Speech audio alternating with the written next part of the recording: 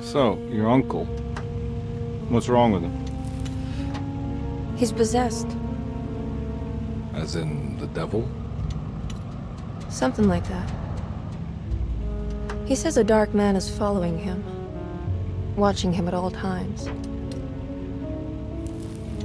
What do you make of it? It's nonsense, of course, but I'd be lying if I said it didn't bother me. You see, it runs in my family. Possession? No, Detective. Deteriorating melancholy. Practically every member of the Hartwood family is driven mad before they grow old.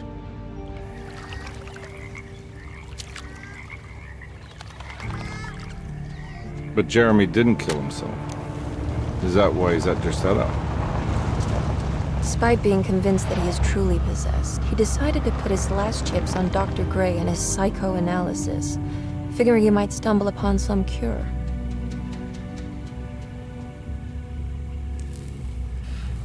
You mentioned the letter.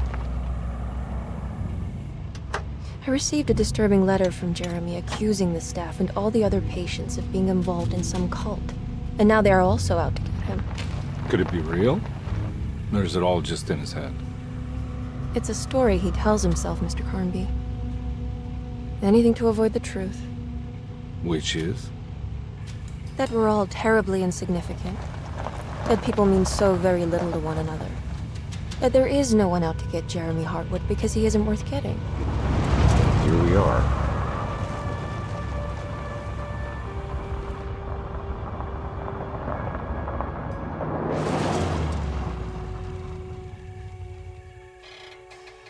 My uncle's not well, Mr. Carnby. I want to make sure he's all right. Then what's my part in this? You couldn't get a cab? I just wouldn't feel safe going alone.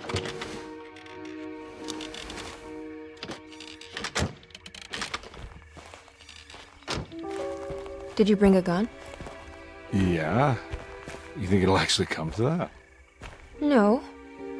But you might need to wave it around depending on how agreeable the staff will be. What exactly are we gonna do when we find Jeremy? I don't know.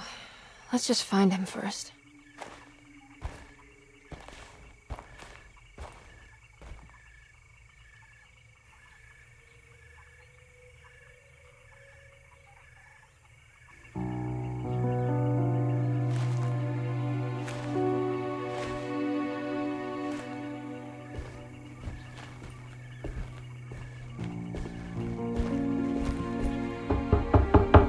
Hello?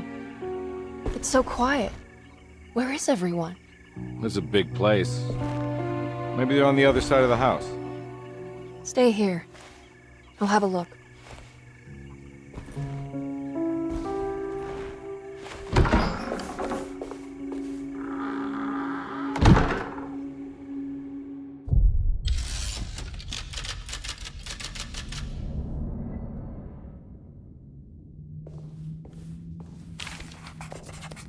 Surprised by her own reckless decision, Emily found herself breaking into Derceto.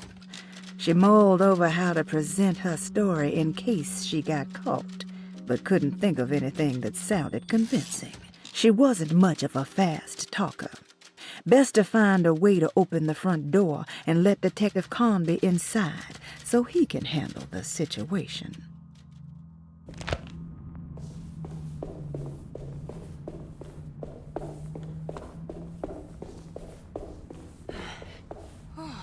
What's this?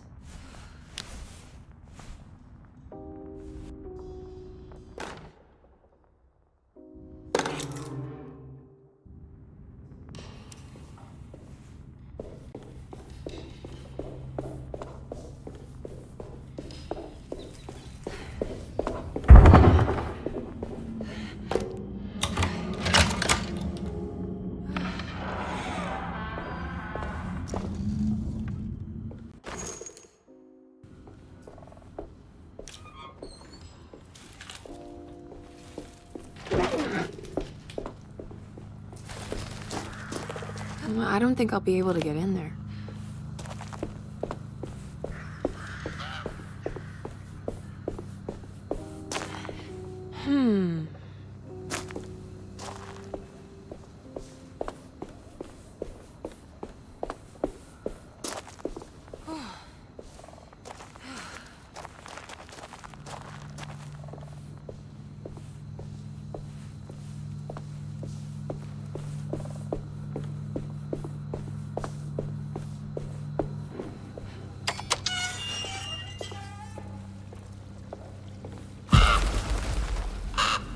This must be older than Derceto.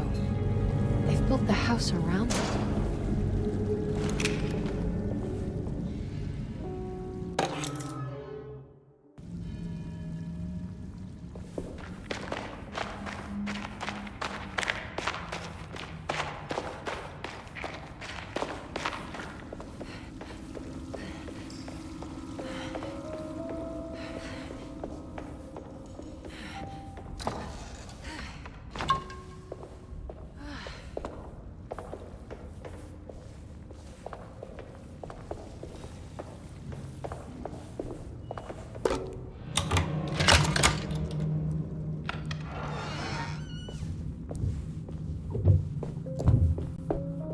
I'll just take this.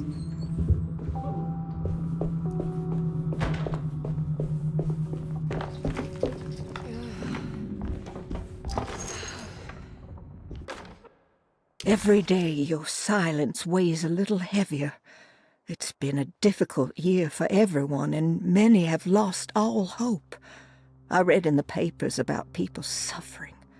Pictures of dust-covered landscapes without a drop of water.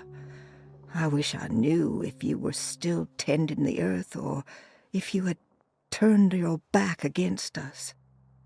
I have started to look for help elsewhere. I pray you will tell me if I am going down a path that you find disagreeable. With help from Baptiste and Charlotte, I found comfort in the practice of the voodoo. I have long been skeptical of that Caribbean cult, but it's been of good use to me. It seems all harmless in my book. I say some words dreamt up by the Creoles, and I carry around a small pocket of gree-gree. Nothing of this is mentioned in the Bible, of course, but the French Quarter priestess tells me it's all connected. She says the Christian God is just one more perspective on the creator of things. That's what I like to think, but the other way around, that the spirits of her faith are just aspects of you, our Heavenly Father. I am so grateful for the words you gave Mr. Hartwood. We will sing your praises at St. John's Eve. The world will be blessed soon again. Only the sacrifices of the Old Testament compare to your demands. Let it be the truth. A mother of earth, wood, and dirt. A mother of 1,000 young. Sacred sand, $1. Black cat oil, $1.50. Devil shoestrings, a quarter. That makes $2.75, madame. What was that you were telling the doctor? A goat without horns. What does that mean? Ah, you must have misheard me, madame. I said no such thing. Please, I know I don't look like any of you, but I'm devout. I'm ready to do what it takes. Do not be so eager to sacrifice the few things you have left, madam. Now please, leave my store. A goat without horns.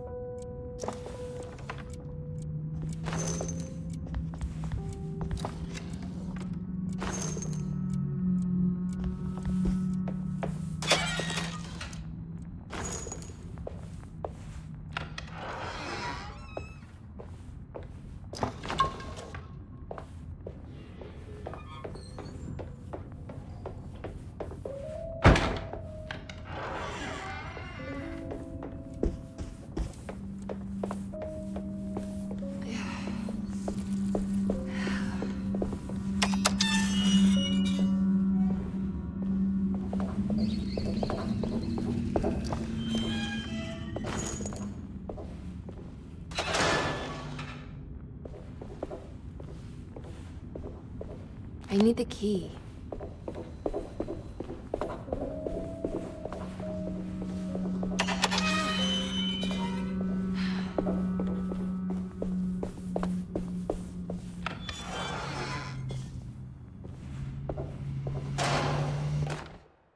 Please do not touch the boiler.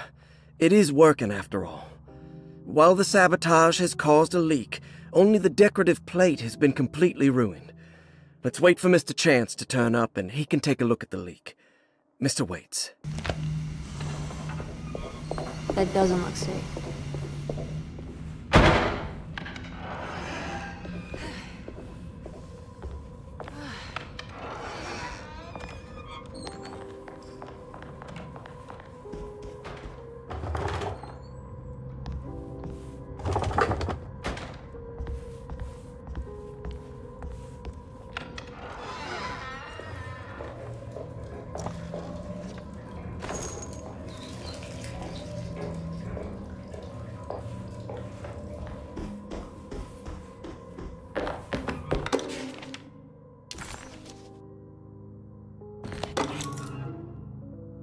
Now what's this?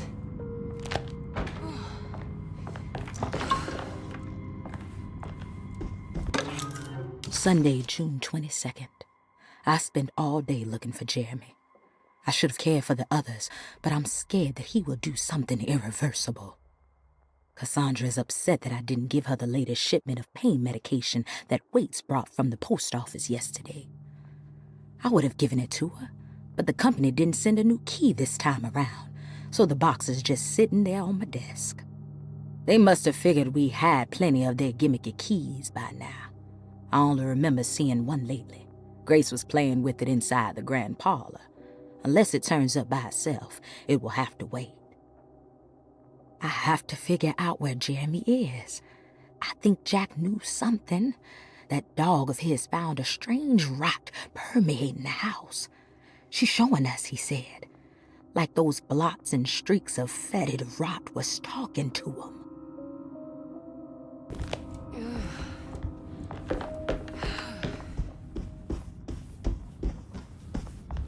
I need the key.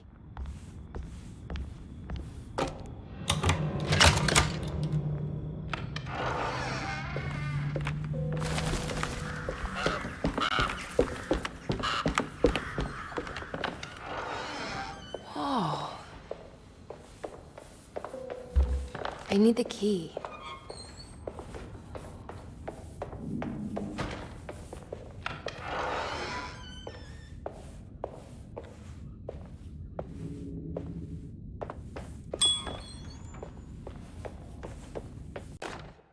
The Great Depression. President Hoover raises tariffs on over 20,000 imported goods in an act to protect American labor.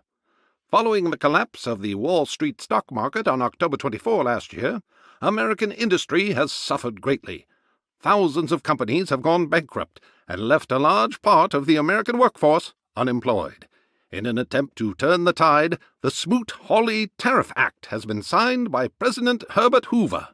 By regulating commerce with foreign countries, the government hopes to encourage the industries of the United States to compete with cheap foreign imports. Superstition on rise. New Orleans voodoo stores and spiritual mediums see increased profit during troubled times. While the market has faced hard times ever since Black Thursday of last year, voodoo doctors and snake charmers see significant rise in number of customers. With the coming Eve of St. John on the 23rd, the police expect increased cult activity around Bayou St. John, the southern shore of Lake Pontchartrain. Voodoo rituals in that area on the Eve of St. John have a long tradition reaching back to the first snake worshippers brought as slaves from West Africa. During the 19th century, its practice was popularized by the legendary Marie Laveau, and has since been embraced by many of the Creoles and the surviving aristocracy of the French Quarter. Author seeks asylum. Rumors regarding author Cassandra Beauregard making Derceto her home verified. Derceto Hospital is an old plantation building on the eastern shores of Lake Pontchartrain. While often considered an asylum for the insane, residing Dr. Elmore Lee Gray prefers to think of it as a convalescent home, a place where you can go to rest. The patient list is kept secret, but thought to include many of the black sheep of wealthy families, because at Derceto, treatment does not come for free. Local author Cassandra Beauregard has now been confirmed by her own admission. She's been lauded as a powerful Creole voice and written many successful books. Lately it was reported from Hollywood that she has finished a moving picture manuscript titled Slaughter Gulch. That film is set to hit the theaters next year.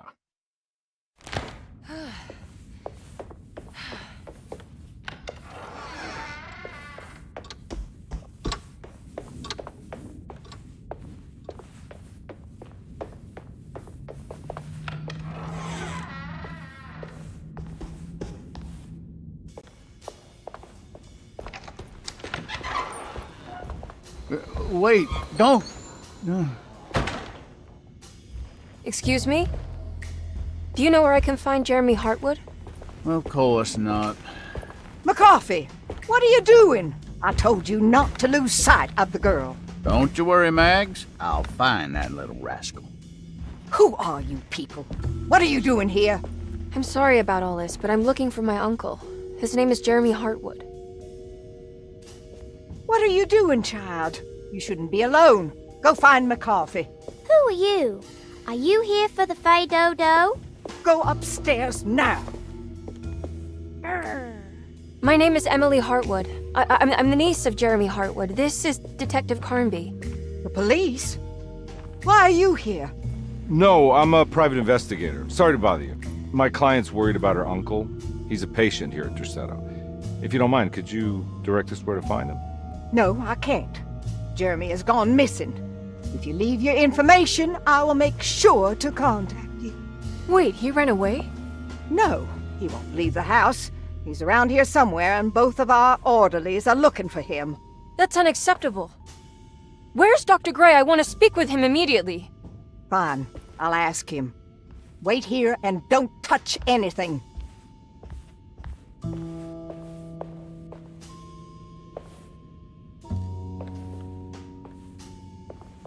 Do you want to see Jeremy's room? Can you show us? Follow me.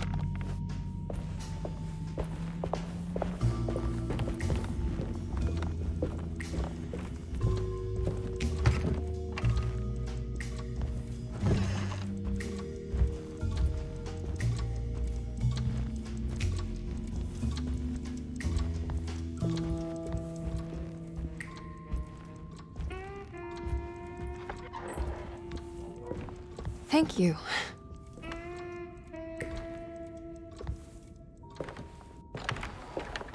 Strange kid. Let's look around, see what we can find.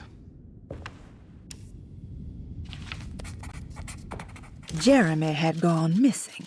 The housekeeper said the staff at Derceto was looking for him, but Emily wanted answers and demanded to speak to Dr. Gray, the man in charge. While waiting, a young girl offered to show Emily and Detective Carnby inside Jeremy's room. The perfect opportunity to look for clues regarding Jeremy's disappearance.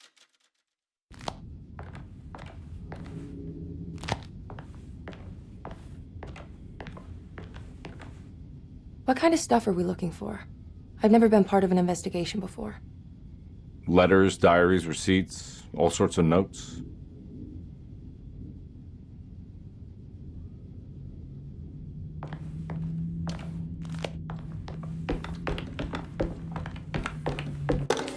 Every night the dark man stands opaque at the threshold of my room, counting the days until my spirit spills out of my tired shape. Only his pallid mask shelters my remaining sanity. Staring directly into the face of that demonic sultan would surely sunder time itself. Would he have looked the same to my father as he struggled for his life? Does his veiled face haunt my niece quite the same way? I wish so that I could rest my soul in that sunburnt convent of Tarawea. Would I find you there, Juan? Or Senora Perosi, back from the beyond? Every night I hide from him, moving from one misshapen memory to another. Scenes conjured out of fantasy and delirium. Places I struggle to even paint. I wish I understood your death, Senora. Is there anything I could do for you but bury you in that bleak necropolis? That triumphant chapel rising above the ledges and the oven vaults shall be your sepulchre, where you may rest, and I shall weep. How did you first come to understand such things, Senora? How did you know that the battered boil in the basement would lead me to Lafayette Cemetery? Or how the old upstairs clock, with its astronomical motifs, would take me to that hateful mound outside of Claremont Harbor? Those are my memories, my past. Is there perhaps a chance, if ever so small, for me to see Tarawaya? Oh, I want that more than anything. Please, let my talisman take me there. Let me sit with Juan under his Bodhi tree. Despite having sold me that talisman, Miss Jackson, the voodoo priestess, revealed none of her secrets to me. That's why I had to travel to Tonka. Instead, she cruelly told Baptiste, my caretaker, that he would be betrayed and killed in the most awful way, that the one he loved would pierce his thigh with a sharp spear, and that he would be devoured by his own mother. What a terrible thing to say. The people of Derceto are becoming dangerous. They do not understand what they are doing. I must do something to stop them. I tried talking to Dr. Gray, but he confuses my worries. He's caught up in treating me. How can he expect evil to be cured with medicine and conversation? The orderlies, the housekeeper, and the patients are all deranged. They will call upon evil to enter this world. All will be lost. Everything. Unless I can find the clerk, Mr. Waite. He seems to be a clear-thinking man. Maybe Beauregard. The dark man offered me a prison, and I accepted.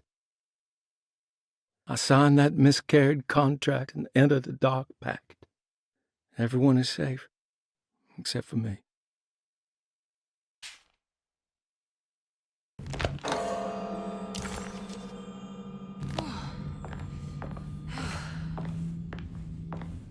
I found a commonplace book.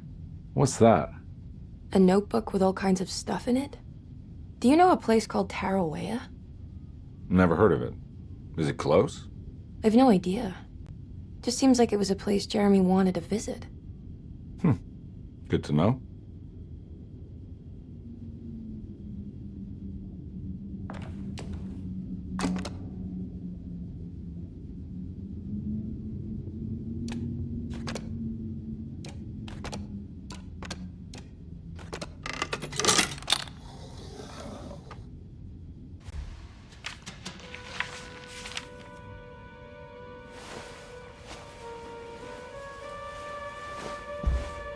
Have you ever seen anything like this? Looks like a talisman. You mean like this one?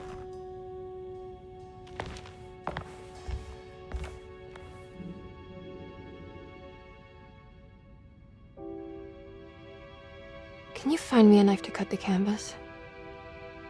I want to take this with me. You want to take the painting? Sure, I'll find one.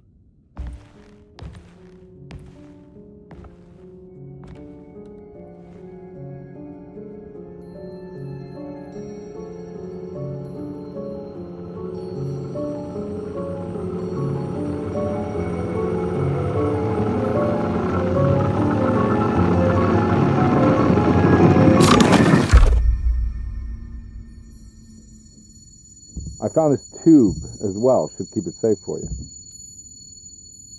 Do you want to carry it or should I? Miss Hartwood? Emily? I'll take it. Thank you.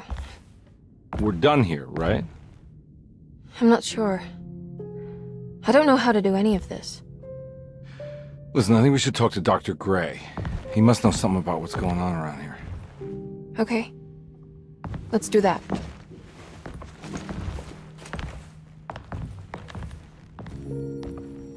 Come on, I don't want to be here all night.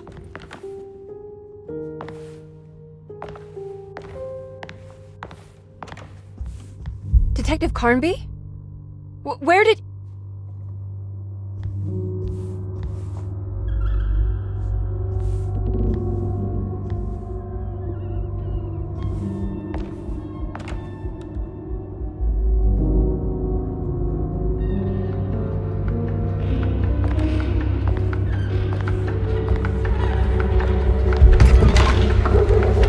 What on earth is happening? What is this place?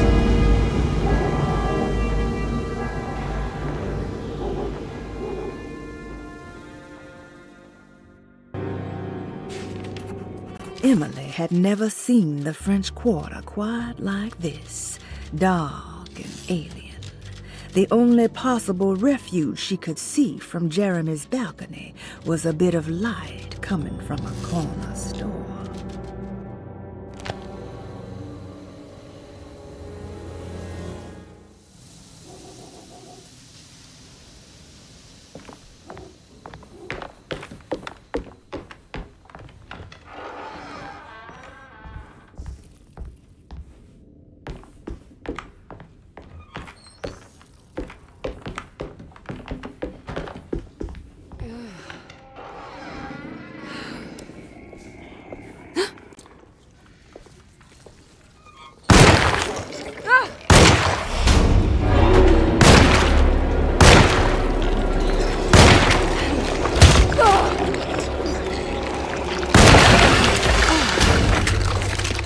She had killed the horrid thing. But what was it? And would there be more? What the hell was that thing?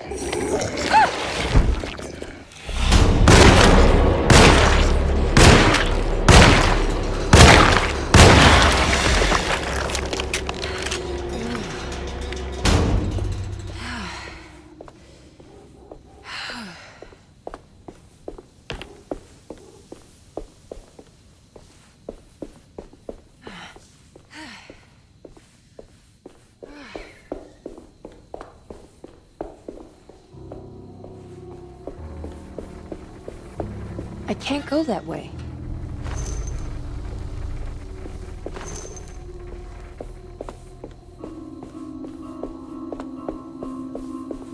This can't be.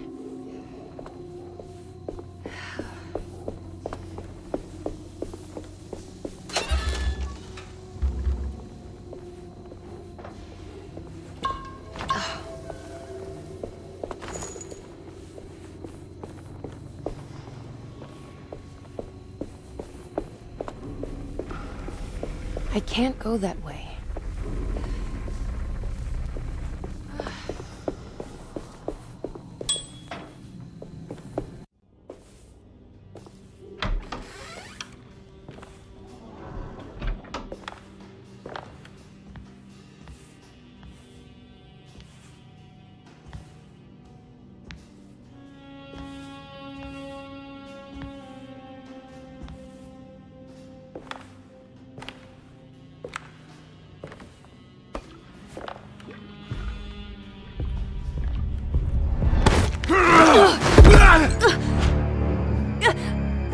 Emily, is that you? Baptiste? How'd you get here? I was back at Derceto, looking for my Uncle Jeremy. Jeremy's your uncle. I didn't know. Why would you? You're still working at Derceto? Yeah, both me and Lotta stuck around. We're real orderlies now. You remember my sister Lotta, don't you? What happened, Baptiste? How are we here? You know about the dark man haunting your uncle? I'm familiar with his mental state. I think we all in his head somehow. Cause these streets are real. but they're not like on any map. Nah, this is like when you remember something, but in the wrong way. Do you know how to get back to Derceto? I'm not safe here. Truer words have yet been spoken, Mrs. Marcus. Don't call me that. It's Miss Emily Hartwood. There's no reason to call me anything else. I'm sorry, Miss Emily. I'm just trying to tell you like it is. This place ain't safe for no one. There's evil hiding in the dark. How do I get back? Only Jeremy knows how. He has this juju necklace guiding him. You mean this talisman? Mm-hmm. Just like it. He says it's been protecting him ever since he got it from Miss Jackson down the street. You know where it came from? Have you been there? I was there no more than 1 hour ago looking for Jeremy. Locked it up to keep the ghouls from getting inside. You can have the key if you want. Thank you. I'll take a look. Stay safe, miss.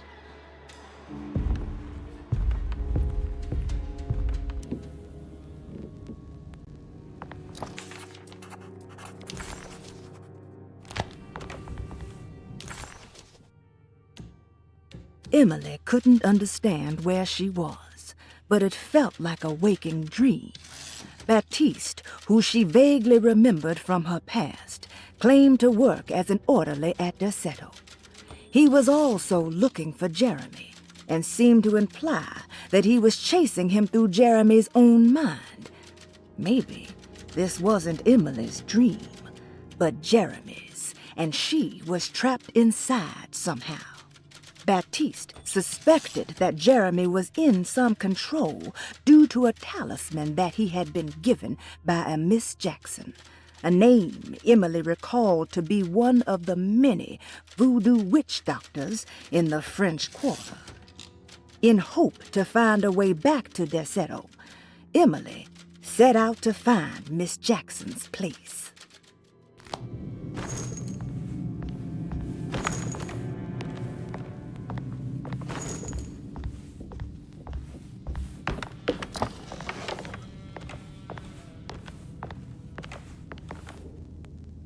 Are you staying here?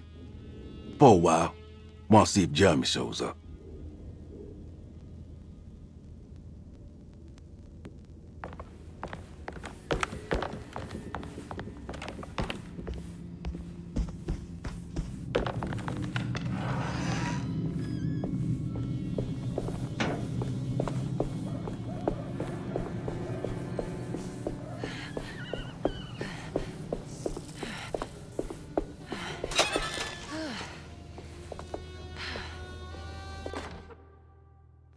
Oh, what's this?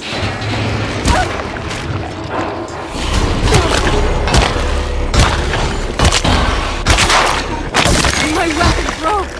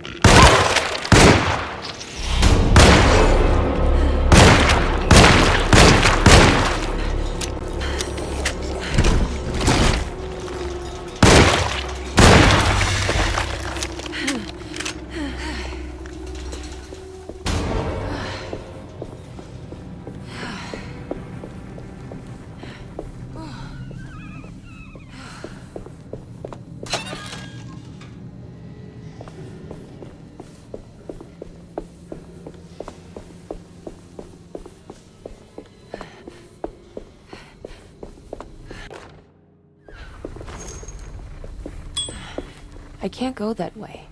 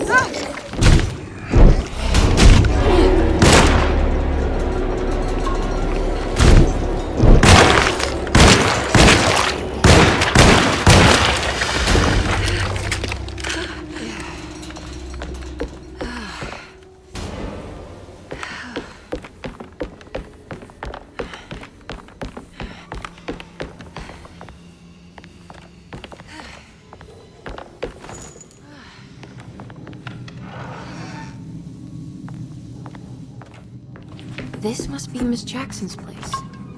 Let's see if we can find out more about Jeremy. It looks exactly like Jeremy's talisman.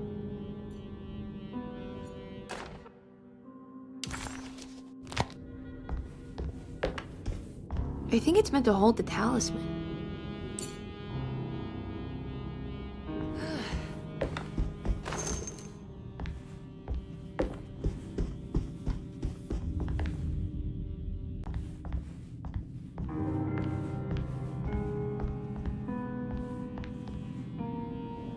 I'm not sure what numbers I should use. Maybe...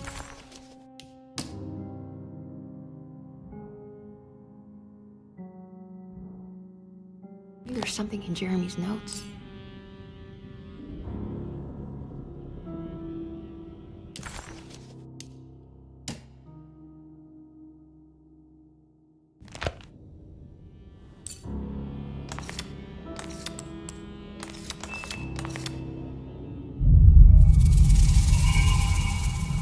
What's that picture in the glass? Where is that?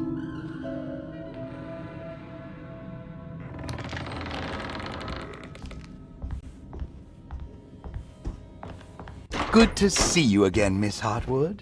Mrs. Thompson told me you were here. She also alerted me that you brought a detective with you. I'm very curious to hear what this is all about. You don't remember me, do you, Miss Hartwood? We met at your family's house in the Garden District, when your uncle was about to be admitted under my care. No, I remember. Sorry. I'm not really feeling well. Oh, well, in that case, have a seat. Let me make you a drink. I don't seem to have made much of an impression on you. On the other hand, I can vividly recall you and your parents. Because of our cheerful disposition, I'm sure. You are far too intelligent to think that. You come from a joyless family, Miss Hartwood. The only amusement I took from my visit was discovering that the young lady's drink was an old-fashioned. Very astute. Is that supposed to make you seem attentive or intelligent? Whatever you prefer. Are you ready to tell me why you are here, Miss Hartwood? And why you brought a detective? I received a letter from my uncle. He seemed certain that he was in danger here. If I find out you're treating him badly, I'll be taking him back with me to New Orleans. Really? Is he going to live with you in your tiny garçonniere? That would be a spectacular way to ratify your spinsterhood. Because you are well aware that your father would never let him back in his house. No, I have it. Maybe you can bring him back up north. You've been wanting to move back for quite a few years, haven't you? You always preferred your mother's side of the family. Jeremy is free to leave with you. I won't object. However, there is one problem, as you might have learned. He is, in fact, missing. Do you know where he could have gone? No, I'm afraid I don't. I have my staff looking for him. I'm sure he will show up eventually. Especially if he learns that you are here. He is quite fond of you. What can you tell me about his condition? I never heard a proper diagnosis.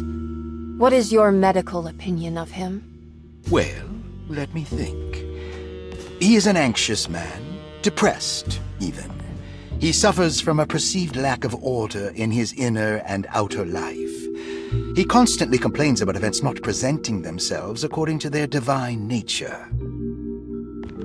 And the Dark Man? Hard to tell if it was ever anything specific. Jeremy uses the Dark Man as a psychological scapegoat to avoid facing the truth that he is in any way at fault. You don't think there can be any truth to the Dark Man's supernatural existence? Why would you ask that? Can we ever be sure? If the Dark Man is some sort of evil presence that is in possession of Jeremy? Well... I assure you, any evidence that you experience supporting that claim is purely delusional.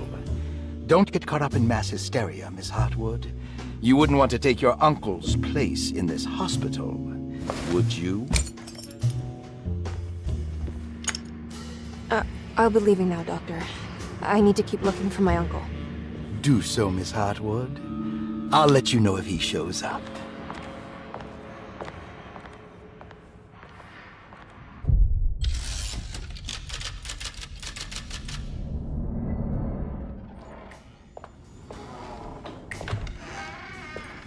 Detective Carnby! God, I'm glad to see you. I was afraid you had left. Me? You're the one who just disappeared. It's hard to explain. I think I blacked out. It was like I went somewhere else. It's okay, miss. You're clearly upset. No, I don't know what's happening. This is a very stressful situation for you, I understand.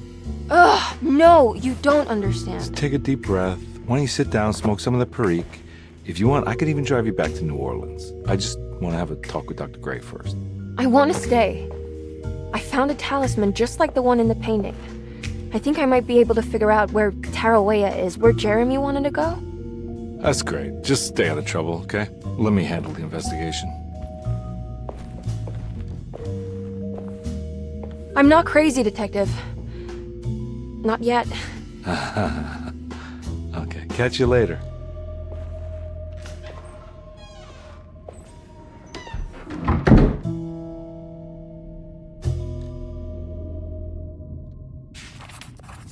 Despite making a fool of herself in front of Dr. Gray and Detective Carnby, Emily felt surprisingly invigorated.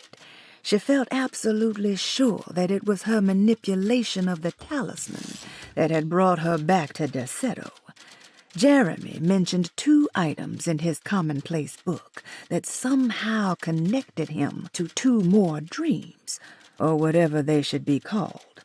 If Jeremy had 2 more worlds open to him, then maybe he would hide there if he was scared. Or maybe he found a way to Tarawea, the place Jeremy so desperately wanted to visit. Excited to follow up on her clues, Emily set out to find the old clock and the boiler.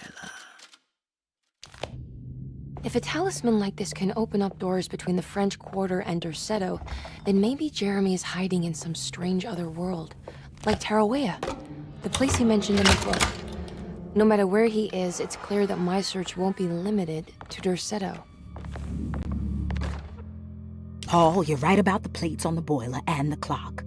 They have been sabotaged, and I think I know who did it.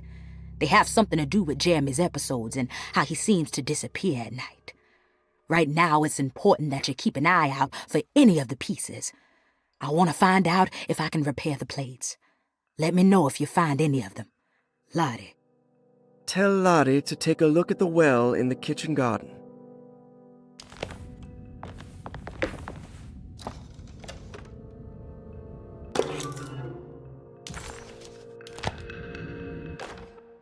Dr. Elmore Lee Gray is Derceto's chief doctor.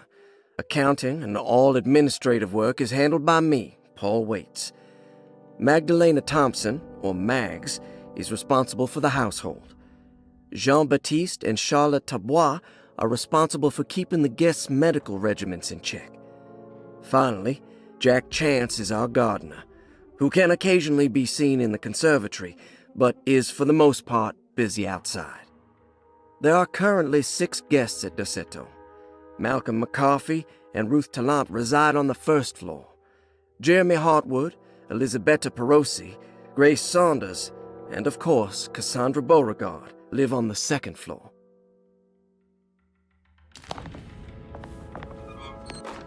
Saw your notice in the boiler room. You should know Mr. Chance won't be coming back. I got no business being in there myself, but you can take a valve from the wine cellar if you want to try to stop the steam pouring out. Be careful.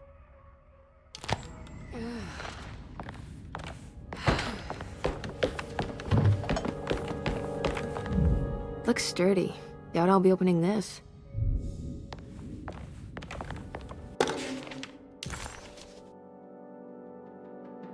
Interesting.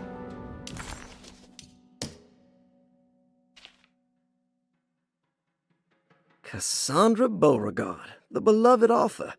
Very exciting, isn't it? What do you want to put down for reason for admission? What her agent told us. Cassandra suffers from writer's block and needs to finish her moving picture script before the end of June. Mr. Chardot suggests Cassandra's heavy use of barbiturates is holding her back and risks ruining her career. And how should we summarize her personal history? Let's keep it short. Cassandra Beauregard is a beloved crime author who managed to pull herself out of poverty and into stardom. 5 years ago, she tried killing herself by jumping off a balcony. The incident left her a cripple and now relies heavily on her wheelchair. And for diagnostic impressions? Cassandra suffers chronic back pain following her suicide attempt. She self-administers morphine to keep herself ambulant, but has become addicted and the desired effect is now lost. The drug abuse clouds her mind, and she is unable to focus on real life. To save herself from this insight, she instead makes up stories to fill out the gaps in her own thought process, resembling the Korsakoff syndrome. Oh, bravo, Doctor. How will you treat her? First of all, she needs to be weaned from her drug addiction, and hopefully it will resolve her compulsive lying. Then look into permanently numbing her pain in her back through surgery. Finally, deal with her suicidal thoughts. Fantastic. With such a short time before June, I really hope she gets better soon. We will do what we can. Grace Saunders, 11 years old. Reason for admission? The mother insists on strict supervision by a proper gentleman to avoid further perversion of Grace's adolescence. Personal history? Grace's family possesses modest wealth and status. Her childhood seems ordinary, spending most of her time with private teachers and family friends. Grace's father recently passed away, leaving her mother the sole caregiver. And diagnostic impressions? Grace has trouble dealing with her father's death. She is willingly suppressing her feelings on the matter and isn't properly acknowledging the trauma she suffered. Any planned treatment? Grace needs nothing out of the ordinary. She simply needs parental guidance. Eventually, we can work on her feelings toward her father. Thank you, Doctor. I'll finish the paperwork and get her installed. Malcolm McCarthy, 54 years of age. Reason for admission? McCarthy admitted himself to Derceto, stating simply that he needs some damn rest. And personal history? McCarthy claims he used to work as a lawyer in Baton Rouge, but says he can't go into details because of some legal dispute. His background remains largely a mystery, except for the occasional clue that he drops in conversation. Huh. And diagnostic impressions? McCarthy is an anxious man and an alcoholic. He often tells half-truths due to some deep-seated inability to trust other people. And how will you treat that? McCarthy will take some time to open up. Spending time with Jack's dog or the child should be good for him. Their harmless nature will help build his sense of trust. Thank you, Doctor. Elisabetta Perosi, 33 years old? What should I put down as reason for admission? Well, Perosi broke into Derceto and was found wandering the grand parlor. She was confused and suffered partial amnesia. She insisted she belonged here and offered to pay for her stay. Right. What do you make of her story? Perosi claims to have been a member of the Astarte artist colony some 20 years ago, a claim that seems contrafactual due to her young age. She looks to be and even thinks she is 33 years of age. That would make her a child at the time. It seems fair to say that Perosi's story is untrue, deliberately so or not. Diagnostic impressions? Do you have anything? Perosi's story is peculiar because she retracted her story about the artist colony. She no longer claims to be the same person as Elisabetta Perosi. However, my staff's research has confirmed there was a Perosi at that time who was in her early 30s. I suppose this case will take some time to investigate. How will you go about it? I wanted to contact the real Perosi, but it seems the whole colony disappeared one night. September 29th, 1915. during a hurricane. I will have to take it slow and figure out what this spell of impersonation could have been. Oh, I'm sure it will all clear up eventually. Thank you, Doctor.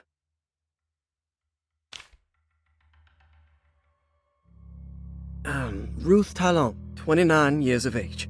Reason for admission?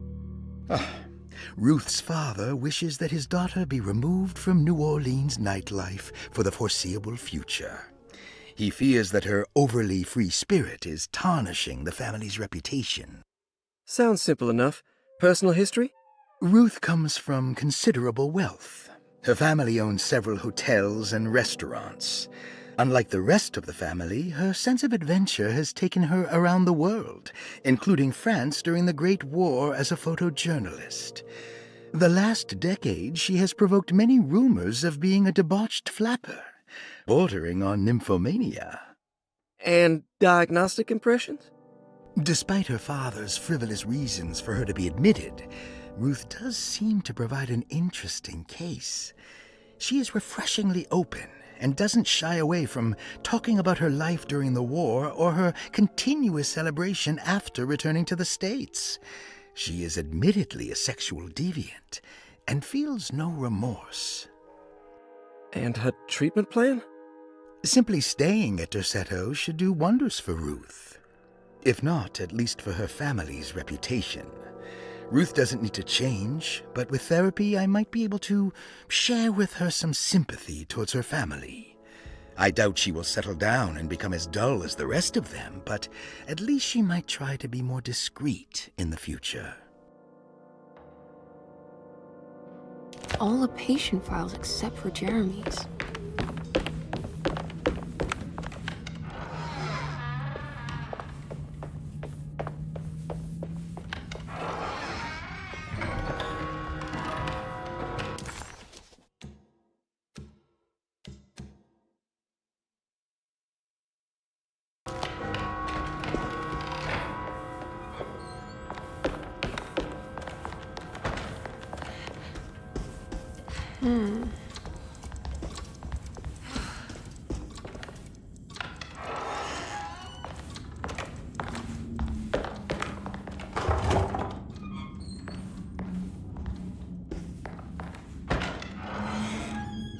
Jeremy's room. All back to normal.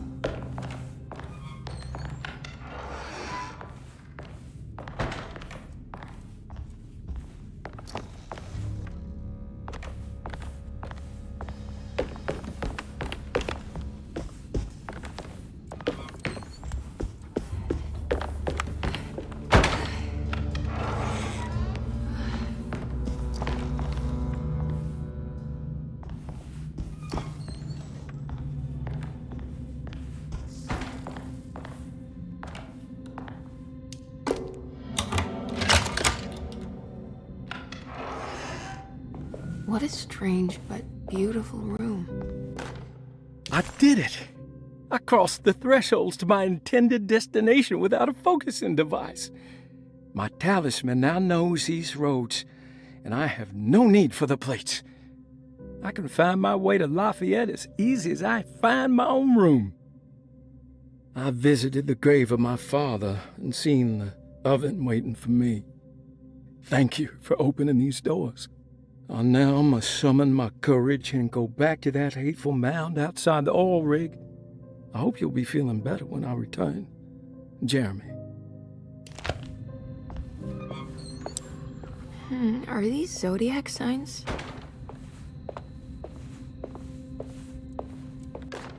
Will I need to remember how to get them out again?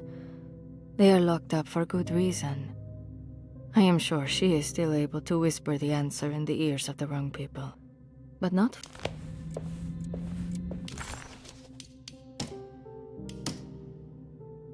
Will I need to remember how to get them out again? They are locked up for good reason.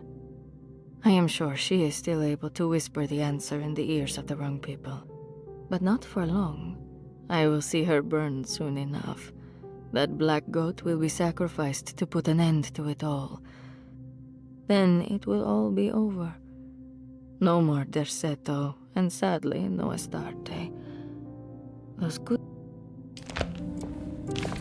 The Astarte Artist Colony. I'm pretty sure they had a Mardi Gras crew called the Pirates of Pontchartrain when I was a child. The simple astrology cipher was a favorite among the artists who lived in the house 20 years ago. They easily turned into numbers when needed, but also acted as signatures for the members, as there were only 12 of them.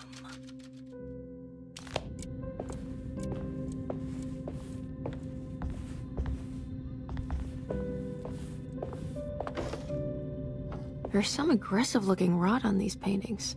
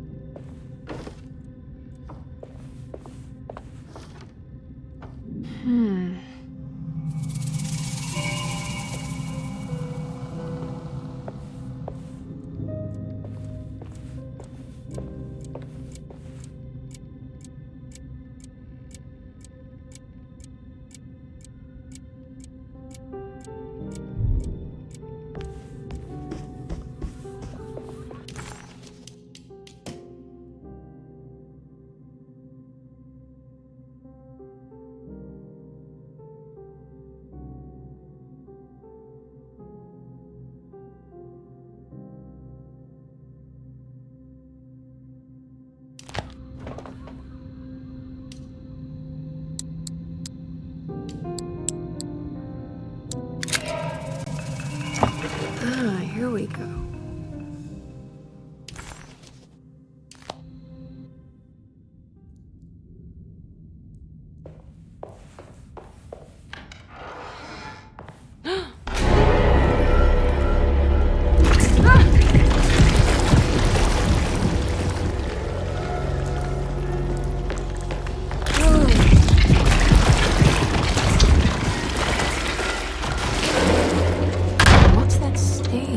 Like some kind of rot. Suddenly, Jeremy's bleak dreamscape devoured Emily, drowning her in dread and darkness, only to moments later spit her out again. What had happened, and why? Was that her doing, or did someone else make it so?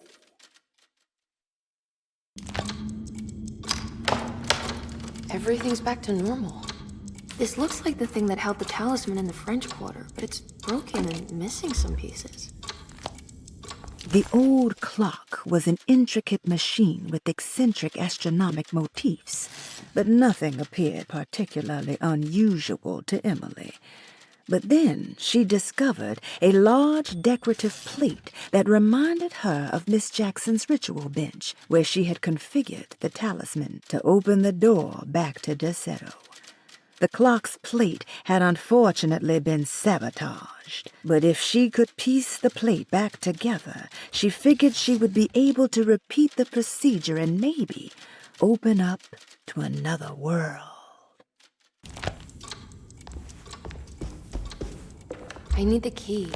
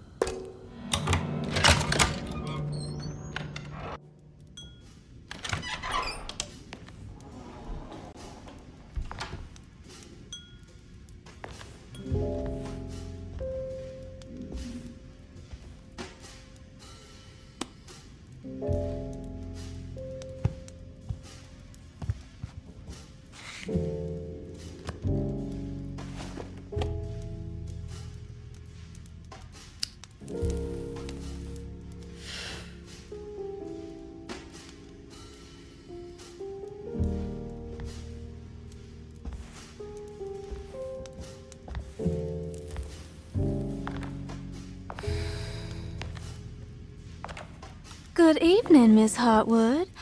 That is your name, isn't it? I would be terribly embarrassed if it wasn't. You're right. Emily Hartwood, Jeremy's niece. Nice to meet you. Ruth Talon.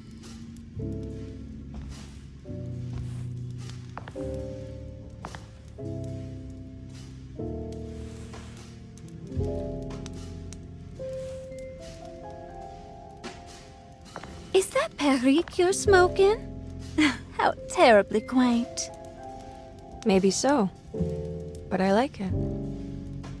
Would you care to share some? That smell is making me feel very nostalgic.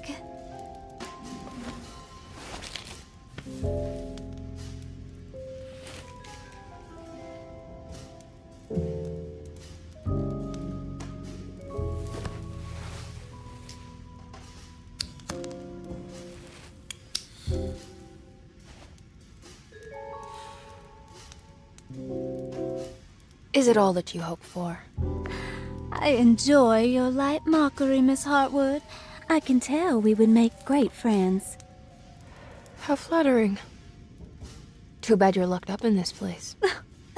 Your insincerity is really refreshing. I wish you were mad as I am. Then you could stay. Give it a few years and I might just be. Lunacy is one of my family's few privileges. Oh, good. I'll be looking forward to it.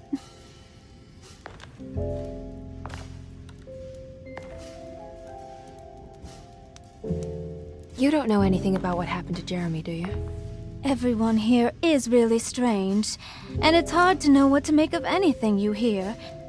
Occasionally, it sounds quite exciting, though. Good versus evil and all that. I'm sorry, but I don't think I have anything useful to share. It doesn't matter. Thank you for the much-needed break. Bon voyage.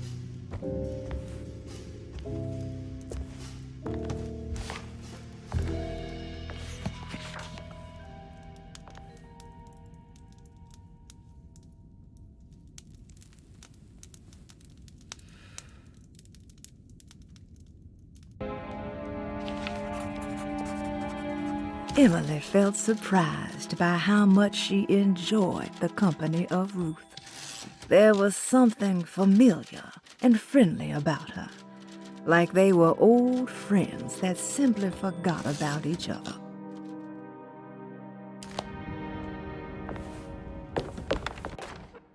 Lost Plantations of Louisiana, Thierry Briclot, 1917. Derceto was a small plantation on the eastern shore of Lake Pontchartrain. The land was considered difficult for industry and was sold for only $30 to Elijah Pickford in 1818. Pickford employed hundreds of workers from nearby New Orleans to clear the woods and build a small plantation mansion facing the lake with a striking Greek Revival temple facade. Derceto kept a modest production of Perique tobacco and indigo that persisted up till the Civil War. During the antebellum era, Derceto was the source of many rumors concerning voodoo and witchcraft. People who traveled the lake reported seeing people dance at night in front of bonfires, bleating and wailing. On June 17, 1862, Captain J.W. Norton of the Union Army recounts leading a raiding party from ships anchored in Lake Pontchartrain in order to seize control of Derceto and free the slaves working there. The captain was surprised to find the workers fighting back with unprecedented zeal. Norton's account describes these men and women as enraged with fanaticism. Pickford reportedly tried to placate the raiders, but was shot in the confusion. Captain Norton left the mansion burning and retreated to his ships with his men. Derceto was left in ruins for several decades. The ownership of the land was long disputed and returned to the Ledoux family in 1901. Several police reports were filed during the following years as the Ledoux tried to get rid of a camp of squatters on their land. The police made several visits to remove the trespassers, but the people kept returning. On November 1st, 1907, Inspector Legras of the police charged a deadly attack in order to save several children kidnapped by the squatters. Many were killed and even more were jailed. The following year, Ledoux rebuilt Derceto, incorporating the surviving stone foundation and adding a magnificent wrought iron conservatory. The farmland had been reclaimed by the surrounding woods, so it was no longer profitable to use as a plantation. Instead, the house was turned into an artist's colony. The Astarte Artist Colony was a successful group of artists, including figures such as painter Heinrich Cassel and poet Nora Keith. The group was also known for their beloved Mardi Gras crew called the Pirates of Pontchartrain. On September 29, 1915, a tropical hurricane tore through Louisiana, causing Lake Pontchartrain to flood New Orleans.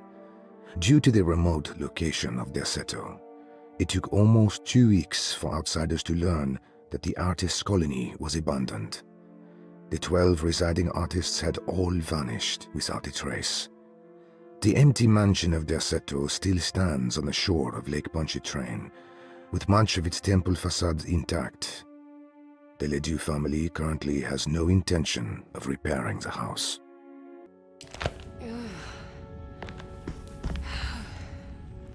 Are you reading anything good?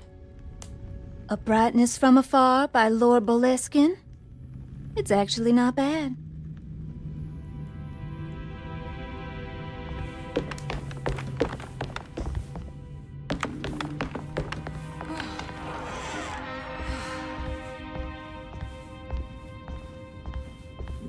Now this'll come in handy.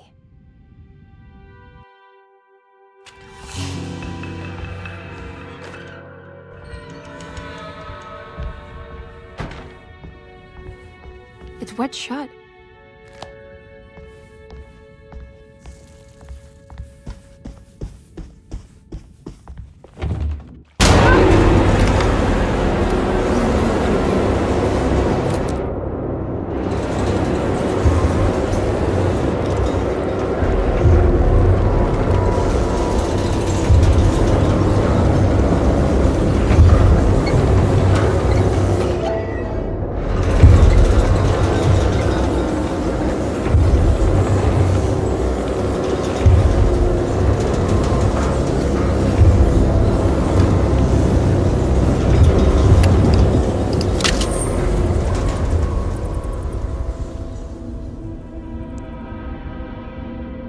I don't understand what's happening.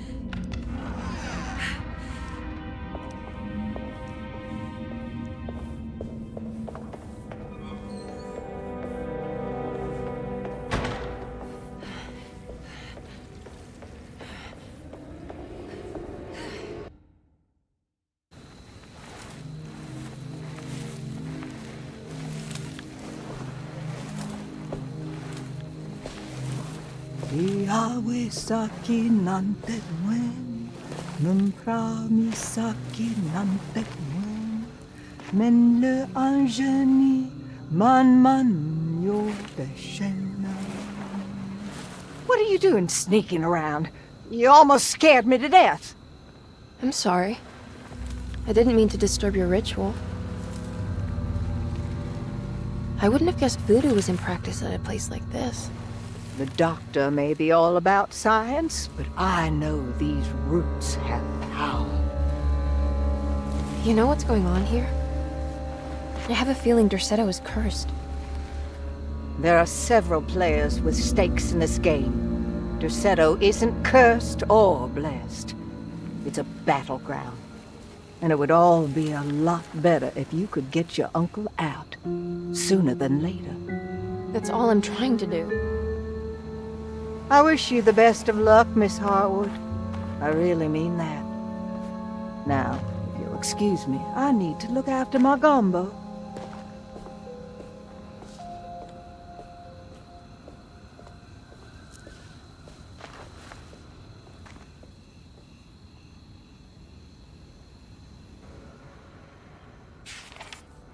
The housekeeper buried something in the flower patch beneath one of Dr. Gray's windows. She was singing in some Creole language, performing a peculiar bourgeois voodoo ritual.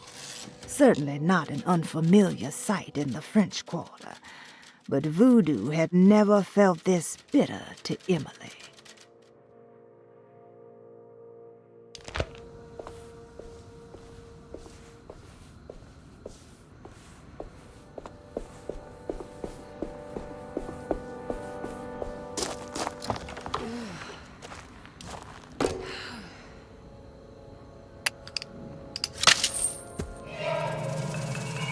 It worked.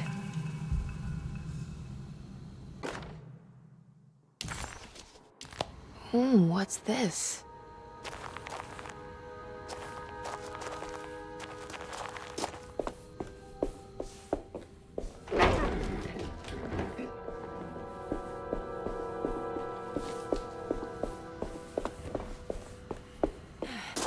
What's that?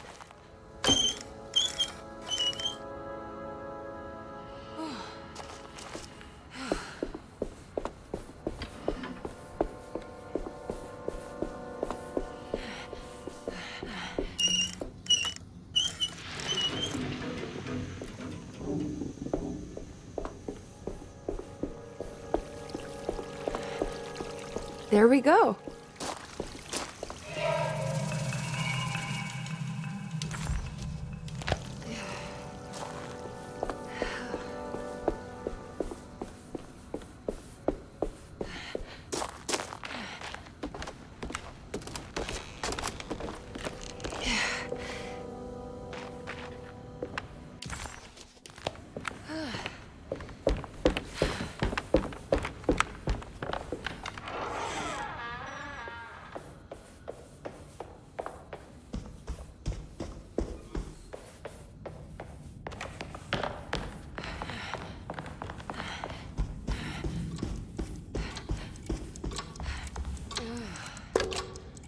I think I've seen this somewhere.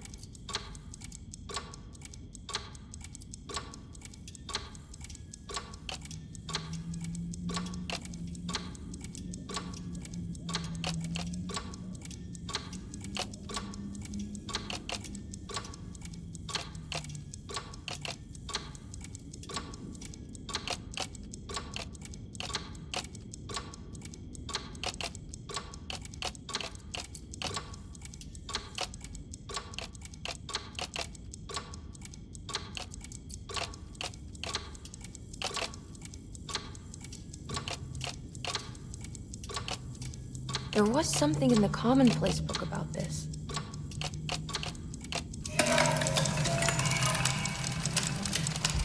Did it break? The clock just stopped.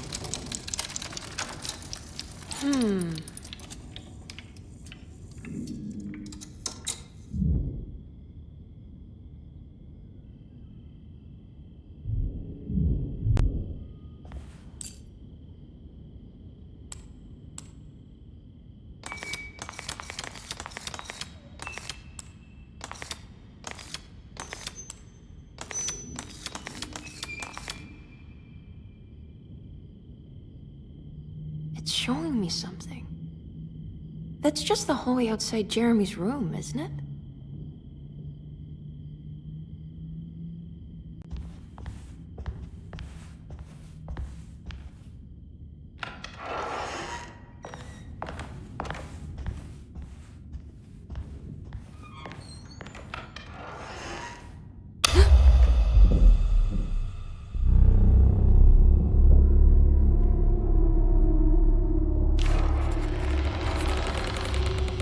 Emily deserved a sense of triumph, but she was too on edge to appreciate her success.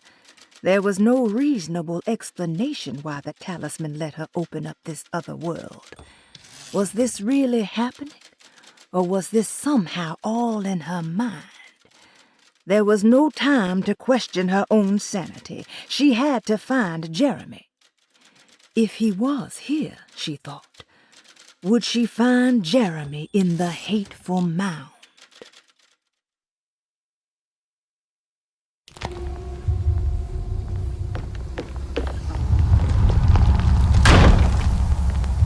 I did it. I opened up another dream.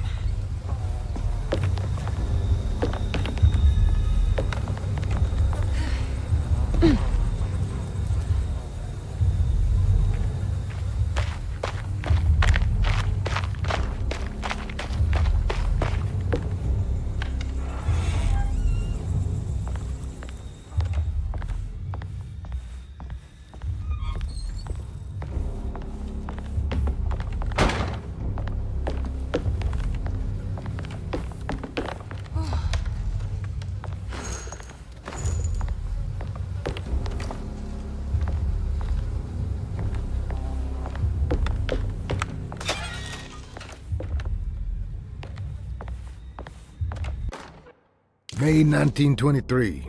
Monday. All okay. Ready for delivery. Maintenance. Oil pump must be serviced. Any tampering causes large spills unless properly forestalled. Tuesday. Shipment delayed but delivered. Maintenance. Service bridge close to broken.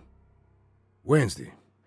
Prospectors reluctantly agreed to show the burial mound to Mr. Hartwood, a painter, who read about our finds in the papers. He means to return tomorrow and try to find a way inside. Thursday.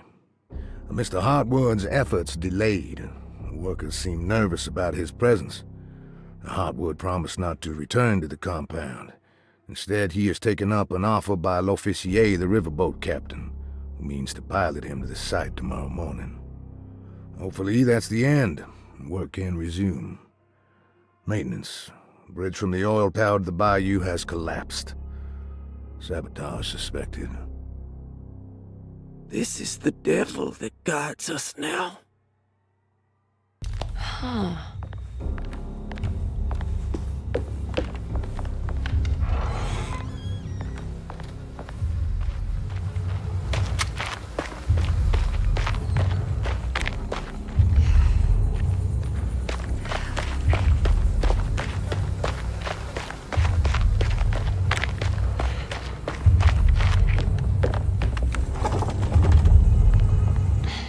Locked.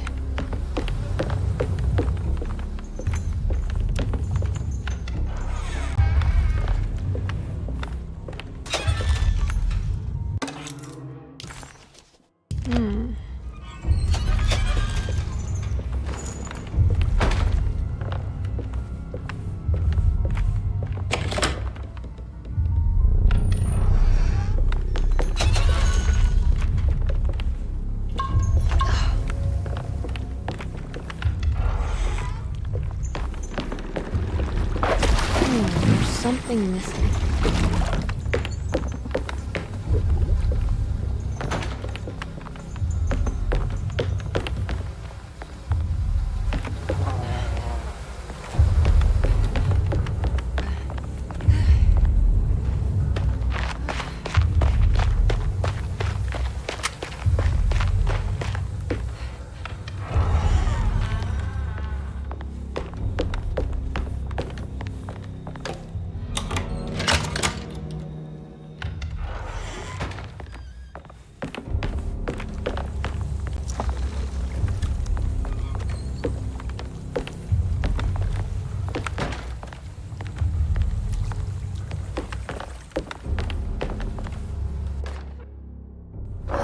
Here we go.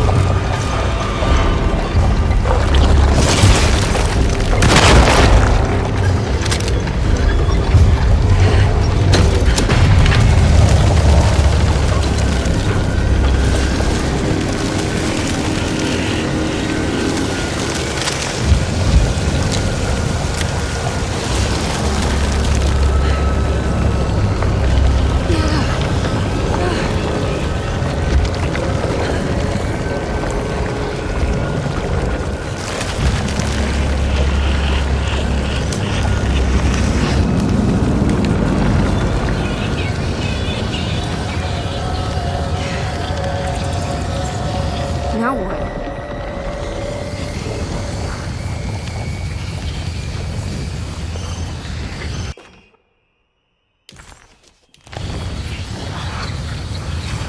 Just don't look down, Emily.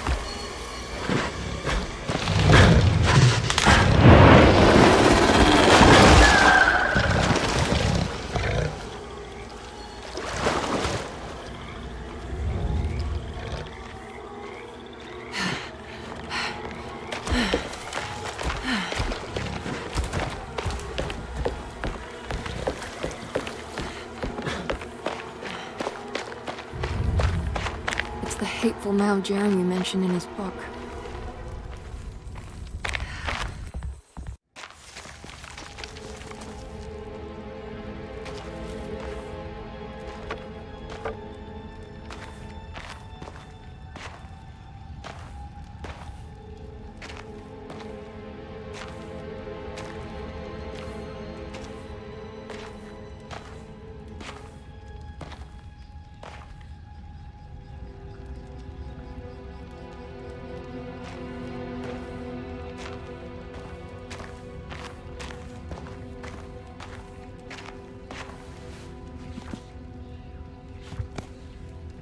Jeremy, you dropped your...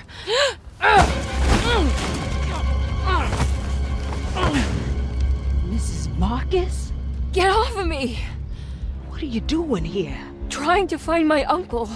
Jeremy is your uncle? Could you please? Thank you. And it's Miss Hartwood. You don't remember me? I remember you, Miss Dubois. I met your brother Baptiste earlier. I suppose he hadn't found Jeremy either then. We spread out to find him. Can I have this?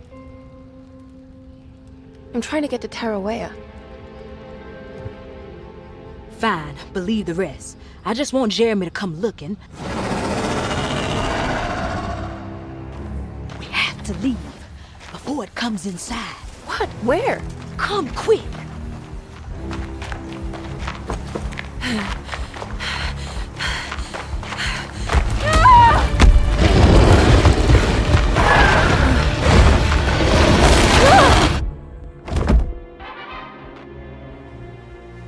Oh, God damn my soul.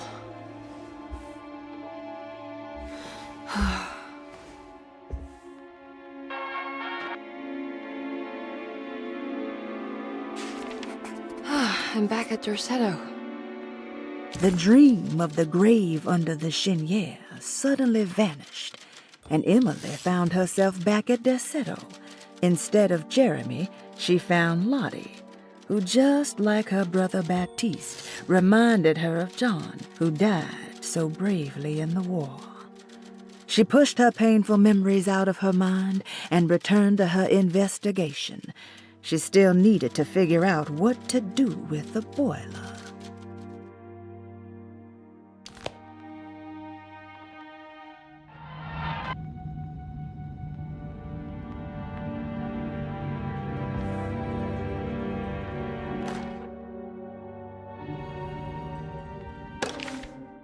Reflections on the Power of the Verb in Certain Texts by Juan Luis Jorge.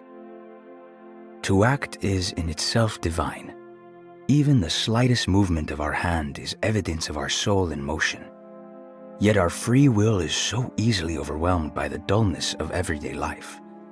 Our actions become rote and rigid in spite of luxury and comfort. true divinity is found in the choice of leaving the stage where we all perform. People who discover this freedom unexpectedly will be struck by the terror of this revelation and become paralyzed, or worse, turn to suicide. However, if you are able to weather that storm, you will discover that there is a divine path beyond that fear.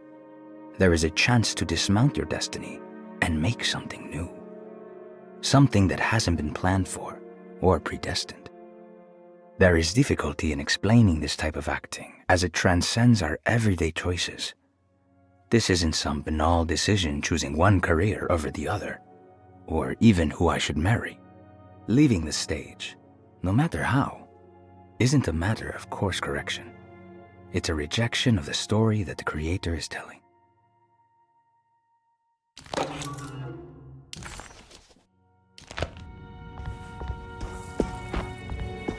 It's wet shut. It worked.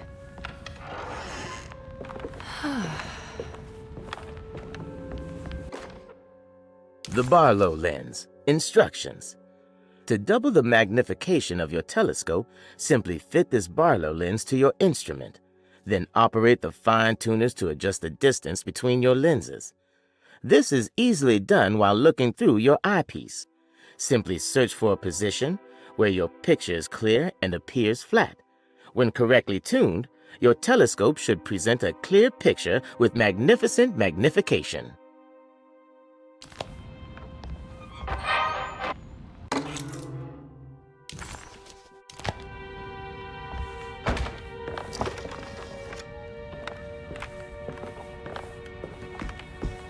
I don't have everything I need.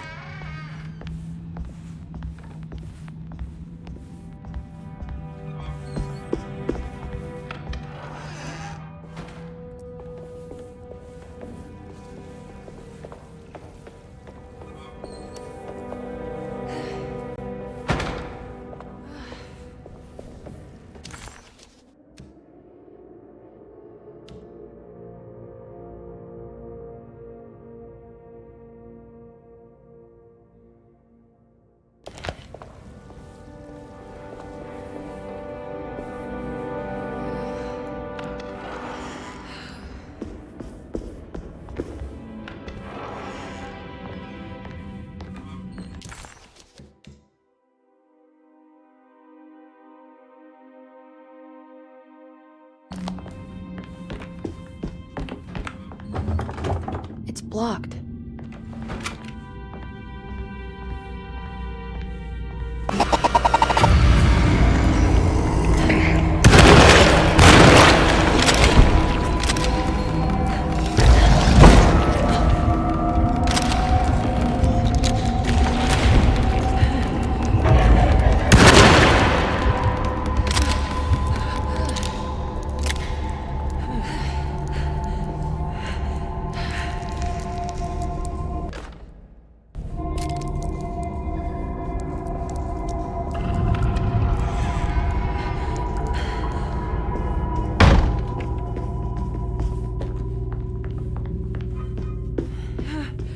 Okay, that wasn't so bad.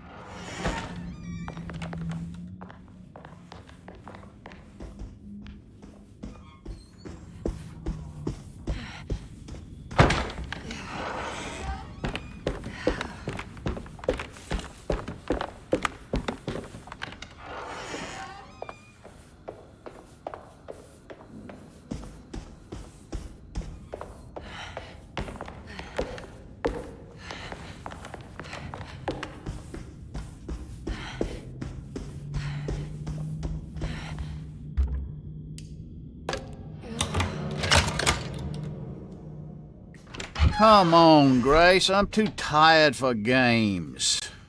I'll even let you play with my jackknife. Oh, good evening. You haven't seen a little girl by any chance, have you? I don't think so. You would have known if you did. The only kid crazy enough to be in this place. She's not in her room, then? That would be a first. Always running around causing trouble. She's very hard to pin down, that one. You want a sip? I'm good, thank you. Well, I should be going then. Unless there's anything you need from me. I just want to find my uncle before anything happens to him. Oh, don't worry, miss. He'll show up. He is much too lily-livered to kill himself. Why would he? It's his greatest ambition, didn't you know? Take care now.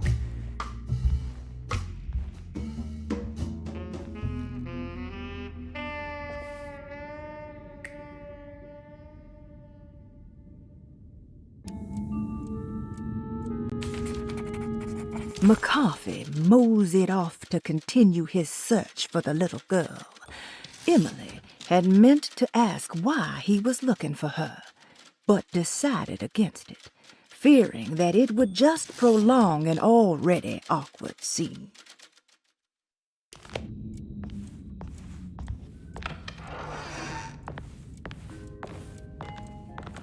So this is Grace's room. Cute.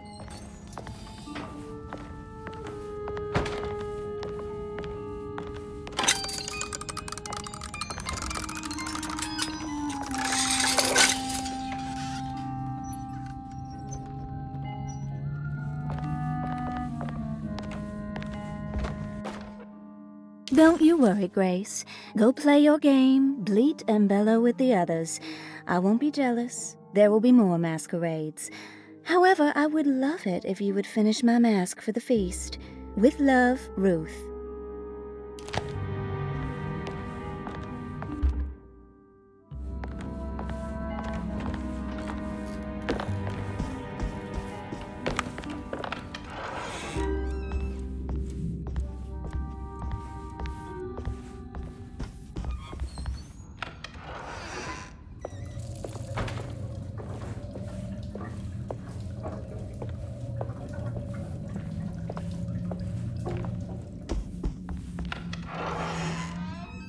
This must be the great Cassandra Beauregard's room. I'm not sure what I expected. Maybe something more extravagant? It's another one of those peculiar padlocks.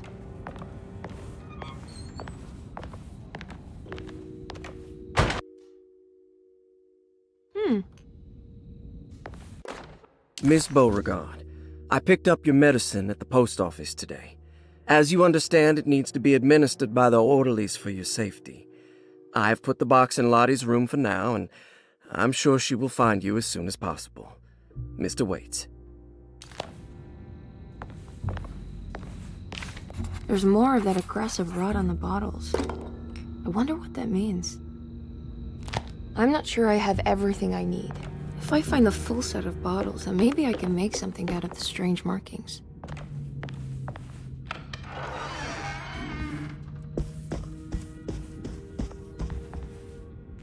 There's something missing. The medicine bottles had stains of rot on the labels, suggesting some greater shape. They just needed to be put in the right order. But for what purpose?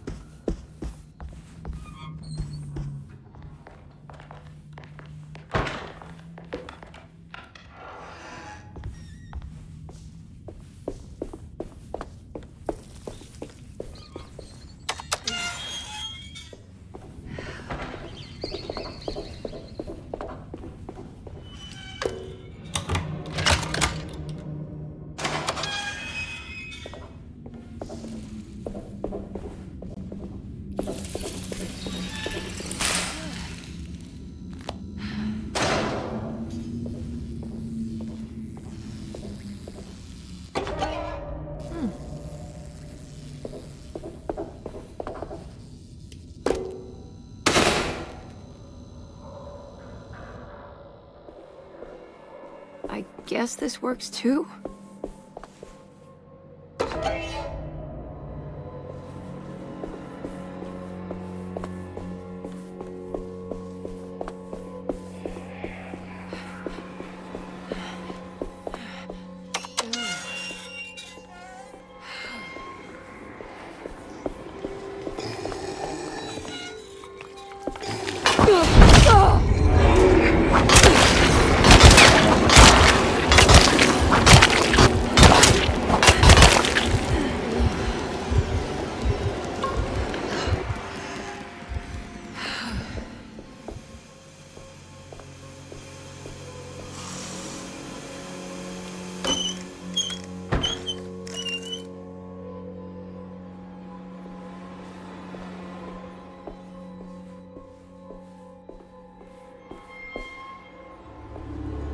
Jeremy?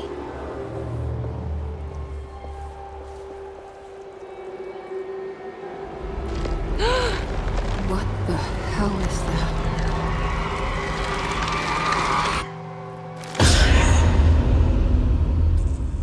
What? There was a dead body in here. Did I just imagine that? The body of Derceto's clerk transformed into some eye-clad abomination before he suddenly disappeared. Surely it was all in her head. A horrible vision planted by the dog man.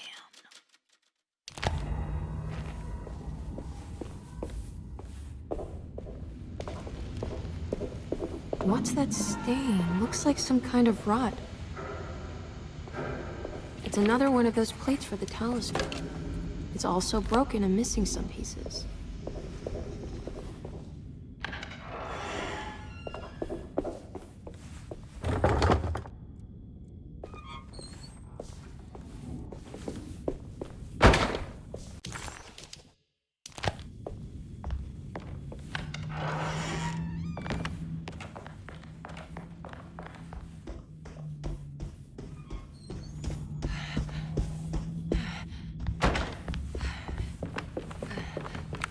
It's wet shut. It worked.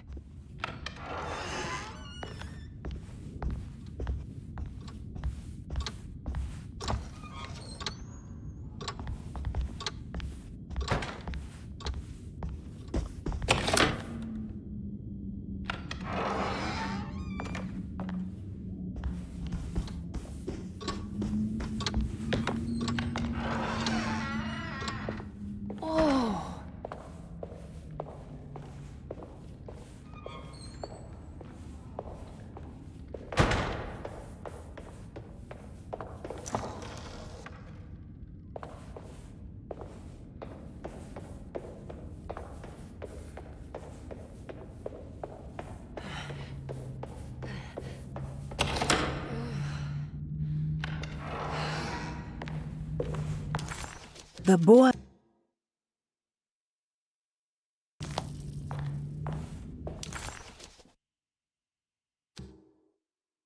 The boiler seemed unremarkable, except for the broken decorative plating on the side. It looked similar to the ritual bench that Emily used in Miss Jackson's place to open the door leading back to Derceto. Emily wondered why it was broken and if it had been deliberately sabotaged. If so, why? Emily figured she would find out later and focused on finding the broken pieces and mending the plate.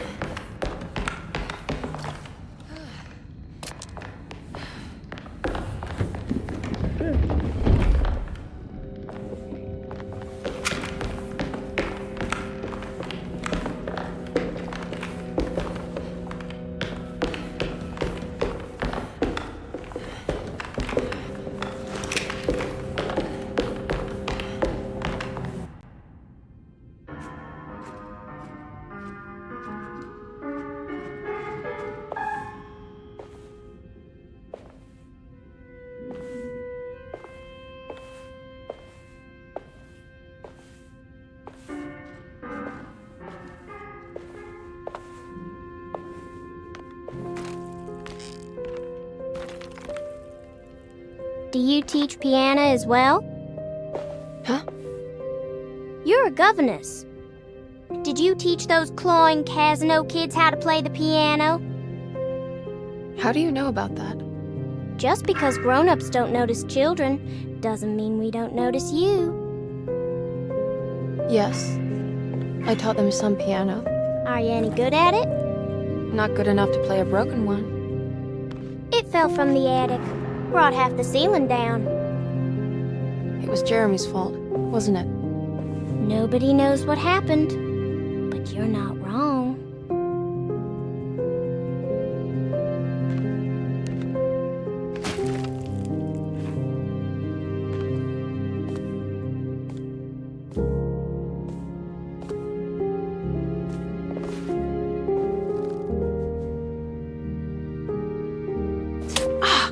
What are you doing?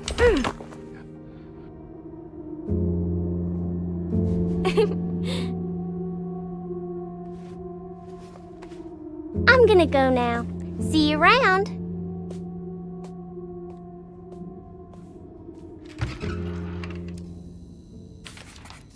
The prick of the syringe hadn't hurt as much as the humiliation of being played by that child. Emily just couldn't make any sense of her behavior. Grace seemed amused, but not mocking. Was this just her being playful? As her feelings subsided, a second thought appeared. She wouldn't have injected her with something, would she?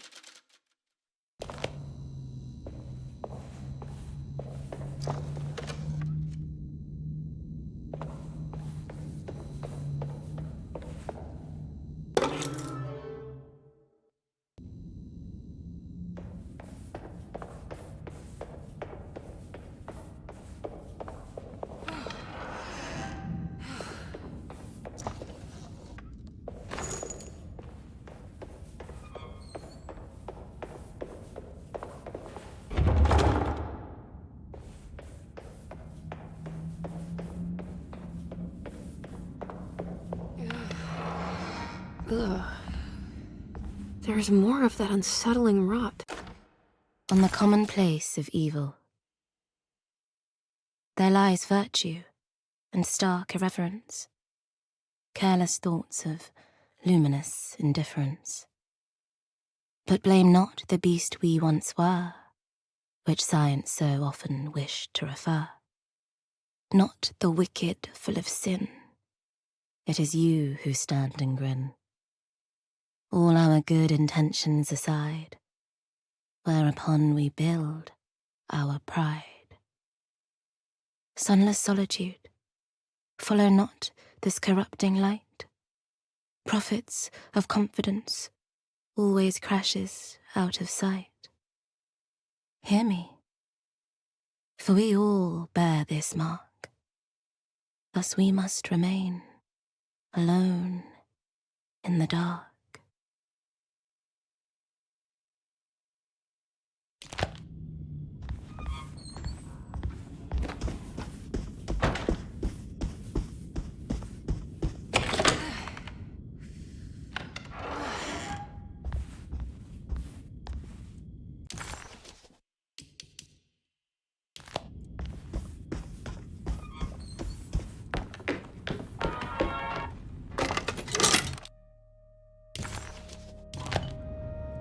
Ah, what's this?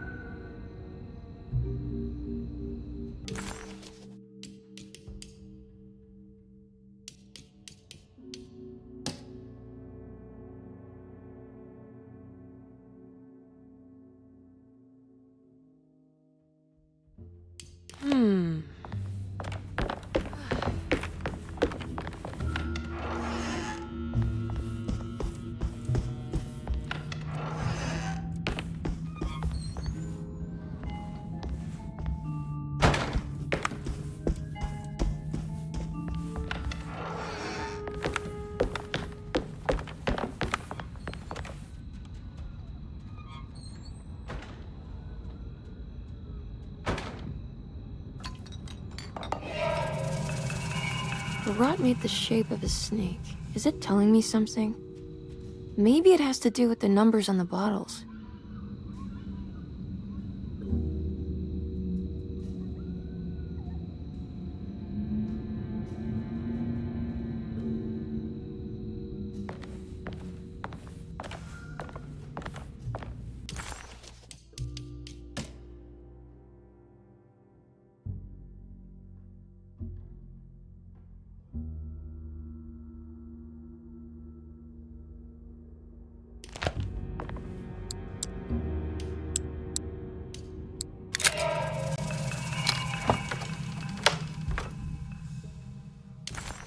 Another piece of broken plate.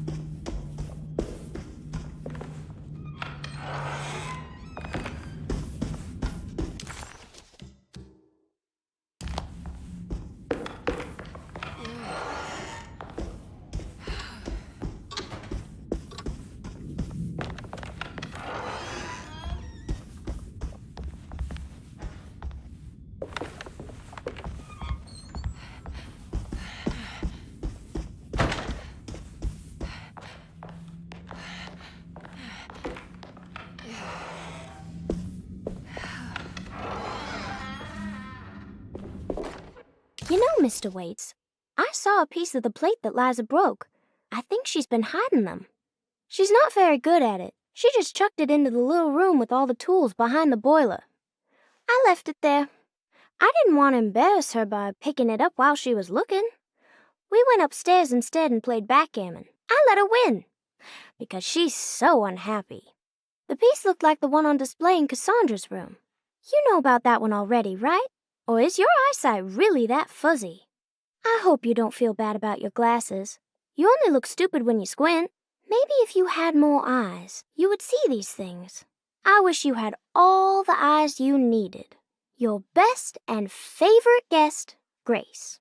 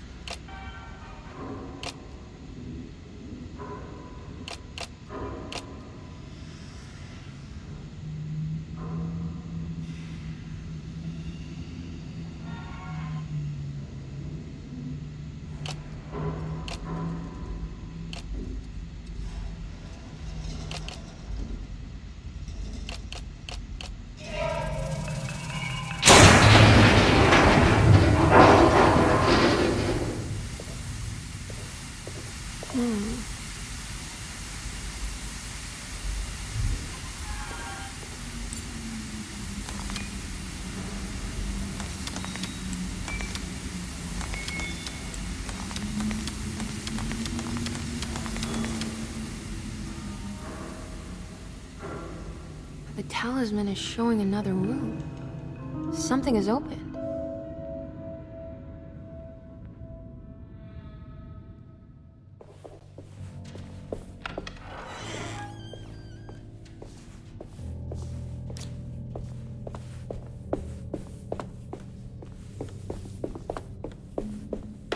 It worked.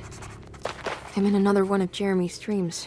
Emily stepped out into the humid night and found herself recognizing the Lafayette Cemetery. She hadn't been here for years, she thought, and in a way, she still hadn't returned. This was something not quite the same. Hoping she would soon get to see her uncle, she set off to find the chapel mentioned in his book.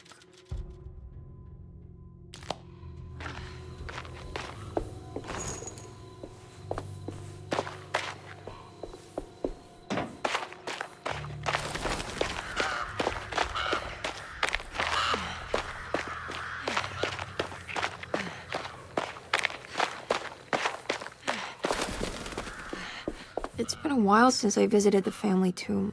I hope it's in a better state than the real world.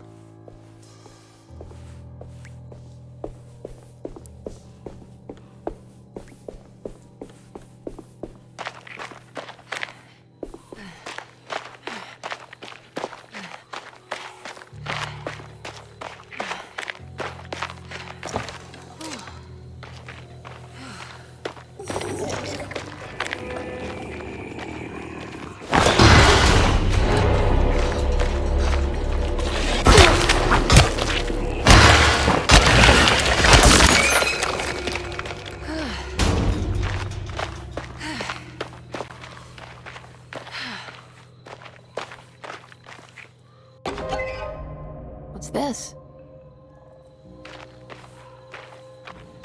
What's that for? There we go.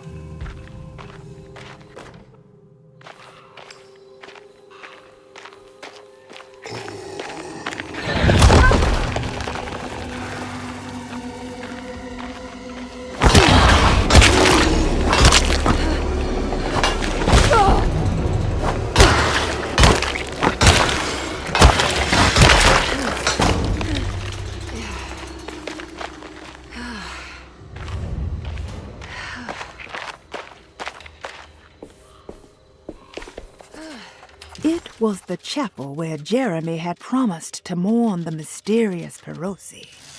Maybe soon she would be able to talk to her uncle and have him end this madness.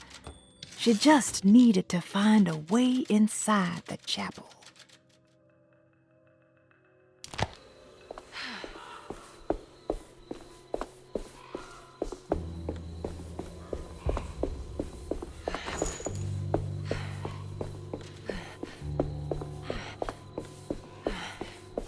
This is the chapel in Jeremy's book. It looks like I need more medallions to open it. I'm not sure I have everything I need.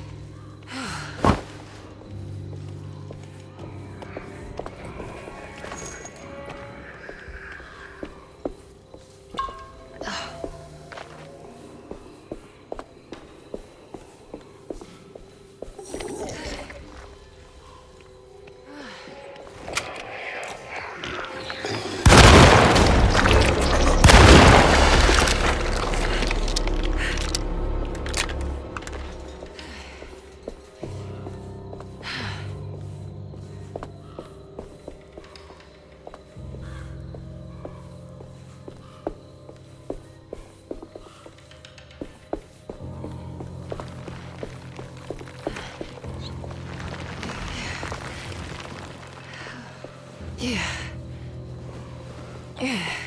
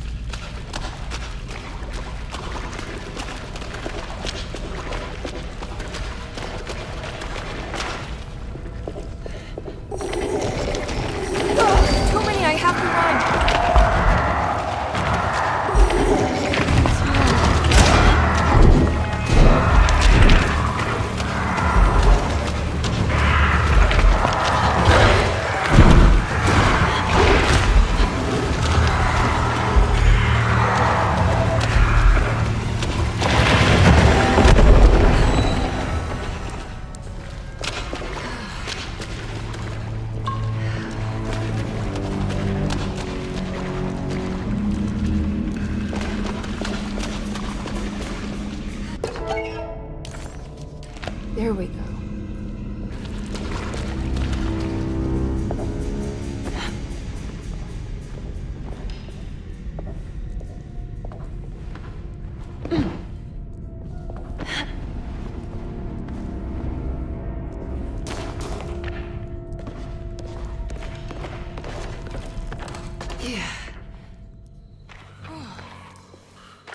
I made it out.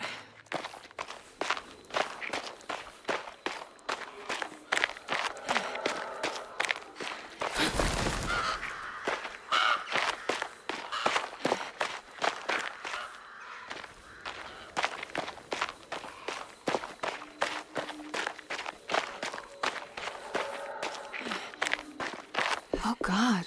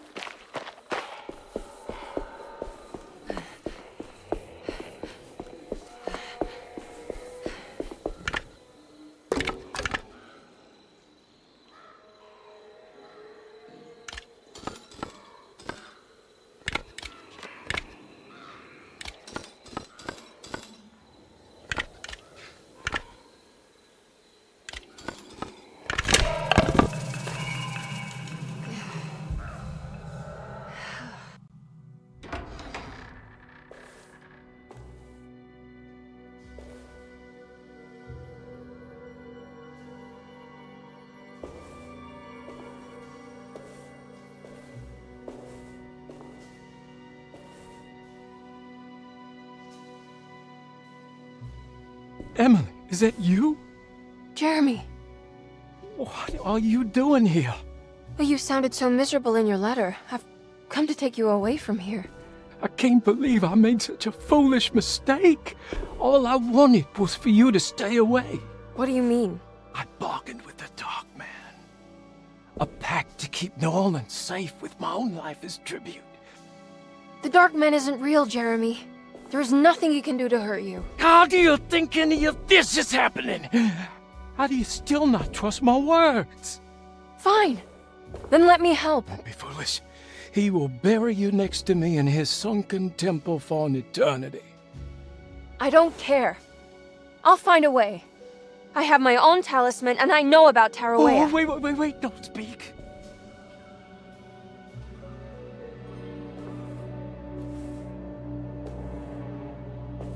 Who's in here? Show yourself. You know who, Emily. He took your grandfather. No, I mean it. Who's in here? I can feel someone's in here.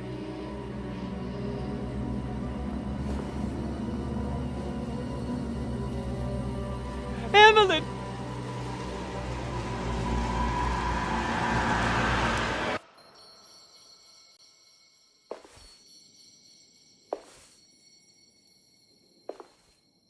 Tarawea. Why do you want to go there, Jeremy?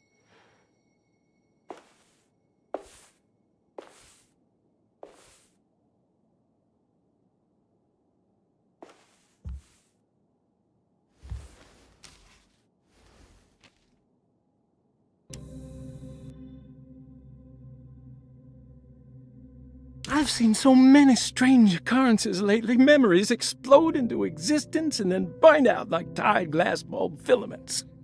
Dreamscapes crash down from the stars and sink into the sea. Doors that lead to nowhere and absolutely everywhere at once. With all this reverie, I want to think there's a chance that you found a way to remain alive in some way I cannot fathom. Just like I've learned to navigate with my talisman, maybe you, with all your knowledge, you somehow knew a way to find me again, perhaps in Tarawea. Oh, my love, Jeremy.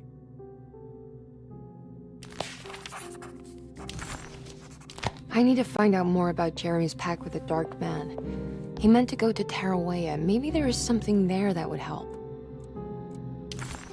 Despite suffering the Hartwood curse herself, Emily never thought she would be seeing the Dark Man manifested in front of her eyes. To Emily, the curse was very much a psychological condition and not something that could suddenly step into a physical world. What did this mean? Could her own personal demons take form? Surely the only way to get any answers would be to find a way to the place Jeremy so desperately wanted to go. She needed to go to Tarawea. She was beautiful. Bruce's fate remained a mystery to Emily. Was she a part of Jeremy's story, or did she maybe have her own?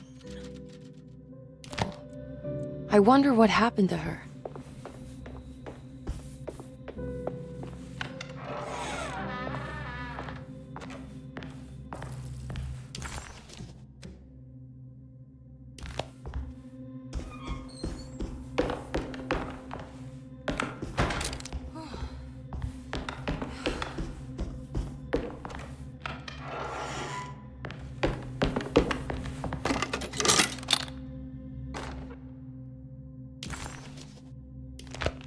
It's a telescope lens. Well, why would he lock it in here? Jeremy had found a way to enter Tarawea, but he wasn't allowed to go. He knew deep down that it was impossible for him to cross that threshold. Instead, he hoped that Perosi would go in his place and burn his library to the ground so he could start again. But she never got the chance. Perosi had her own problems, her own demons, and she died suddenly one day without warning. Holding the telescope lens in her hands, Emily suspected what it was, at least a part of the key to that paradise Jeremy so desperately wanted to see. Curious what she would find, she felt eager to put the lens to use.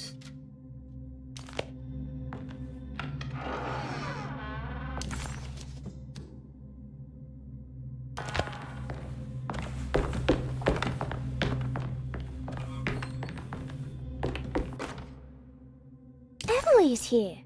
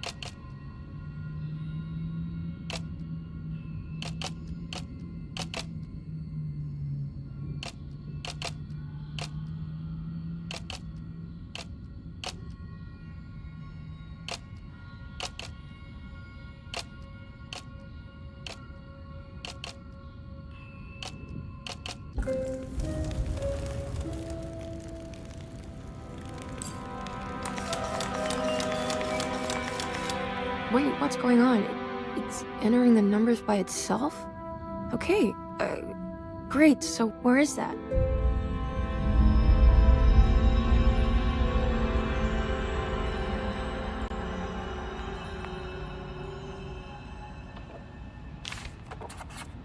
Was this dream of Tarawea without a catch? A place for rest and comfort.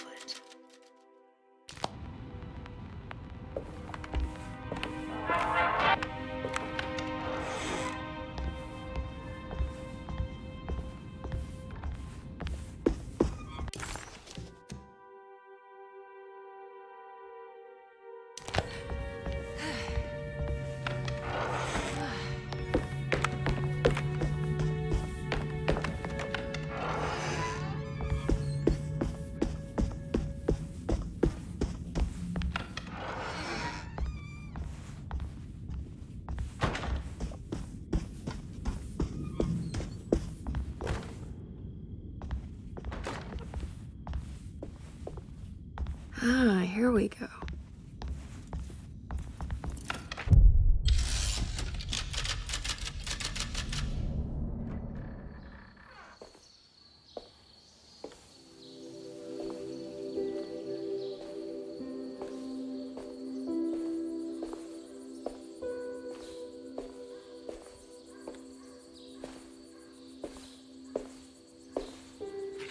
You should not have come, Emily. How do you know my name? Have we met? In a manner of speaking. As a manifestation of Yermi's deepest desires, I am to you unfamiliar. Yet I know of you. Are you Jeremy? Is that what you're saying? I am only his subconscious thoughts. I cannot speak for his totality. How come you have a Spanish accent? And what is this place? Is this Tarawea? This is indeed the fabled convent of Tarawea, where Yermi goes to find peace during his sessions with Dr. Gray. It's all fantasy then. Based on the things he has read and seen. And that includes you. Yes.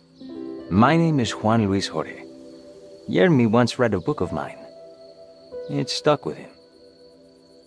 Can you help me break the pact with the Dark Man so we can leave Derceto? Yermi doesn't want you to. He wants to honor his word to the Dark Man. Why? What's the point? I don't understand what the pact is for. The people of Derceto are calling upon evil to enter this world. Your uncle offered his soul to the Dark Man to contain this disaster. What? No, that doesn't make any sense. The pact will be fulfilled at dawn. As the sun rises, Yermi will forever be entombed in his sunken desert temple. As promised, the Dark Man shall quarantine and starve the evil inside Derceto. What about all the patients and the staff? They will not stand a chance. That's unacceptable. How could Jeremy agree to this? Desperation, of course. Yermi did not choose martyrdom lightly. Well, nothing is lost yet. I'm sure I can find a way to break the pact and save Jeremy. And hopefully the people at Derceto. What even is this evil you're talking about? I don't know much. I think some nightmarish entity from the bayou. I'll just have to deal with that later. First, I have to get Jeremy out of his deal. What? Did you run out of arguments? You're actually quite inspiring, Miss Emily. If we put Yermi's feelings aside, I would have to say I agree with you. Really? You might just be able to save the old man from himself. I think you should take a look in the convent library. Try to find the truth about Yermi's relationship with the Dark Man. Okay. You should know that you won't be alone in those grand halls. The Dark Man has been reading those books for years. He's here? You'll have to be very careful. Of course. I can be careful. Good luck, Miss Emily.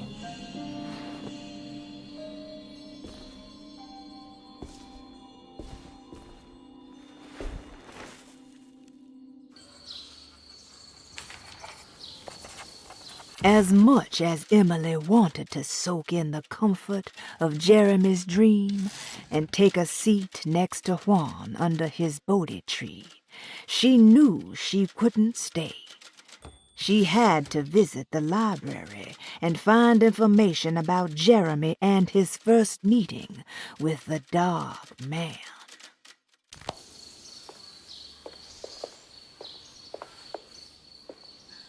What is the Dark Man, do you know? The Black Sun. The stalker among the stars. The crawling chaos. No. Neither I nor Jeremy knows what he truly is.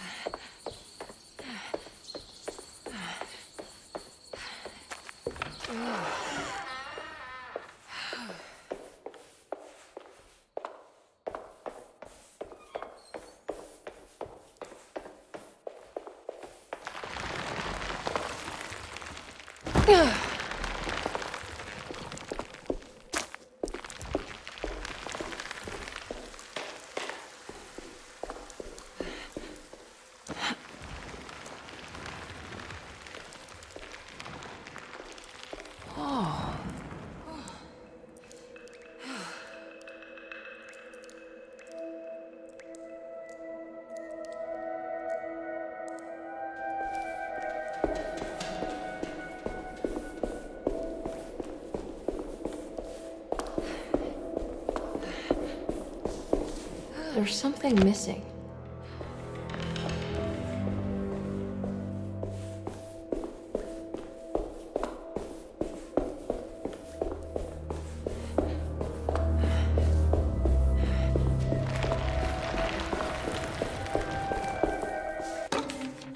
The great library was endless, beautiful, and terrible.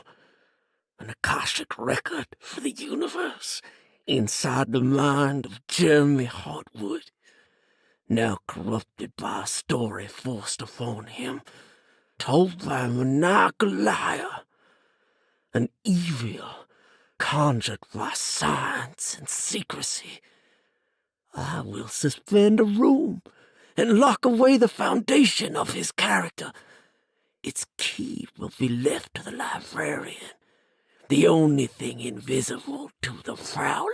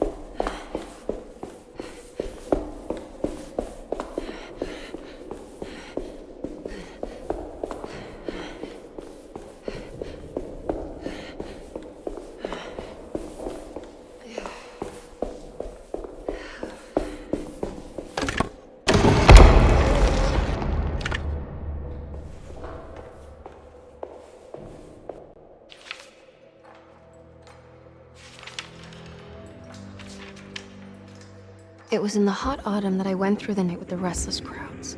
He was a kind of itinerant showman who held forth in public halls and aroused widespread fear. The New Orleans address of the event is lost, but I remember distinctly the Prext shipping company pressing their contribution. Emily! Please,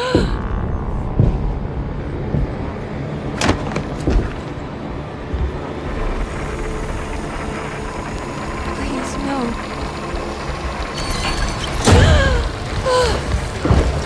I hope you found what you were looking for, Emily. I fear there is no going back. He's in my head, Juan. His breath replacing mine. You should not have come, Emily.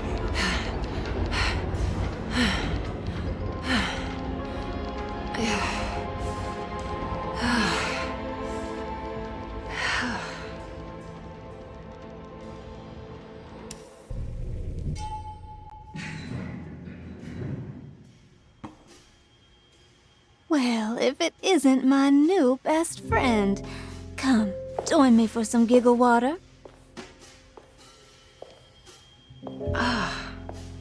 Ruth? Oh, Miss Hartwood, don't tell me you've been out swinging without me. Ruth, what is this place? Where are we? Have you never been to the Maccabean before? Goodness me. Tell me, Miss Hartwood, have you ever considered going out for an evening? Are we in New Orleans? Oh, who can tell anymore? I just went inside the grand parlor and suddenly here I am. The grand parlor? Can I get back to Derceto from here? Are you sure you want to? We could stay here and drink the night away. How about a gin fizz?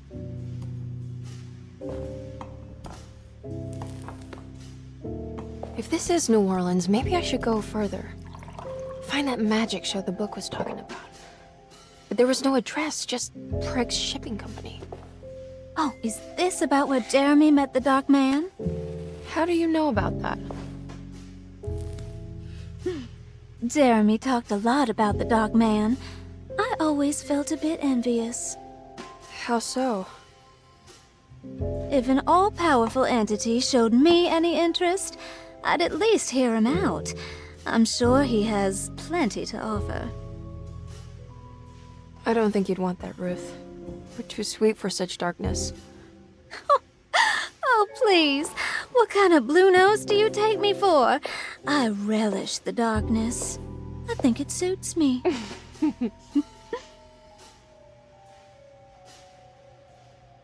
You don't happen to know how to find the Prext Shipping Company, do you?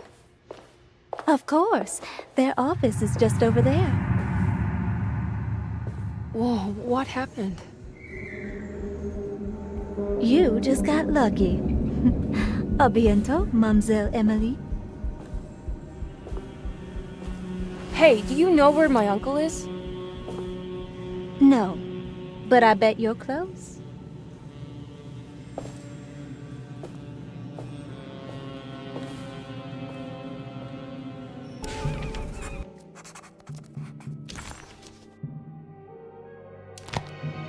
It was in the hot autumn that I went through the night with the restless crowds to witness the enigmatic Black Pharaoh.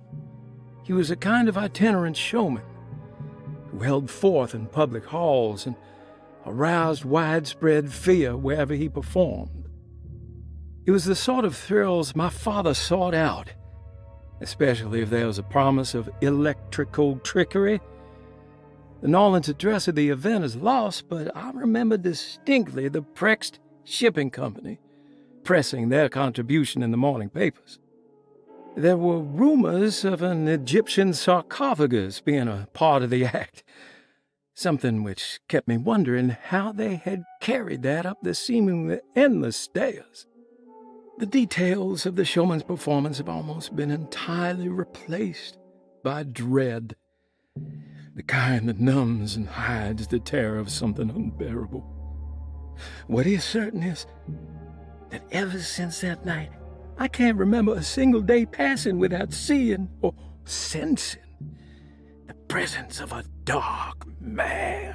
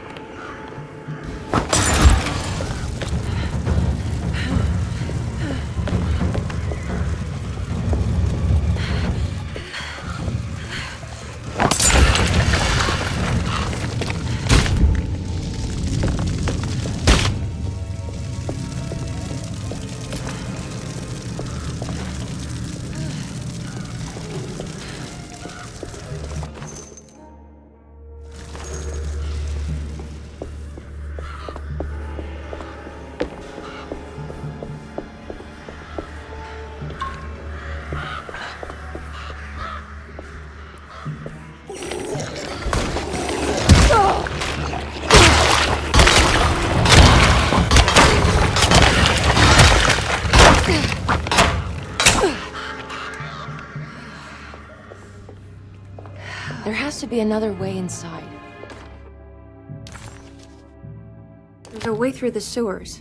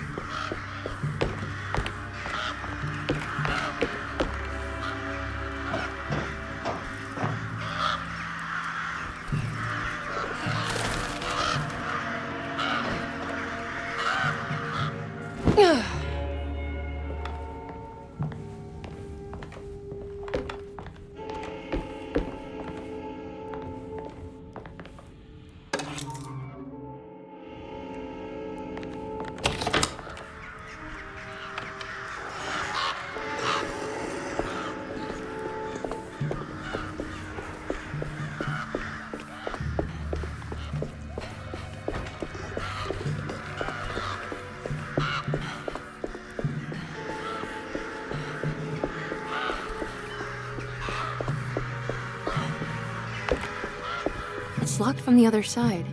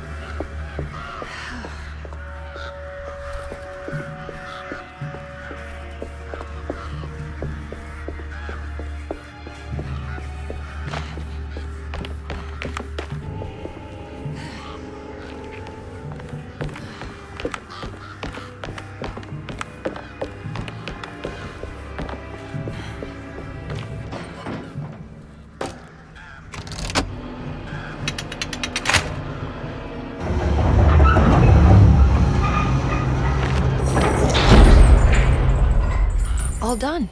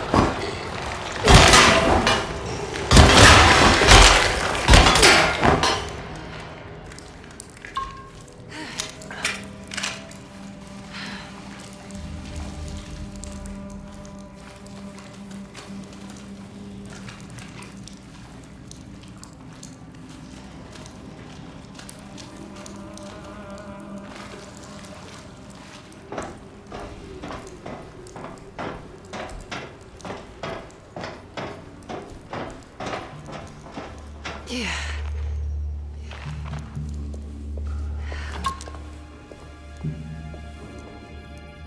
right. I made it inside the warehouse. Now let's find that address.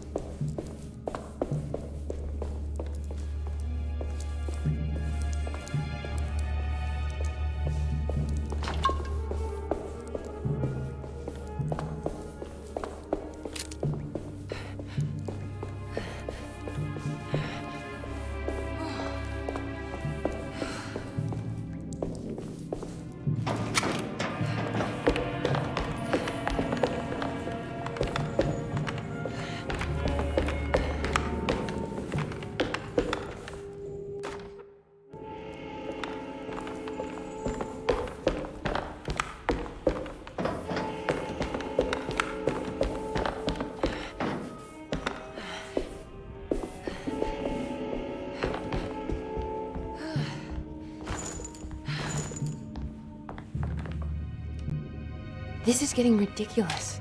I mean, I'm not complaining.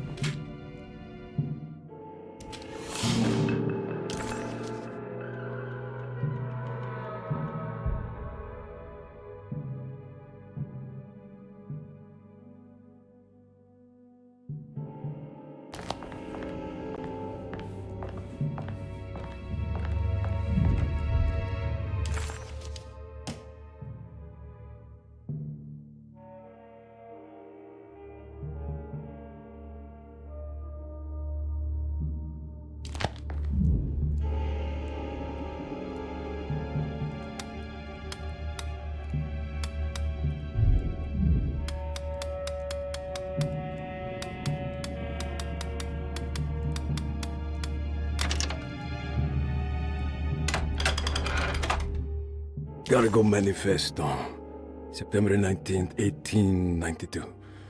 Break shipping company delivered 4 steamer trunks, 1 Egyptian sarcophagus, and a large wooden crate belonging to the showman called the Black Pharaoh, performing at 18th Street. This is it. The address to the theater where Jeremy first met the Dark Man.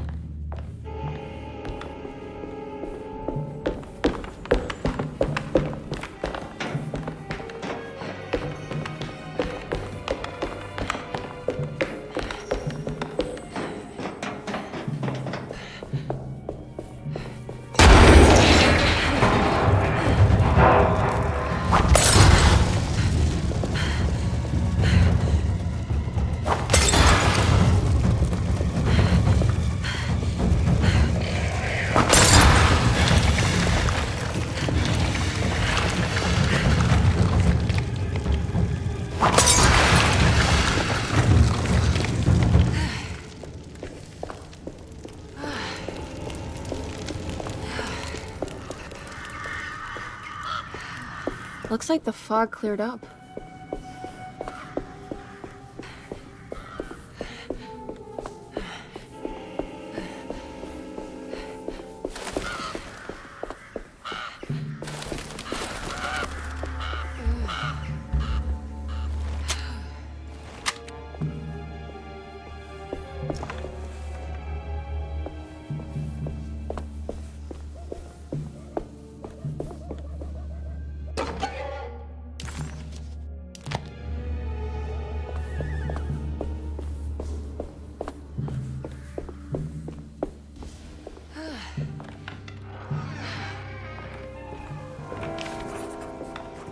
Emily didn't recognize this part of town. She didn't even know if it was a real address she had found. Did Gallatin Street exist, or was it something Jeremy had made up? As she closed in on the address, she began to worry. Would she meet Jeremy there, or was she running into the arms of the Dark Man himself?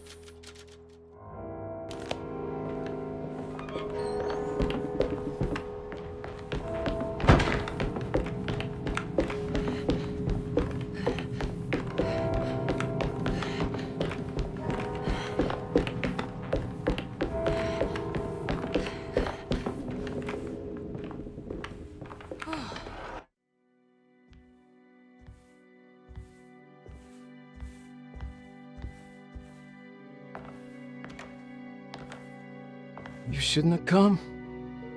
Don't say that. You needed my help. All I wanted was to keep people away from Derceto. Especially you, Emily. You're the only one in the family who forgave me for choosing old age over death. Father still cares for you? He is paying for your treatment at Derceto. To get rid of me! That's the only reason anyone's at Derceto. Someone in the family thought you were becoming an embarrassment. Help me get you out of this mess, Jeremy. I want to take you away. Your father would send me right back. What if I take you up north, to Kingsport? I know Mother still has family up there. I've been thinking about going for a while now. I haven't been to Massachusetts in years. I still paint from memory, you know? That old lighthouse makes for a great motif. Your father and I would go almost every summer. Then when our great-uncle died, we stopped going back. What is there to be done about the Dark Man? He's the one holding you back, right? You feel like you can't leave without paying your debt to him. The Dark Man has been with me since I was 12 years old. He was standing right on that stage right over there. For a brief moment, his gaze held mine. And that was it. I recognized him for what he was. The Hartwood curse embodied in flesh. I thought it was my turn. But I was only there to be mocked. Instead, his attention moved on to my father sitting next to me.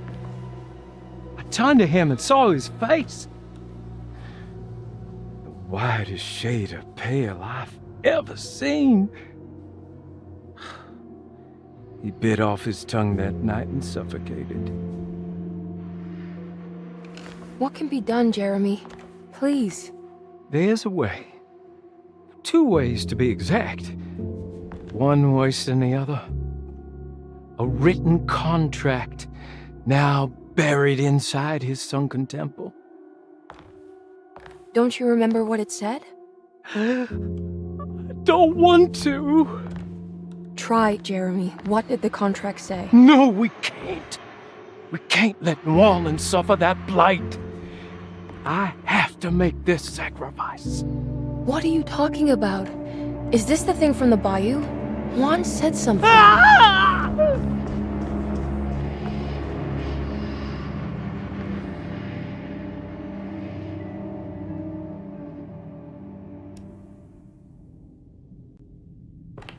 Okay, so there is a way to break the pact at least. Hidden somewhere inside the Dark Man's temple. I just need to find it. Somehow.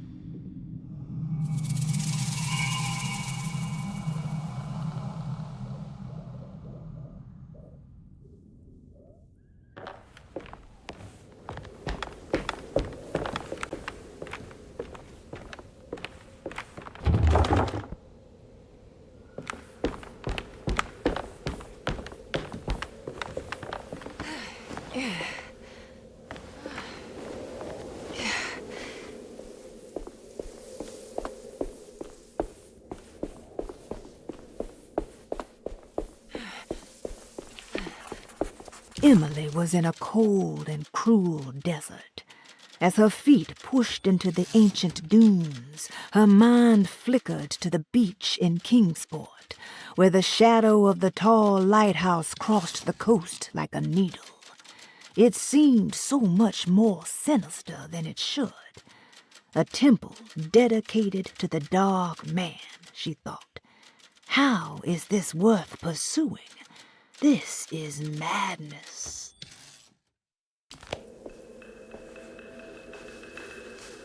Oh.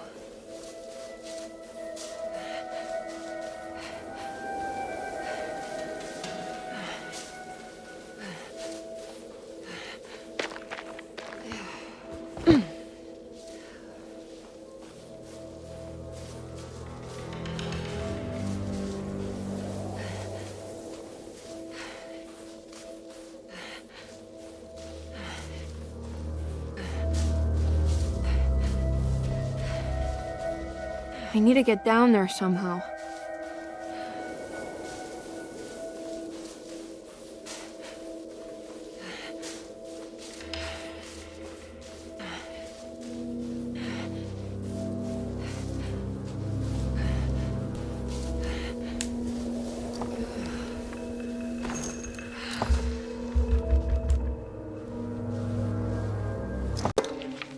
The Temple of Nephron-Ka lies under our camp.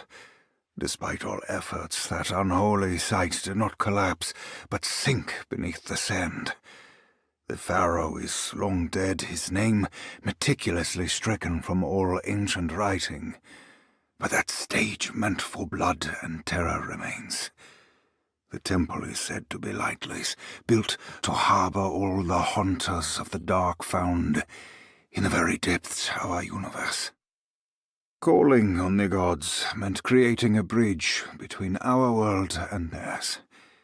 The terrible Aldebaran of Taurus, the Black Sun, was seen as the most important star in the night sky, because, according to the Kitab al-Azif, it was said to be the home of that crawling chaos known as Nyarlathotep.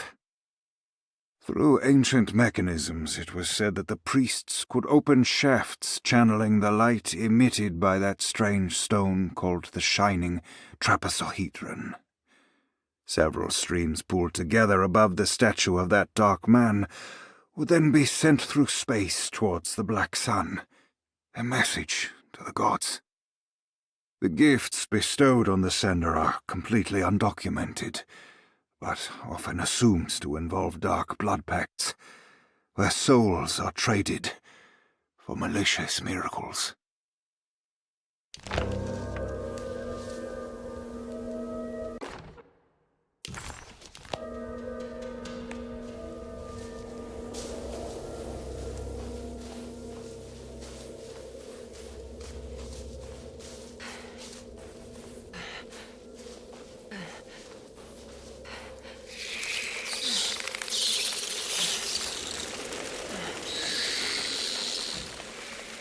Okay, you can do this, Emily.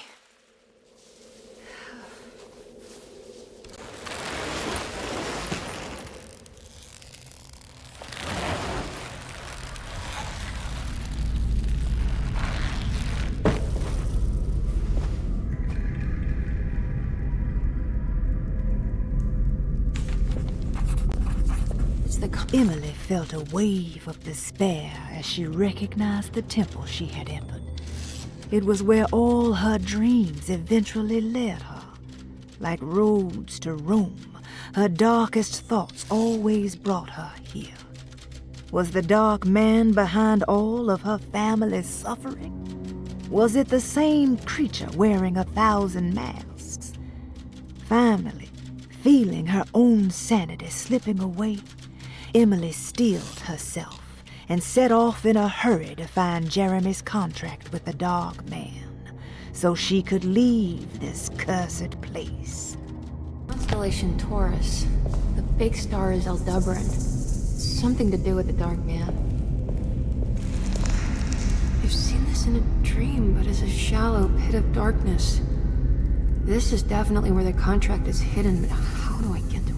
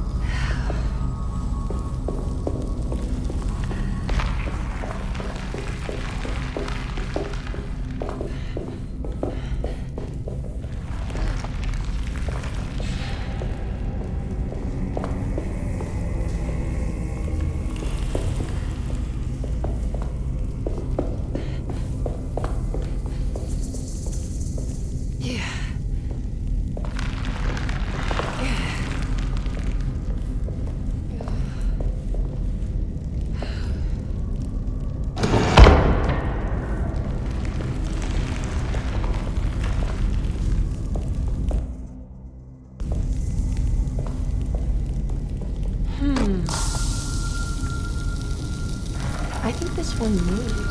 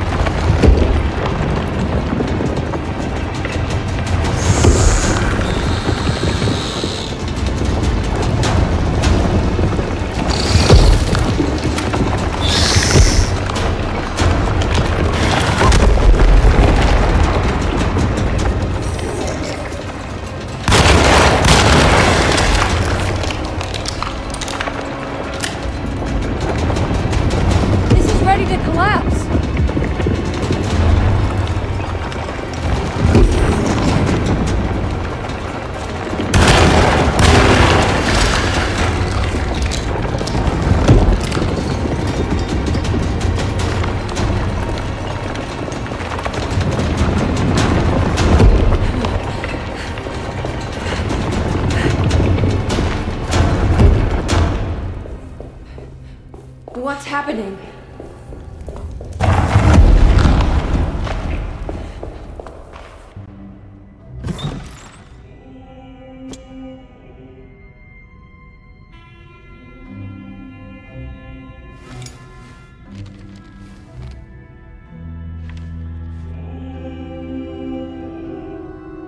Acknowledge psychological trauma, break through the barriers of self-deceit, temper, manic behavior.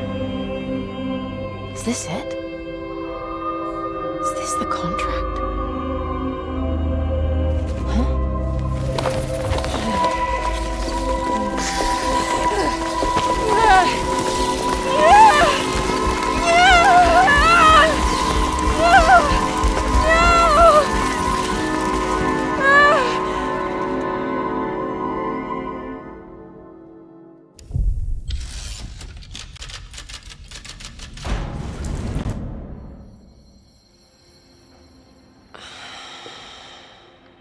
Oh, Jeremy. How much pain and suffering you could have prevented. Emily? What are you doing? Detective, how is your investigation going? Well, I still have no clue where Jeremy is, but I think I know why he's hiding. This place is full of lunatics planning to perform some kind of ritual tonight. Well, that sounds ridiculous. Or rather would have just a day ago. It gets worse. I have reason to believe they killed anyone who didn't want to go along with the plan. Detective, have you encountered any monsters tonight? I just told you, I think they killed people. Beauregard, the author, Perosi, the singer, Mr. Waits, the clerk, Mr. Chance, the gardener, they're all missing. No, I mean, have you fired your gun tonight? Of course not. They wouldn't just kill outsiders like that. It would bring too much attention. But you should keep your eyes open. So you haven't seen anything strange? Been anywhere else? What are you trying to tell me, Emily? Are you in some kind of danger?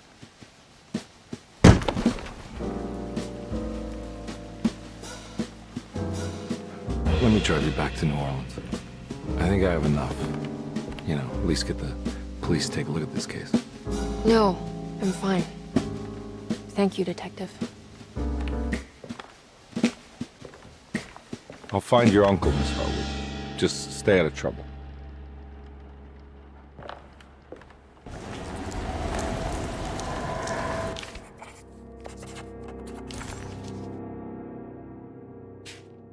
He must first acknowledge psychological trauma in order to proceed.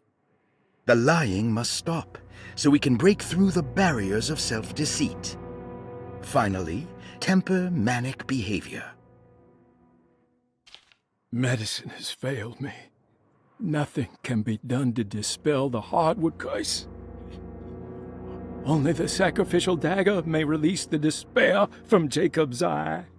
Yet, doing so would be the doom of Derceto. Let this curse of mine be a weapon for once. I accept your demands. Oh, crawling chaos. Build your prison around this godforsaken hospital. When evil has been starved, I will stay buried forever.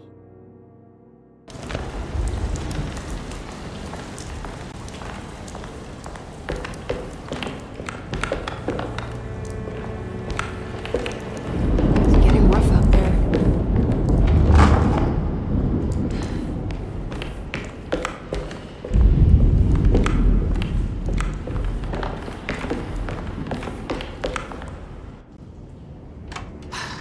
If we can just get rid of Jeremy, everything will go back to normal. That reminds me. I saw Miss Emily earlier. You remember her? You know she's Jeremy's niece. She's looking for him. That's right. She's helping us, in her own way. As long as she don't stand in the way of the mother of 1,000 young. I don't think she knows or cares about that. She just here for Jeremy. I've been more worried about that Detective Carnby fella. He been snooping around asking all kinds of questions. God, it hurts. I wish you would stop doing that. Gives me the heebie-jeebies.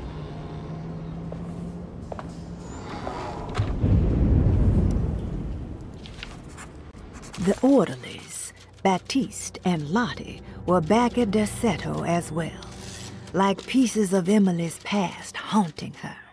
She couldn't figure out if they were on her side or not, and what was Lottie suffering from?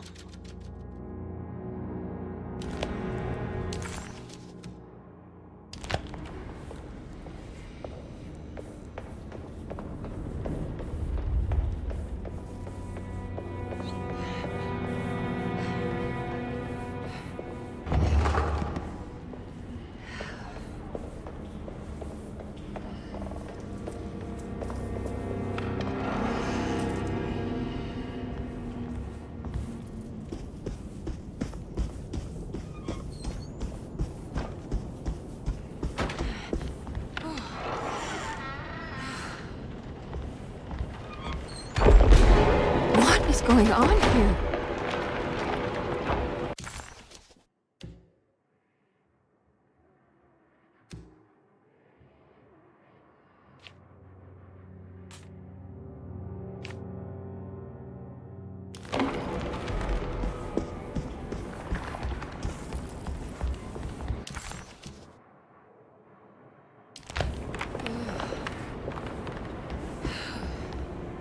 I don't want to run into the orderlies right now. I should find another way. I think Dr. Gray is in there. Maybe I can go snoop around his office then.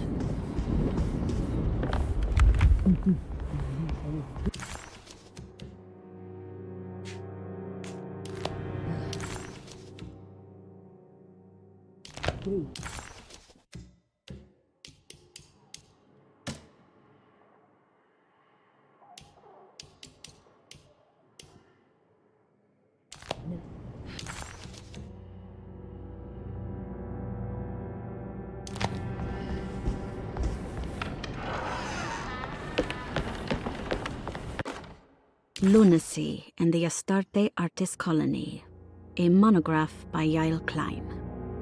In early 1909, the old Derceto plantation outside of New Orleans was turned into an artist's colony.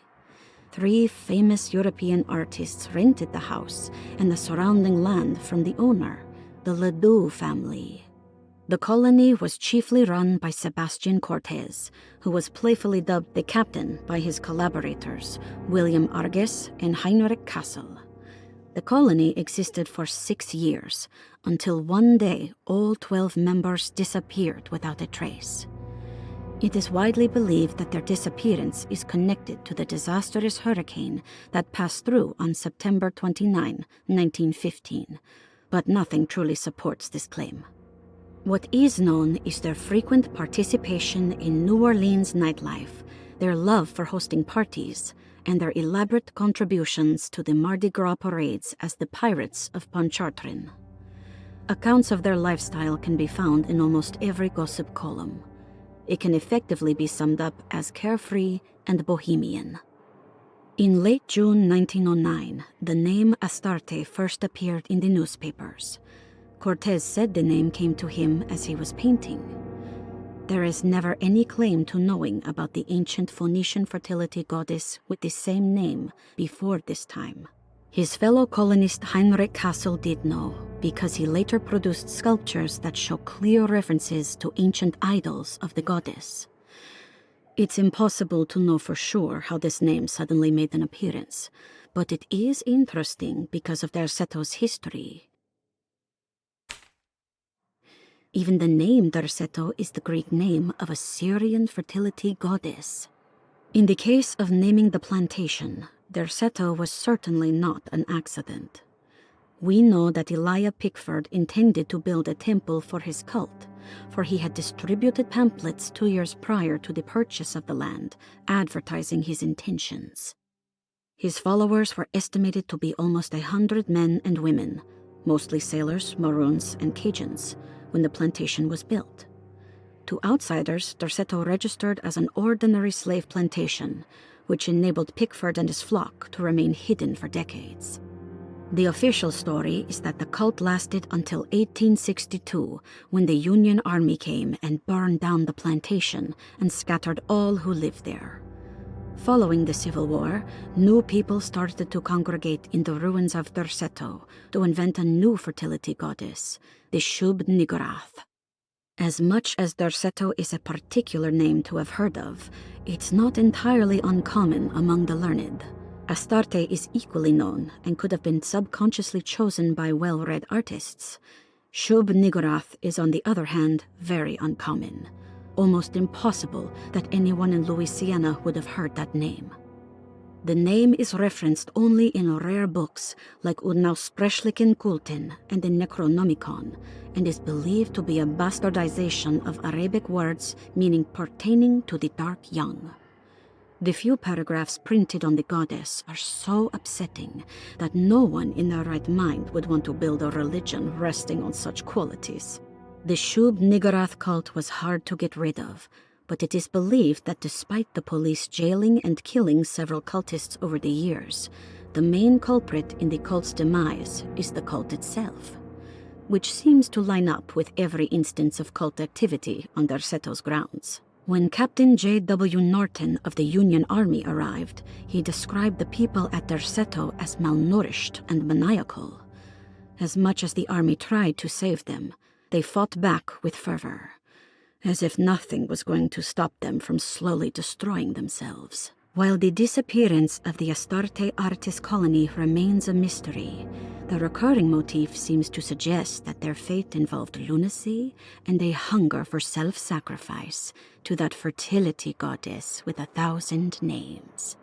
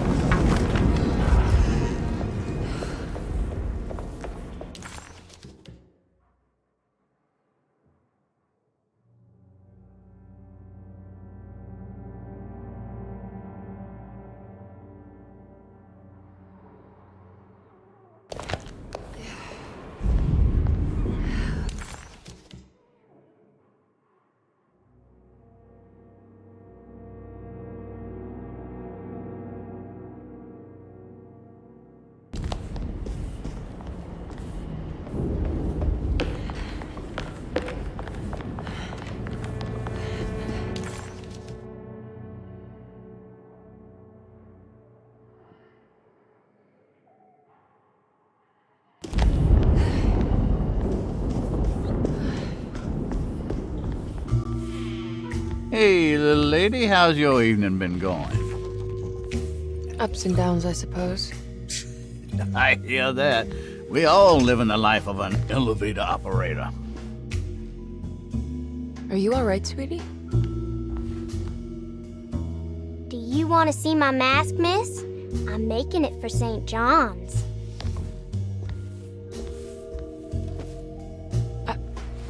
How did you... Is that supposed to be my... Ow! You should learn your place, little girl. Why are you acting this way? What did I ever do to you?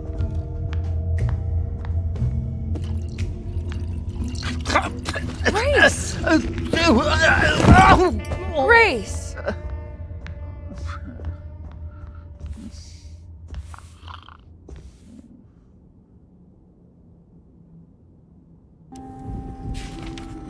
The mask had reminded Emily of her father.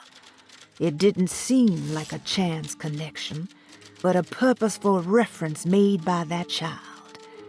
How could Grace have known what he looked like, and that it would upset Emily so? And why would she use those words?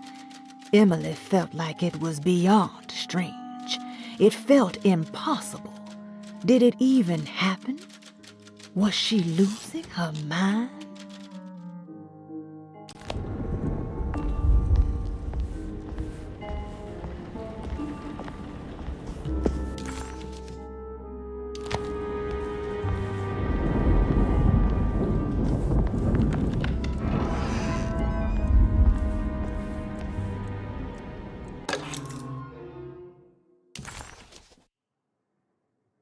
I'll just borrow these. At least he's breathing. I'll just let him sleep it off.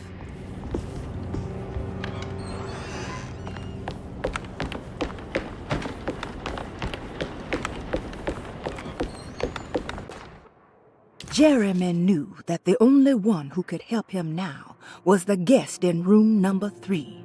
The room seemed to have been empty for so long. But that wasn't allowed to be true. The story needed to be different. To include something from the outside, he would bring the guest back to room 3 and show them what was in that safe. 913. But those were not the right numbers. That was the combination for the safe in the clerk's office.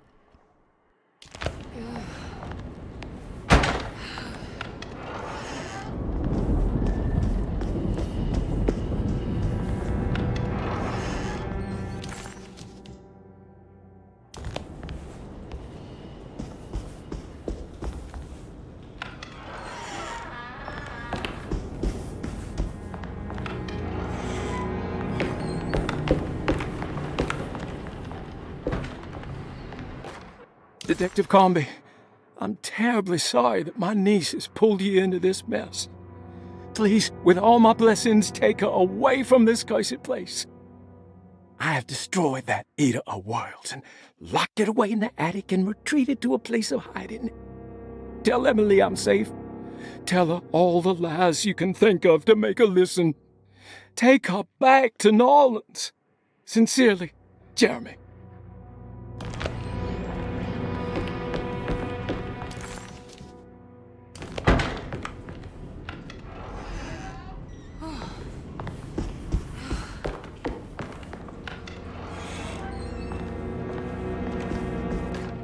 Brother, I need you to trust me.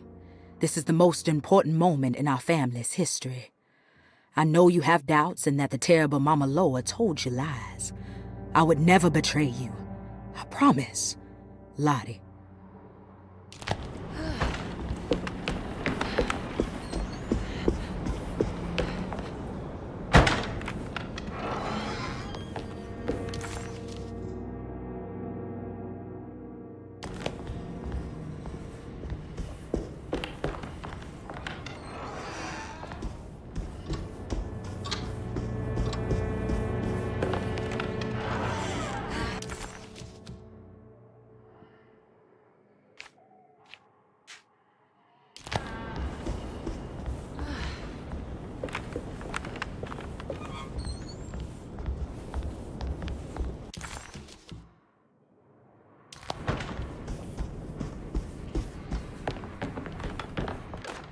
We must have faith that Jeremy's pact with the Dark Man is a bluff.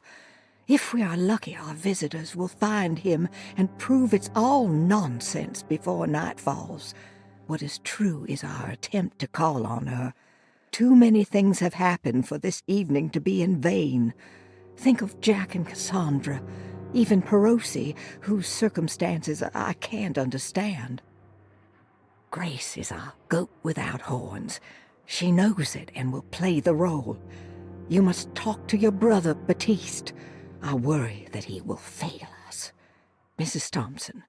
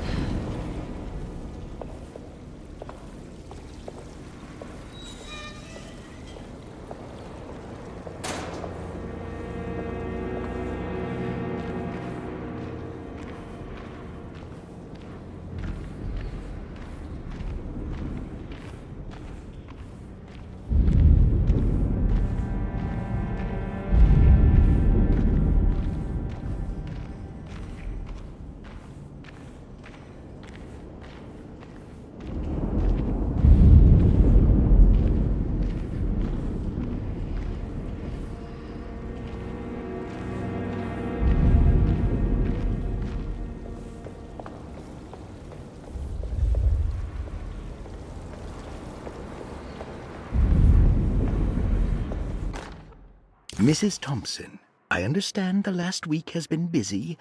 Under these circumstances, I find it important to remind you that Derceto's concerns are not a public matter, nor is it something that should upset you. Please continue your excellent work, and don't spend a thought on the death of Perosi, or, more importantly, the suicide of Cassandra Beauregard.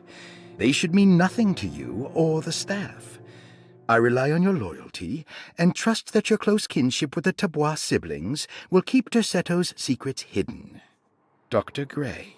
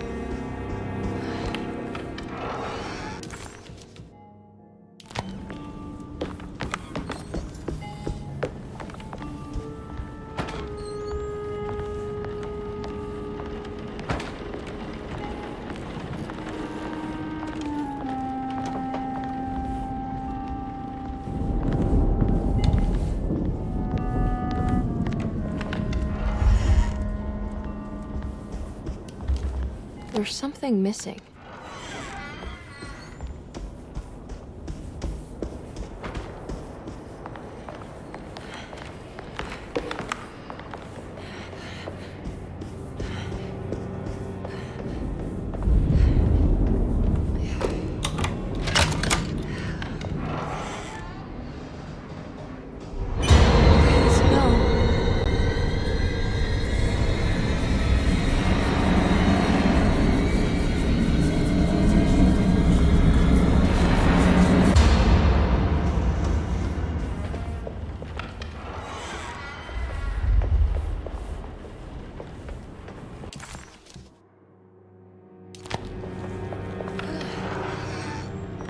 Mr. Waits must have had a spare key to Dr. Gray's office, but where?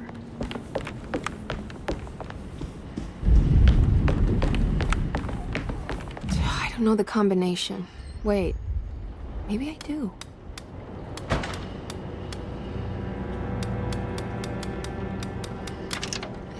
It worked.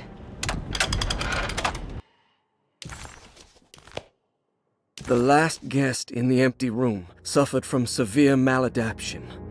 I must write this down, because if I understand the condition sufficiently, it could make me deny this fact at a later date, and there is reason for me to think I may come to suffer the consequences from this dysfunction, as some who came in contact with the guest seemed to adopt a new worldview in which everything was predetermined but broken.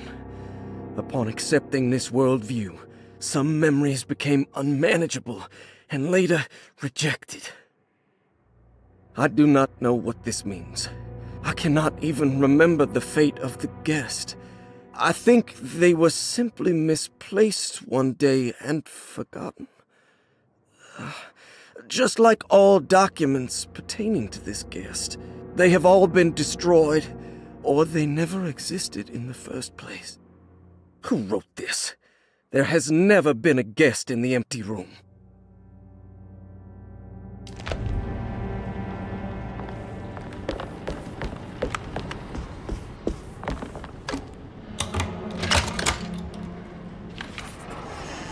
Emily felt lost as she entered the office of Dr. Gray, much like she had the last time she was here. She began to question what she was hoping to find. She was simply going on a hunch that Dr. Gray was somehow tied up in this contract with the Dark Man. Emily couldn't even begin to imagine what kind of evidence she would need, besides a clear confession, of course. But she doubted she would ever find something like that. She was grasping at straws.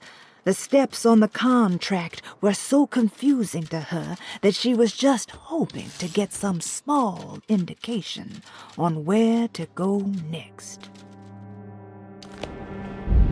Here we are, Dr. Gray's office. Now let's see if we can find some answers. I have finished tidying up Miss Beauregard's belongings. I will leave it to you to contact her agent and have them collect her things. I found one of Grace's drawings she might want back, along with this key in her room, which I believe you've been looking for. Mrs. Thompson.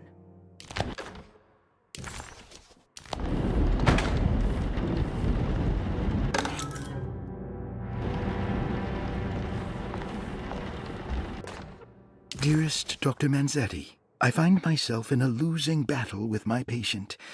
As I've disclosed in my previous letter, his delusions have him completely captured.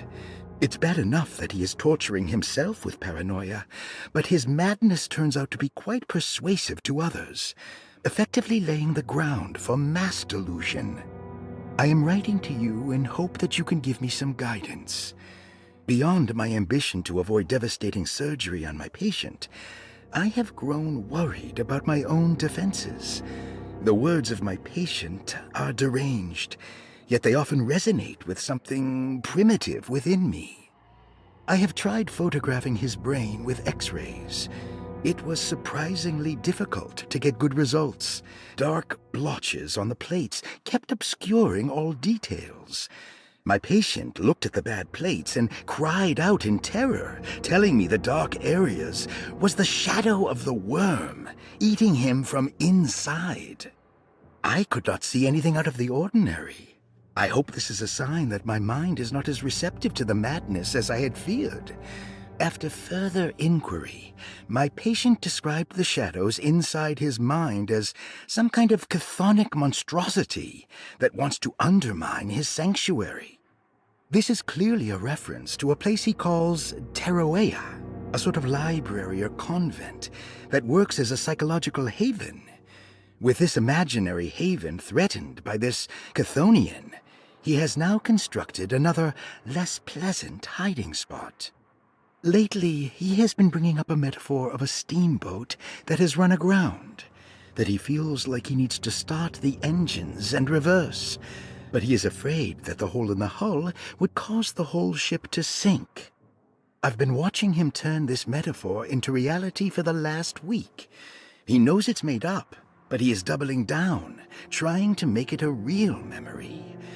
I feel certain that this is my chance to break through the barriers of his self-deceit.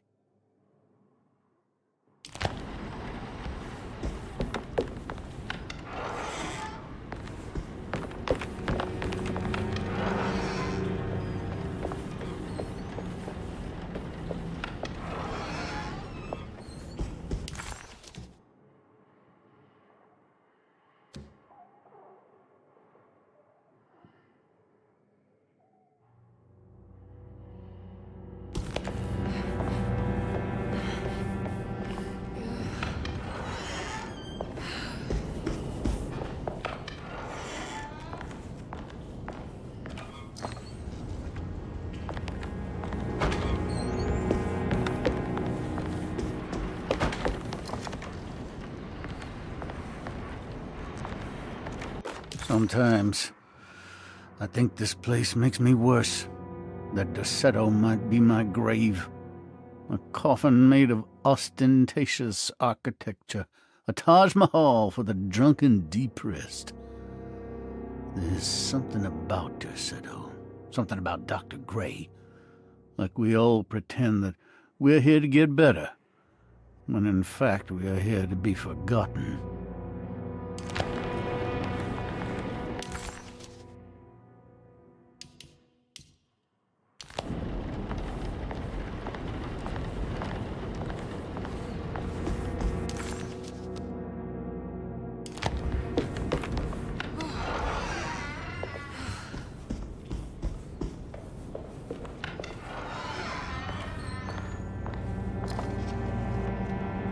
Are you there? No, of course not.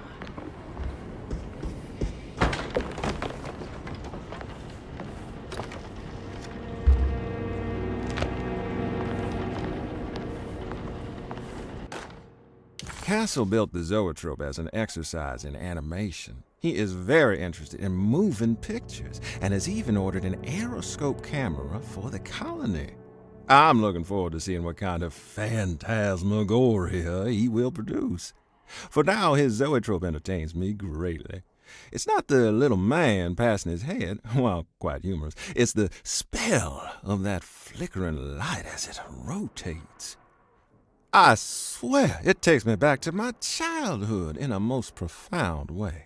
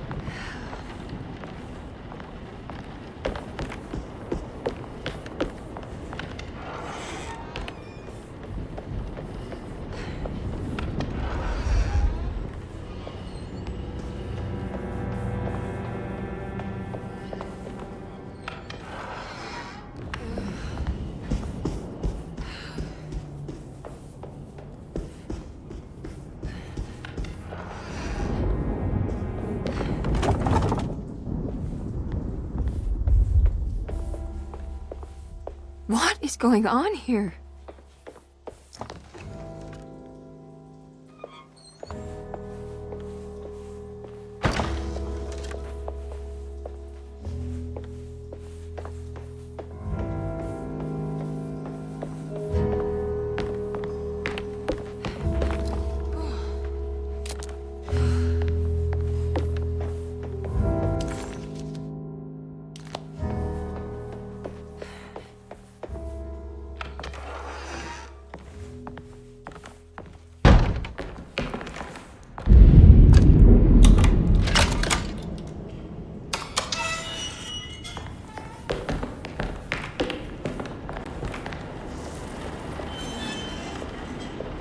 This can't be.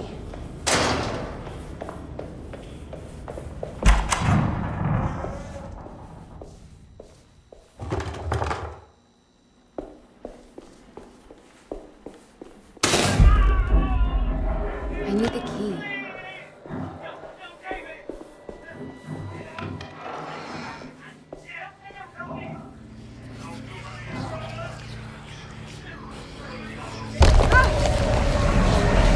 What's happening?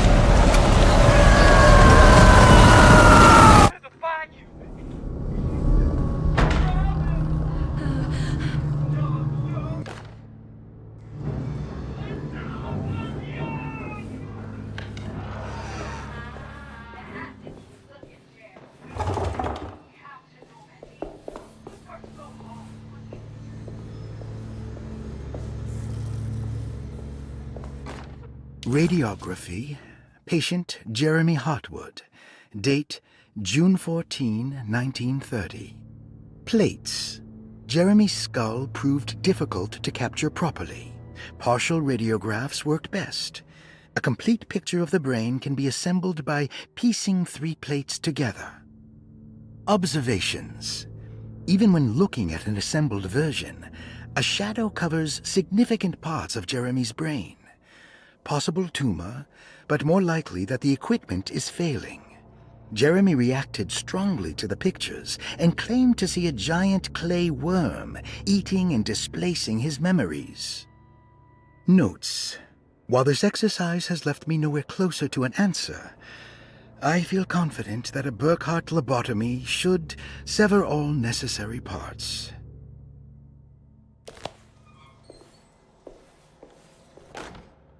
Hypothetical psychosurgery based on the ideas by Burkhardt and the St. Petersburg research could end up saving Jeremy's mind. Severing the connections around the frontal lobe would certainly solve most mental afflictions. The procedure would be brutal in performance, as well as in efficiency. An ice pick pushed through the edge of the eye and into the skull would untether the nerves like Alexander cutting the Gordian knot. As this would likely leave Jeremy in a very different condition, all other paths should first be explored. The medical instrument I would need for this lobotomy is missing, and I should have Waits order a new one.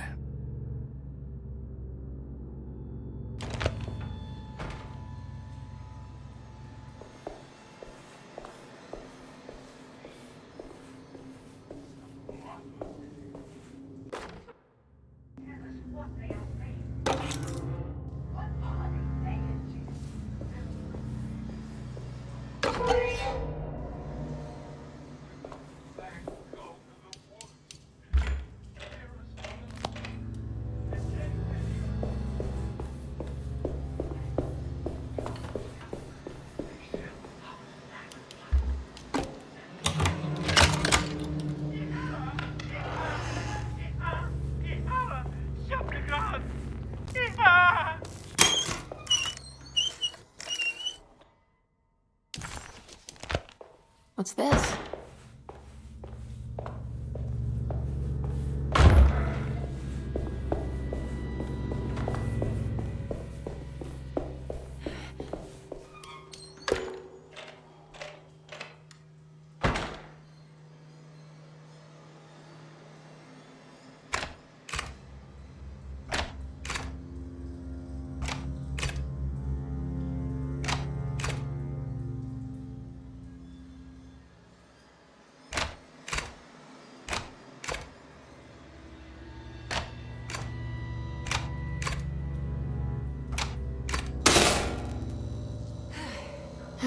better.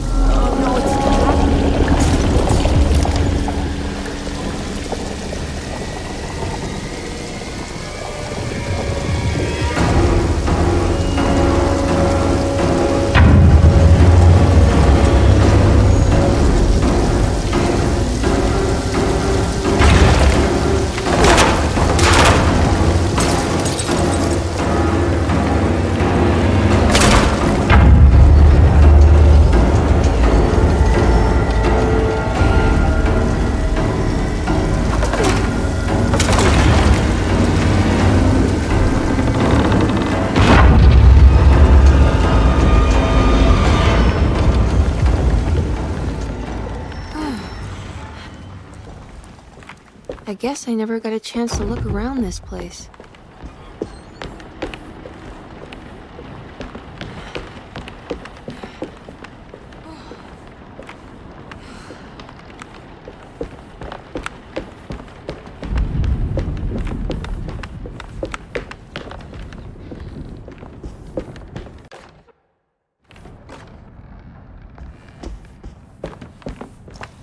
What's this?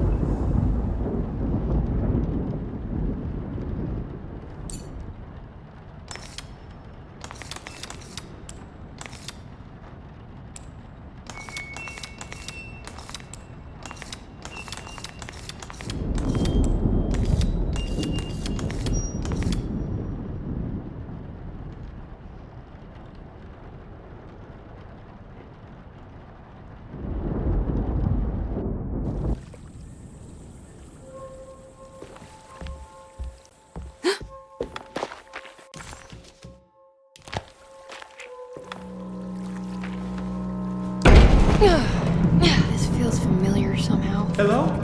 Is anyone there? Jeremy, where are you? I'm stuck in the mud and the fire is taking me. Jeremy? Can you hear me? The motor is dead. I can't do anything more. Hang on, Jeremy. I'll get the boat running. I'll get you out of here. A ghost lived. Emily found herself in what looked like the shipwreck of a Mississippi riverboat. It somehow seemed more unreal than the worlds she had suffered so far. A ghostly voice sounding like Jeremy called out for help. Emily couldn't quite understand where the voice was coming from. It somehow seemed to be a part of the place itself. All she could make out was that Jeremy was stuck and needed her to get the steamboat running.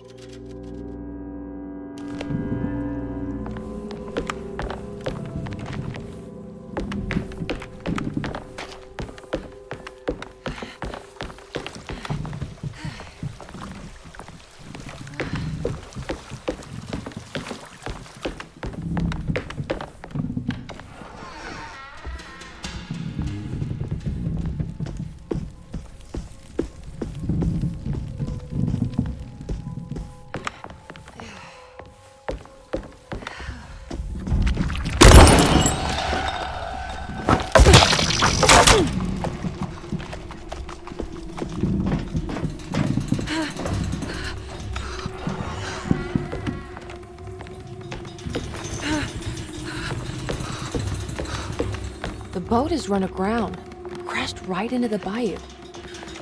If I get the motor running, I could try backing into the river.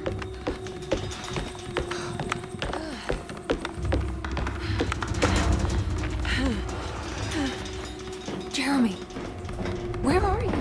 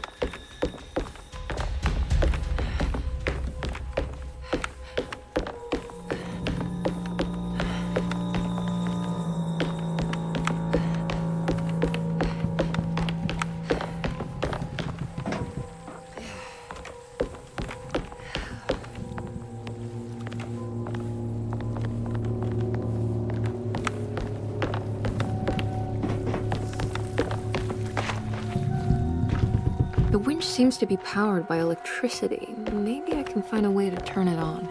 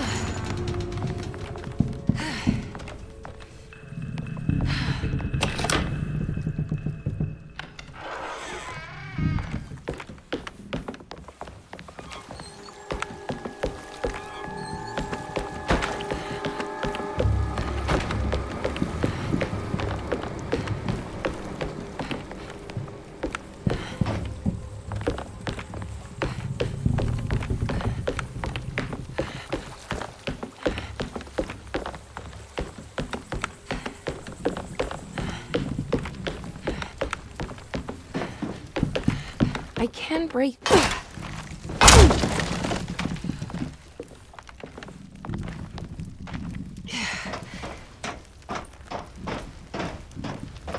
Yeah.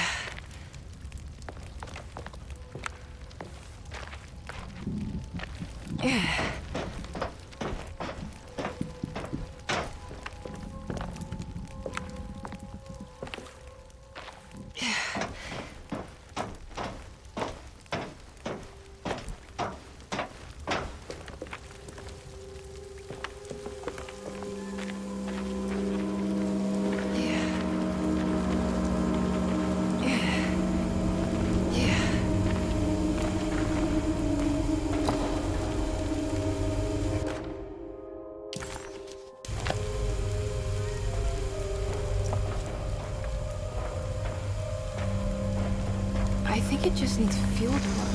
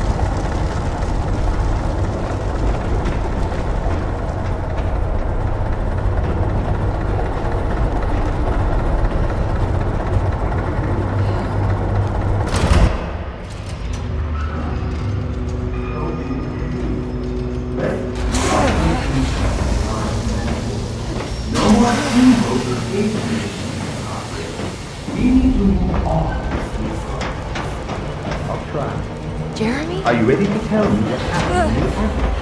What's happening? I put a rope around my neck, and then I strangled all life from my heart. Uncle! Are you under the impression that you died?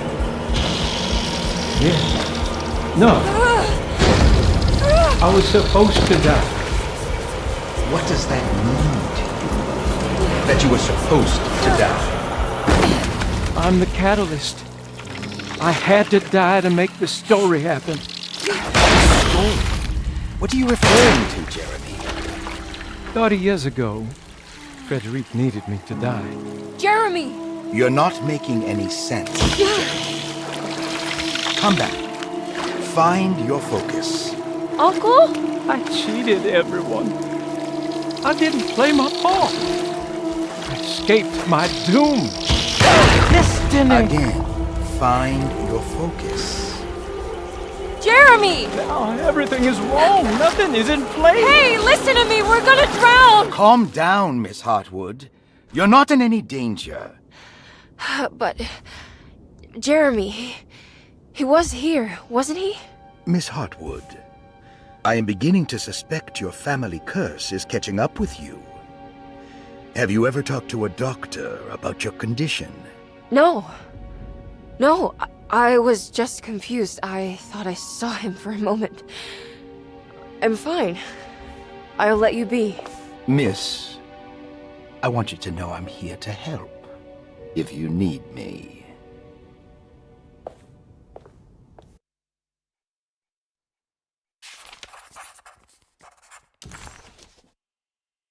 A ghostly voice sounding like Jeremy called out for help. Emily couldn't quite understand where the voice was coming from. It somehow seemed to be a part of the place itself. All she could make out was that Jeremy was stuck and needed her to get the steamboat running.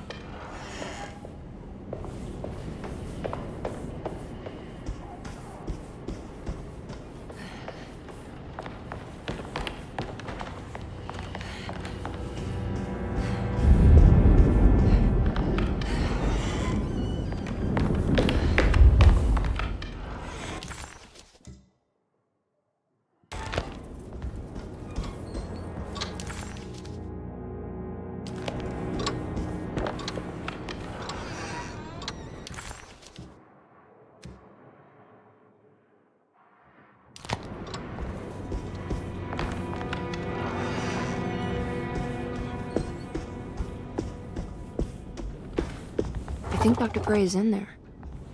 Maybe I can go snoop around his office then.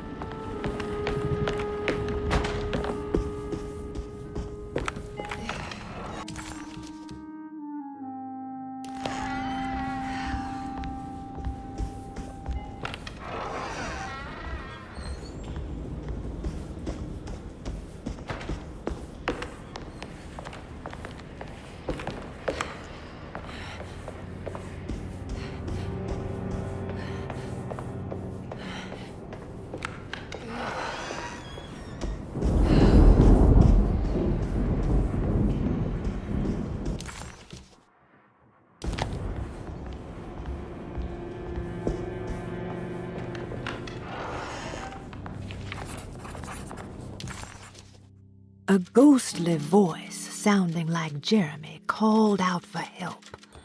Emily couldn't quite understand where the voice was coming from. It somehow seemed to be a part of the place itself. All she could make out was that Jeremy was stuck and needed her to get the steamboat running. This is my room. I belong here.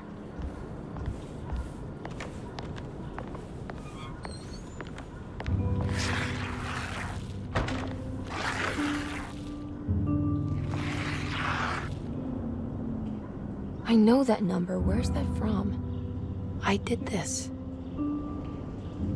I wrote that.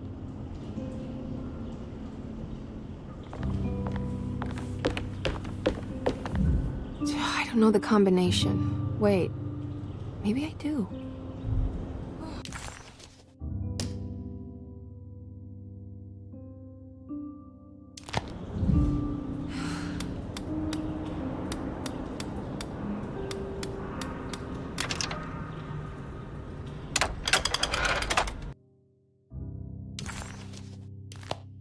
Darling, I finally found that photograph from my time in France during the war. I don't expect this to be your fiancé, but it did make me think of him. What an incredible man he must have been. You were lucky in a way. He could have been a nobody and died falling into the Mississippi. Instead, he volunteered to travel across the world to fight for people in despair, dying with honor like Achilles at Troy. I am jealous of you. Or maybe him. It's all incredibly romantic. That's what I wanted to say. Please feel free to use my camera if you want to. It might cheer you up. It might bring him closer to you. Even if just in memory. Ruth. How long have I been here?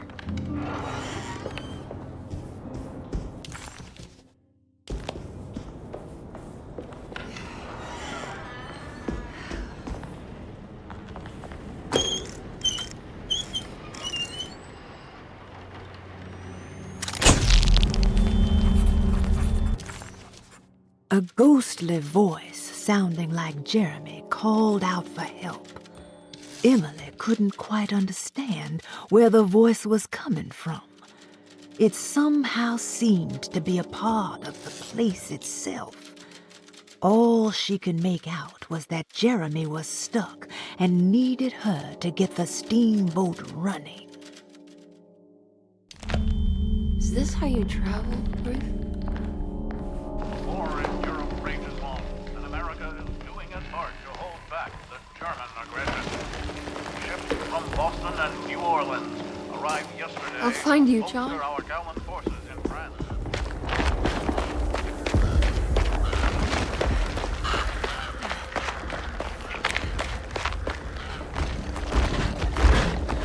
What was that?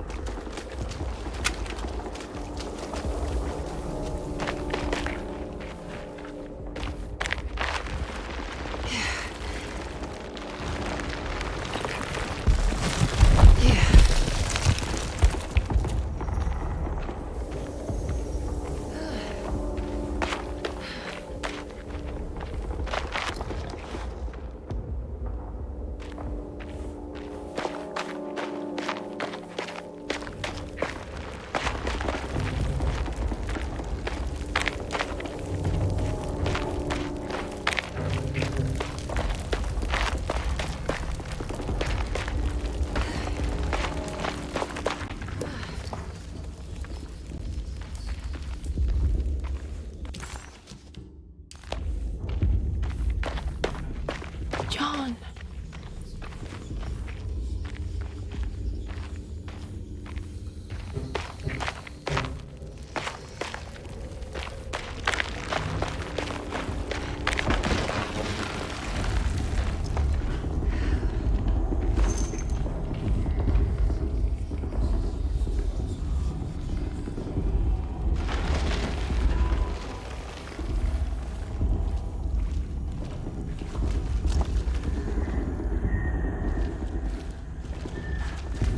John.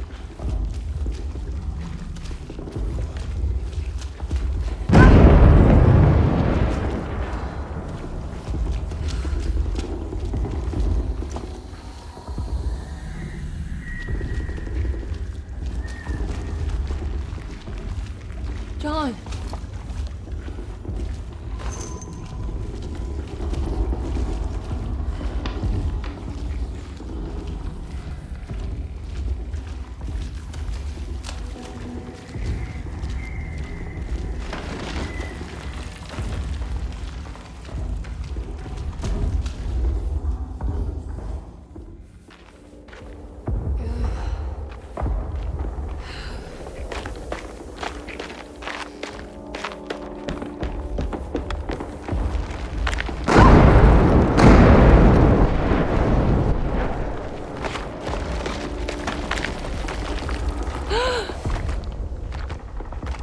God, I thought I was done with you.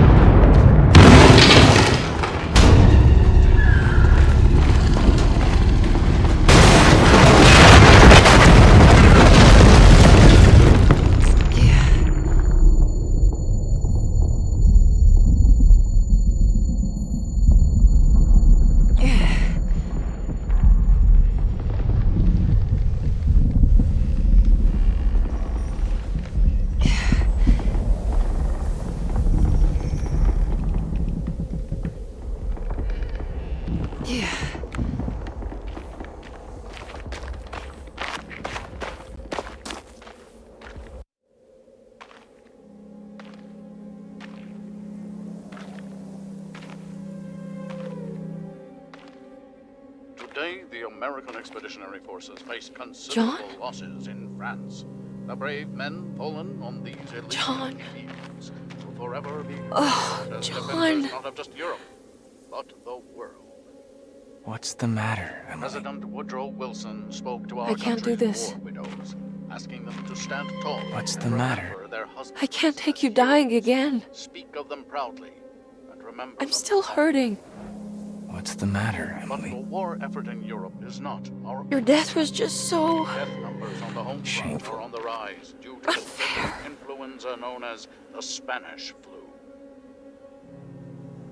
The New Orleans City Council decided to open yet another emergency hospital in the old Derceto plantation.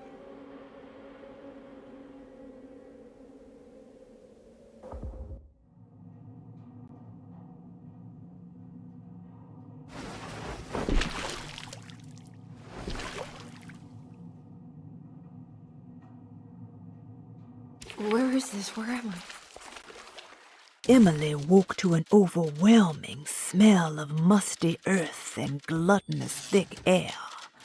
Where was she?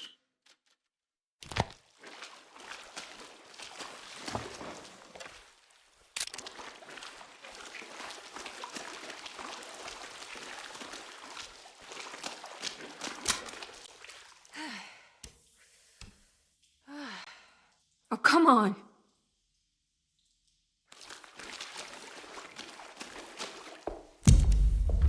I need the key.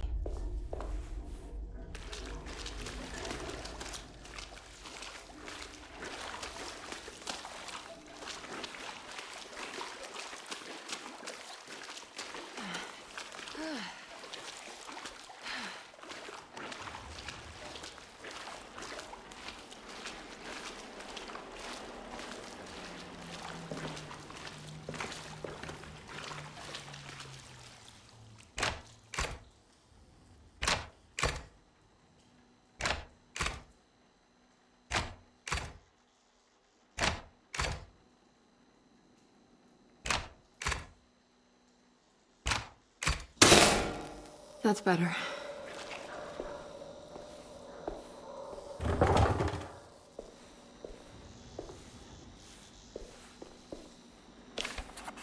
Emily was back at Derceto, but sealed inside a part of the basement that was no longer in use. This was clearly a mistake. Emily had confronted her trauma. She deserved her freedom to carry on with her work on the contract. This prison felt like an insult, like the dog man was cheating her. If he wasn't going to honor her progress, then she was on her own. Of all...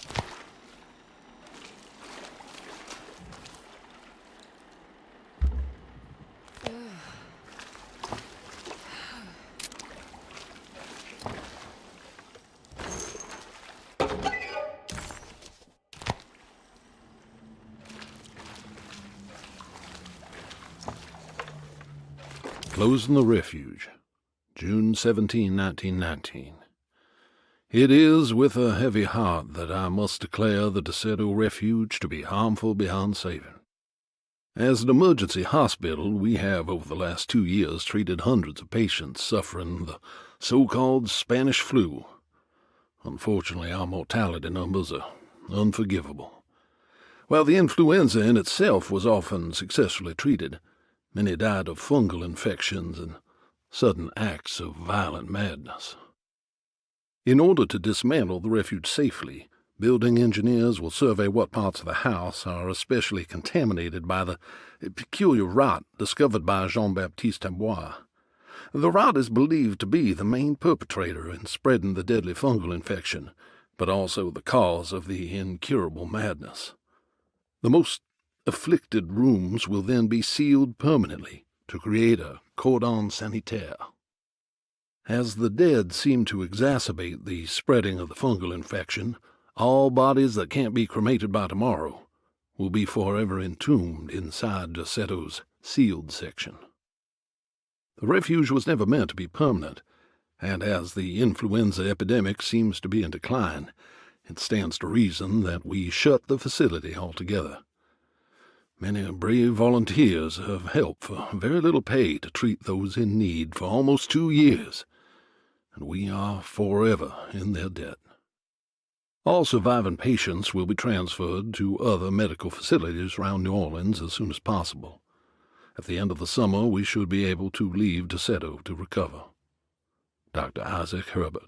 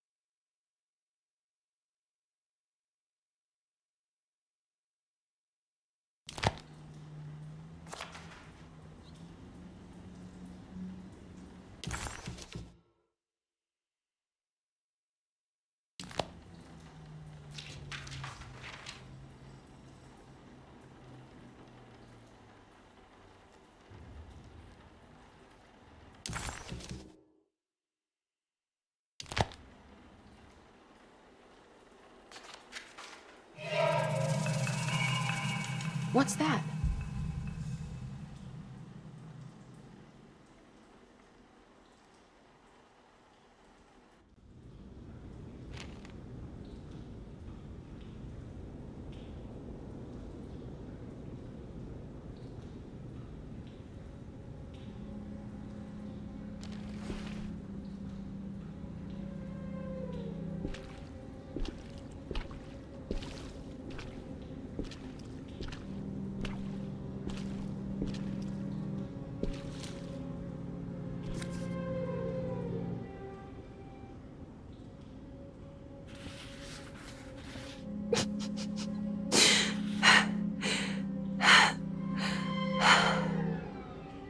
$2.17.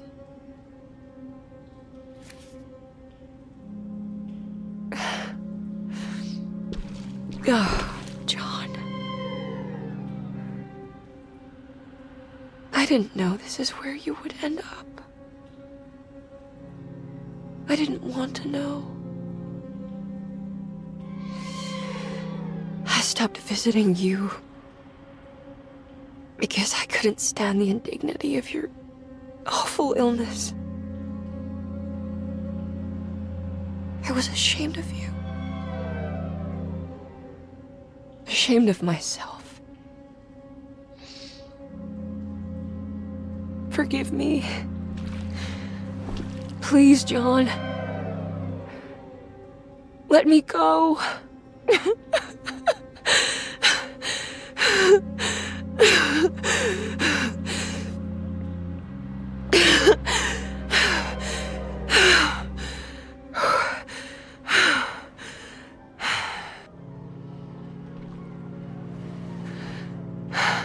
Are we done here? Is this what you wanted?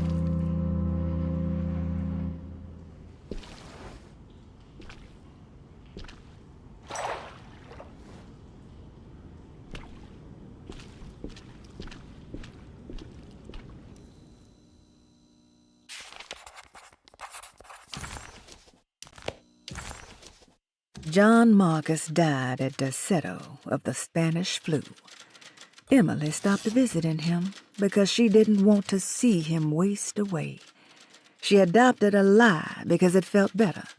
Emily hated the pathetic man that passed away in Derceto, but she was very proud of the man she made up, a man who died a martyr in the trenches of France.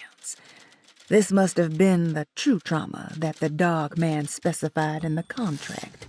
But why was it Emily's and not Jeremy's?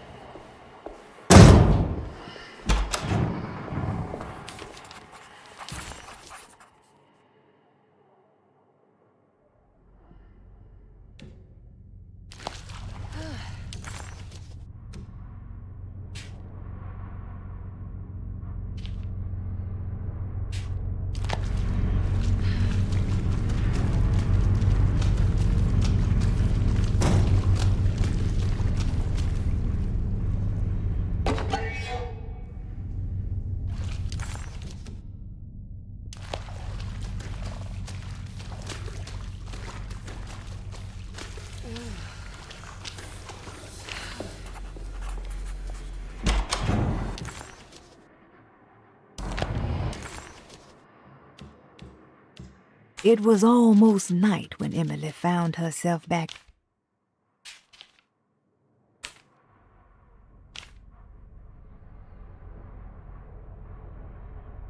The orderlies, Baptiste and Lottie, were back. It was almost night when Emily found herself back at Derceto. What exactly had she been doing? And what was Detective Carnby talking about? Did any of her findings make any sense? All she knew was that she wanted to figure out what the 3 steps to the contract entailed, and how this was connected to Dr. Gray.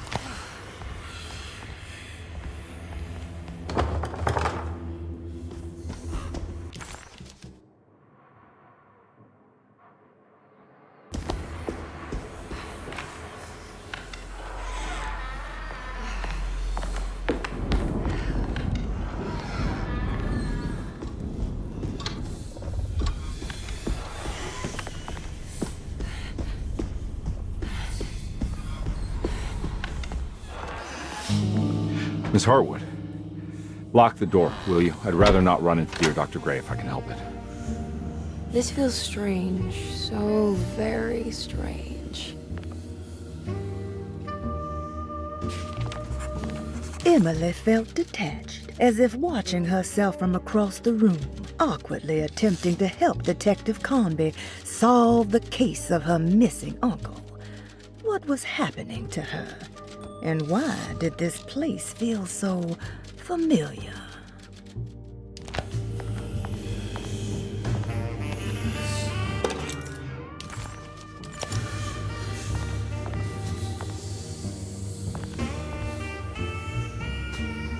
You okay?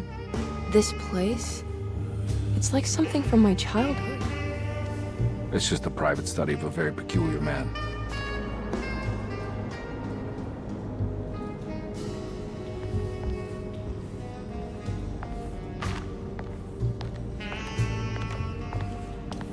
There's a book missing. A secret door. Looks like it. Careful. Let me go first.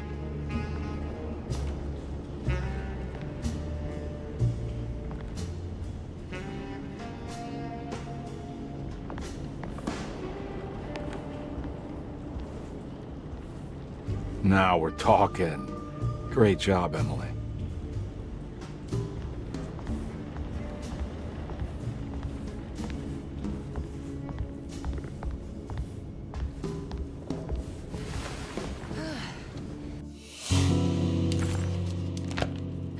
I can't believe I didn't see that before.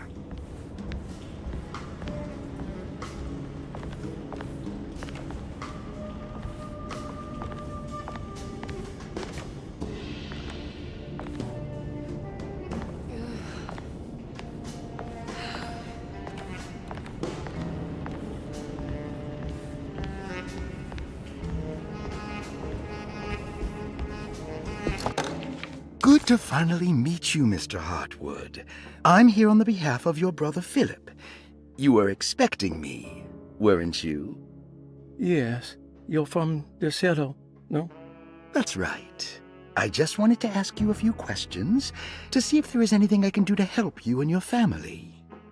Okay. I understand you're full of imagination. You make up a lot of things. I suppose. And you obsess over them, blurring reality and fiction. Sometimes. Do you want to tell me about the Dark Man? No, I don't. That's all right. Perhaps there is something else you can tell me. Something you know to be made up, but you hold dear. Juan? John? Who's John? No, Juan Luis Jorge. Oh, wait there a moment. Here, take a look. Is he... Oh, he is the author. It's a magnificent book. Life-changing even. The real Juan is long dead, but I like to think of him as my friend. My most beloved friend. I see. Do you often do this? Fantasize about people you read about? No. Well, there is Jacob. Who is Jacob? Turn to the last page. Oh, it's a newspaper article. The Prisoner of Ice, Jacob van Ostad. Is he also your beloved friend? Oh, no, Doctor. Not at all. He is the fire that fights fire. Yes, I think it's clear your overstimulated imagination, this mania, needs to be tempered for you to live a normal life. I know your family calls it the Hartwood curse, but I want you to know that there is nothing supernatural about your condition. It's all inside your head. And with that, I'm very qualified to deal with. In time, you will be cured. In time. Yes, in time we will exorcise all your demons, all the dark men. Yeah! Please, Mr. Hartwood, calm yourself. What happened? Oh, don't you worry your little head about it, Miss Hartwood. Your uncle and I just had our first breakthrough. This has something to do with the numbers for the talisman. The Snake Dagger, a monograph by Yael Klein. In Ludwig Prin's book on pagan rituals called The Mystery of the Grave, as translated by Nicholas Vachy, there are several references to a sacrificial dagger called the Snake Dagger. It has long been thought of as a poor translation of the original text, that it would be more appropriate with worm dagger from the Latin vermis cultrum. This seems natural following the recent consensus that the original title of Prin's book, De Vermis Mysteris, should literally translate to the mystery of the worm. However, this would take away from Vachy's great effort at translating the underlying meaning of the words and revealing several cultural beliefs. While Prin certainly was using the term worm as a symbol or synecdoche for death and the dead, which is made clear by the contents of the book, in the case of the dagger, we shouldn't be too hasty to dismiss his translation. Reading through Vachy's correspondence with his patron, it appears that he had more than just the Latin text at his disposal. Vachy had dug up Prin's living relatives and uncovered several cross-referenced historical texts and an actual snake dagger. The dagger was dated to the early Middle Kingdom of Egypt and had such a clear shape of a wave that Vachy considered calling it the sinusoidal blade. Knowing the full story, it seems prudent that he chose to translate it as snake and not worm. There are several reasons why this choice of word helps us understand the pagans that Prin's book attempts to describe. The symbolic value of the shape becomes more apparent when reading about the use for the dagger. In the passage of possession and exorcism, we find the snake dagger poisons the poisoner within the victim and is therefore pacified. Where the literal text would tell us that the worm dagger trumps the demon possessing the victim, it tells us nothing of their reasoning, only that somehow this dagger wins against the demon, like it had the better hand in poker. Vahi's translation allows us to follow the underlying logic to the ritual magic that is being performed. Poison the poisoner. Sounds like fighting fire with fire. That to hurt the demon possessing its victim, the priests would have to fight back with a power that is known to the evil they are fighting. The snake dagger is therefore not only a good way to describe its form, but it also helps us understand how it could be thought of as a useful tool for exorcism. Finally, it also helps us understand their relationship to lunacy, that it was thought of as something poisoning the mind rather than controlling it. What is also interesting to note is that the possessed are always considered poisoned in their head and not their heart. The snake dagger always went to the eye of the possessed, leaving them partially blind, if they had the good luck to survive.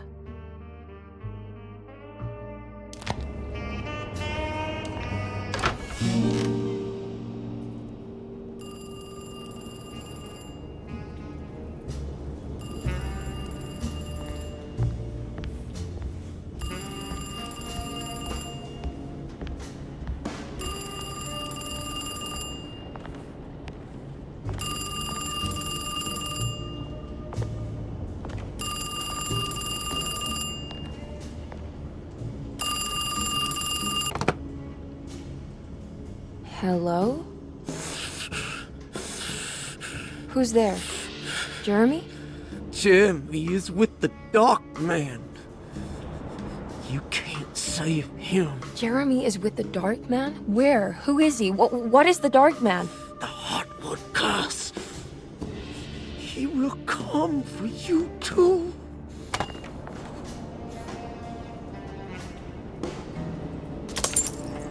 The voice on the phone was somehow familiar, yet so strange.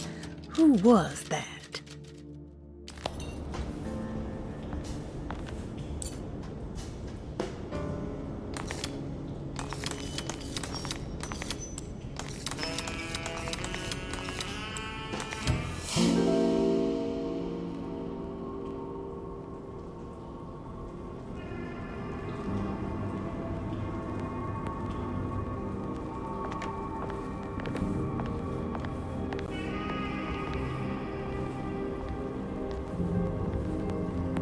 You heard the telephone ring, right? No, the telephone's cut off. I tried calling the police earlier. Yeah, that's what I figured.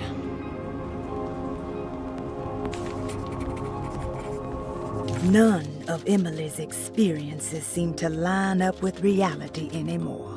Even when she accomplished something, it seemed absurd. Was this what it was like to be completely consumed by the Hartwood curse? Not mind-numbing terror, but a continuous state of confusion breaking you down.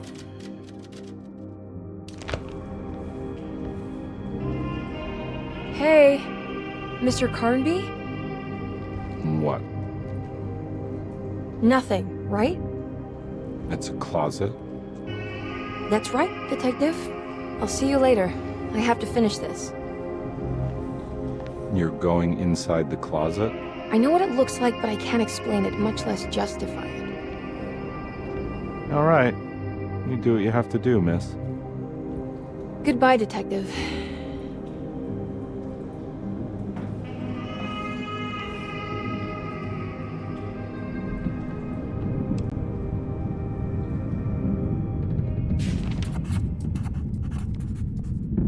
The icy wastes before her felt profound and deeply wrong, like staring into a grisly wound revealing bone under the fleshy mounds of muscle, seeing layers of Jeremy that she would rather stay hidden.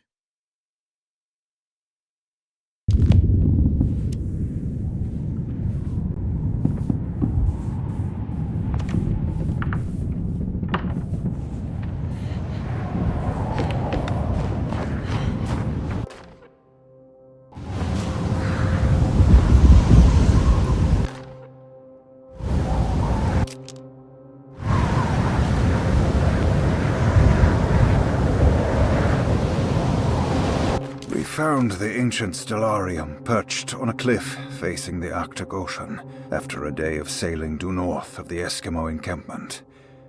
Jacob van Oostad was our most keen member of the expedition.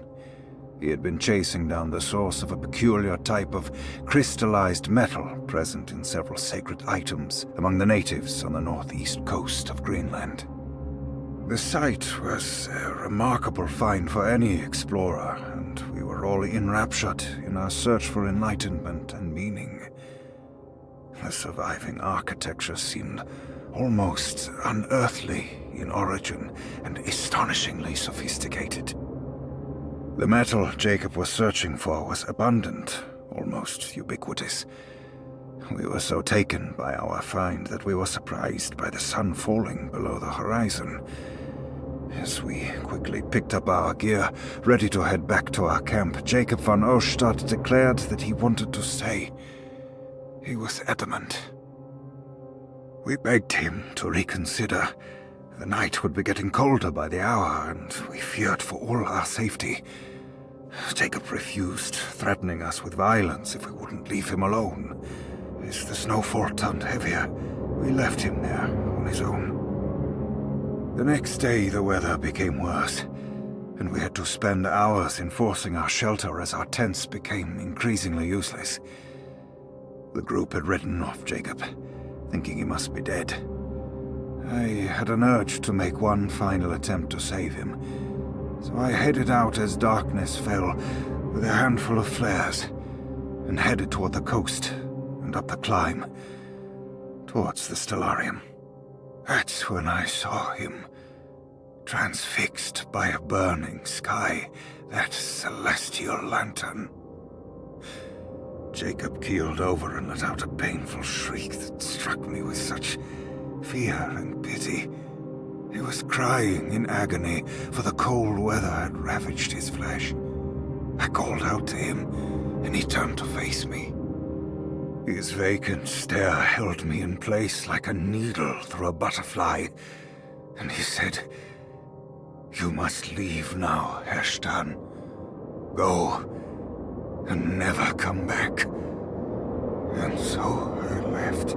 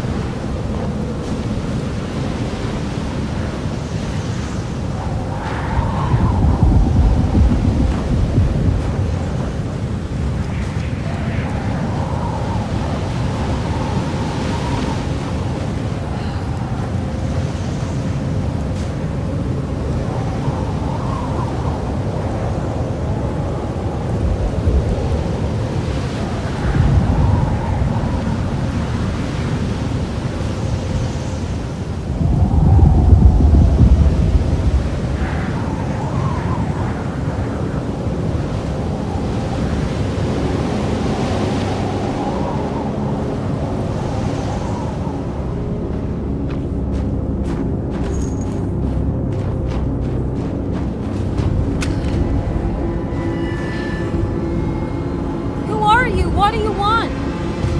Emily, you should not have come. Hey, can talk about this. It's too late for that.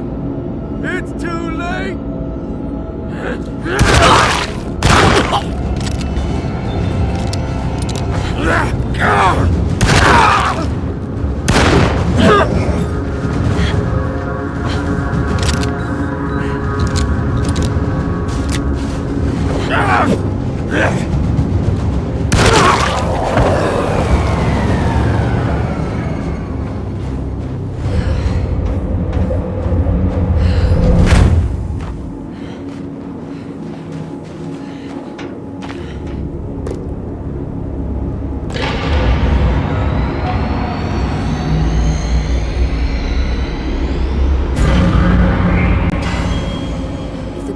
Is going to be in the middle of your existence, Jeremy.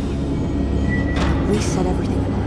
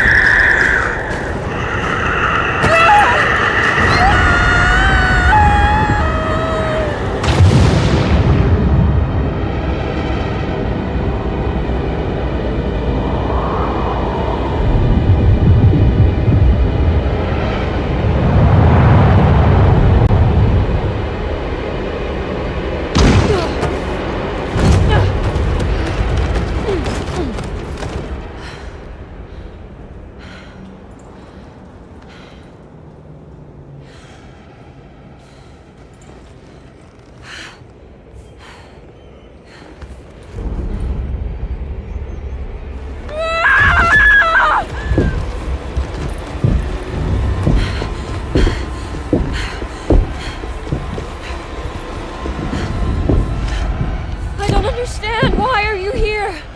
I did everything you wanted to break the pact. What else can I do? Wait, it did work. That's why you're coming after me. You're in my head now. In that case, I hope you enjoy your stay. Emily, stop! Don't worry. We got you.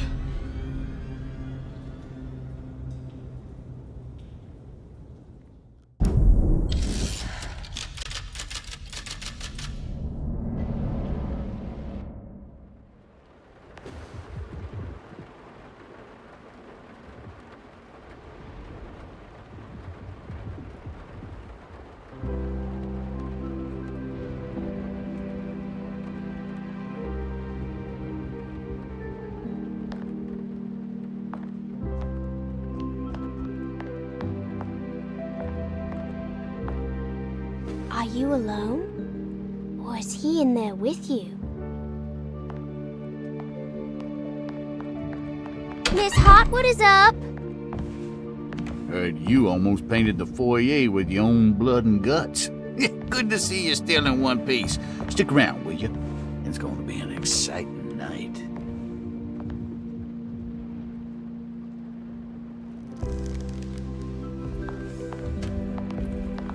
Good to see you made it, miss. And all that ruckus, Lottie gave you a healthy dose of that sleeping juice. Wasn't sure you'd be waking up again. What happened? You had a psychological breakdown. Tried to shoot yourself. Sorry for the manhandling, but we just wanted to save you. You also stabbed Jeremy in the eye. Is he alright? He's a little strange, but everything else is back to normal. Really? I broke the pact? I don't know what you did, but it worked. Let's see you standing up, miss.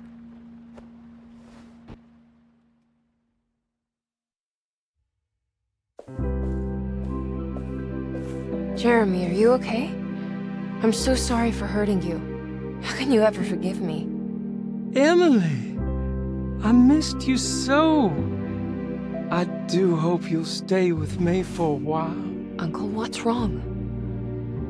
Is it anesthesia? He seems so meek. I wish that was the case.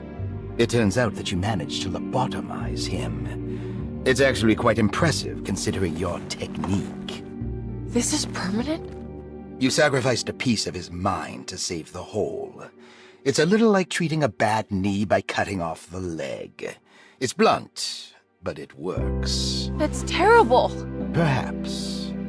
But at least he won't suffer anymore. Do you remember the Dark Man, Jeremy? Ah, yes. Where did he go? I hope he is doing all right. You see? With a violent stab, you made any future treatment quite redundant. I assume you will be bringing him with you back to New Orleans. I will. I just need to find Detective Carnby.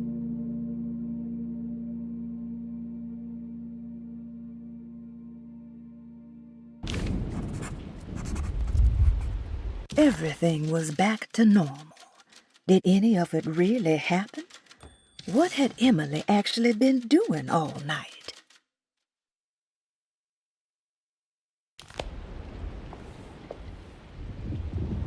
I'll be back soon, Jeremy. Then we'll go back to the city. How fun. I do like riding in the motor car.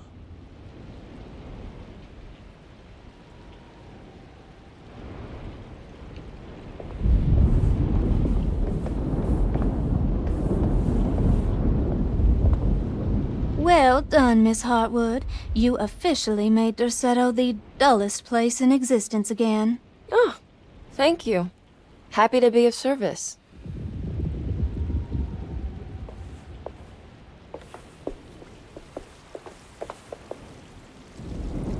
Good to see you're still with us, miss. Are you hungry? No, thank you. I'm still a bit woozy.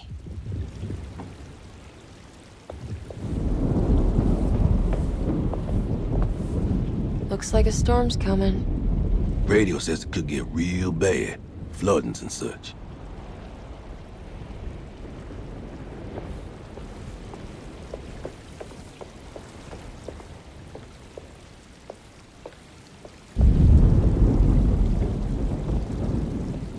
I almost forgot this was here. The very heart of Derceto, you know.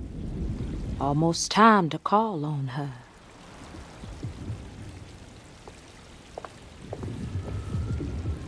Do you know what's about to happen here? Just a little ceremony we do each year on the eve of St. John. We raise our glasses to the old wishing tree here and ask for a better year.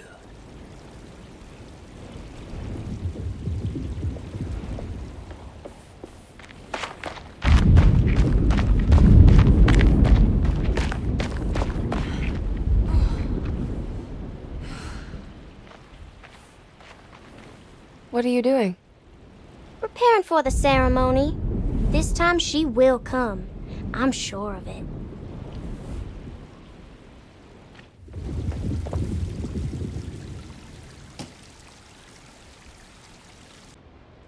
Everyone knows what to do?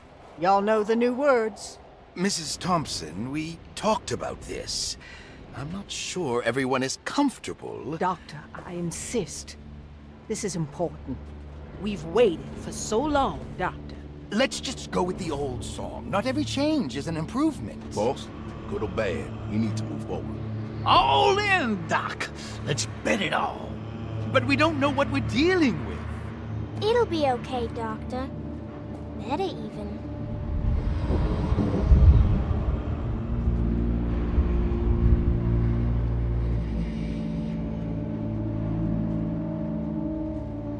Ever there praises and abundance to the black goat of the woods.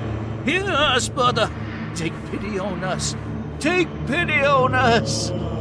Ever there praises and abundance to the black goat of the woods. Ever Hear us and take pity on us. Take pity on us. Hear us, Ever there praises and abundance to the black goat of the woods. Hear us, and take pity on us.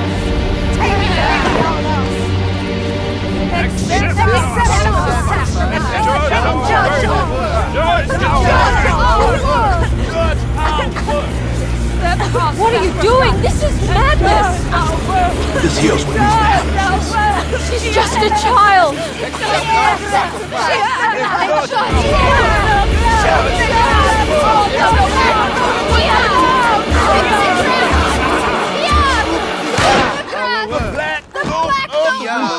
With 1,000 years! Edward! Get out, Emily! We're leaving! No! There has to be a sacrifice!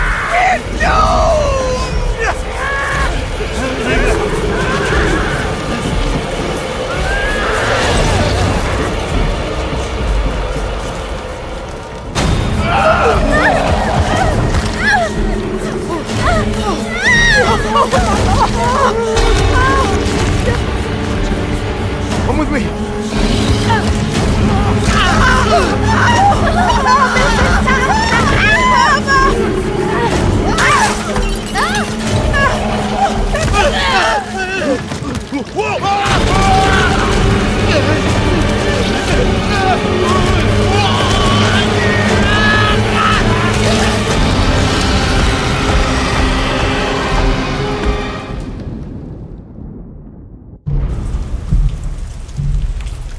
Emily Hartwood arrived only moments later. Together they said farewell and left the people of Derceto to their St. John's Eve festivities. As Carnby sat down in the driver's seat, he was filled with a sense of melancholy. Emily didn't seem happy, just relieved that they were leaving, and Jeremy just sat quiet, like a dog beaten into submission. As he started up the car, Emily handed Detective Carnby an envelope with the money she owed him. He sighed, accepted the bittersweet end, and drove back to New Orleans.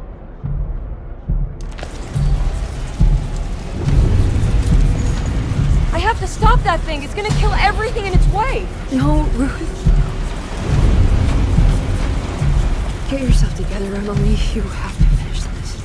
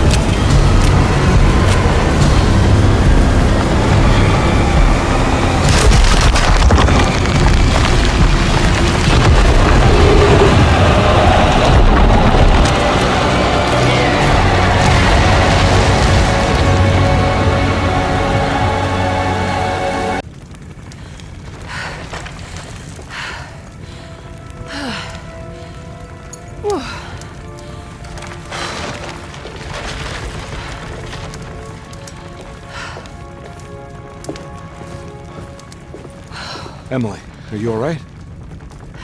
I don't understand anything that just happened. What was that? The whole gang was a cult dedicated to something called the Black Goat of the Woods. I've been trying to gather as much information as I could. It was only after you started talking about monsters that I thought maybe there was some truth to all the nonsense I was finding. Where's Jeremy? Uncle! Are you alright? Everything is out of order. This isn't the way the story goes. I shouldn't be alive. Don't say that. You made it out. Be happy. Okay?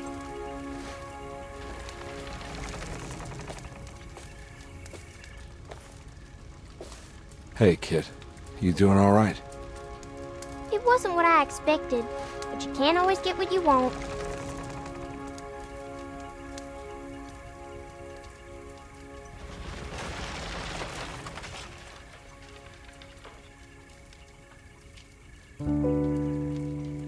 All right, you ready to head back to New Orleans? Come on, Jeremy. Let's go. Can I come? Don't leave her. You have to take her to Hell's Kitchen. What on earth are you talking about?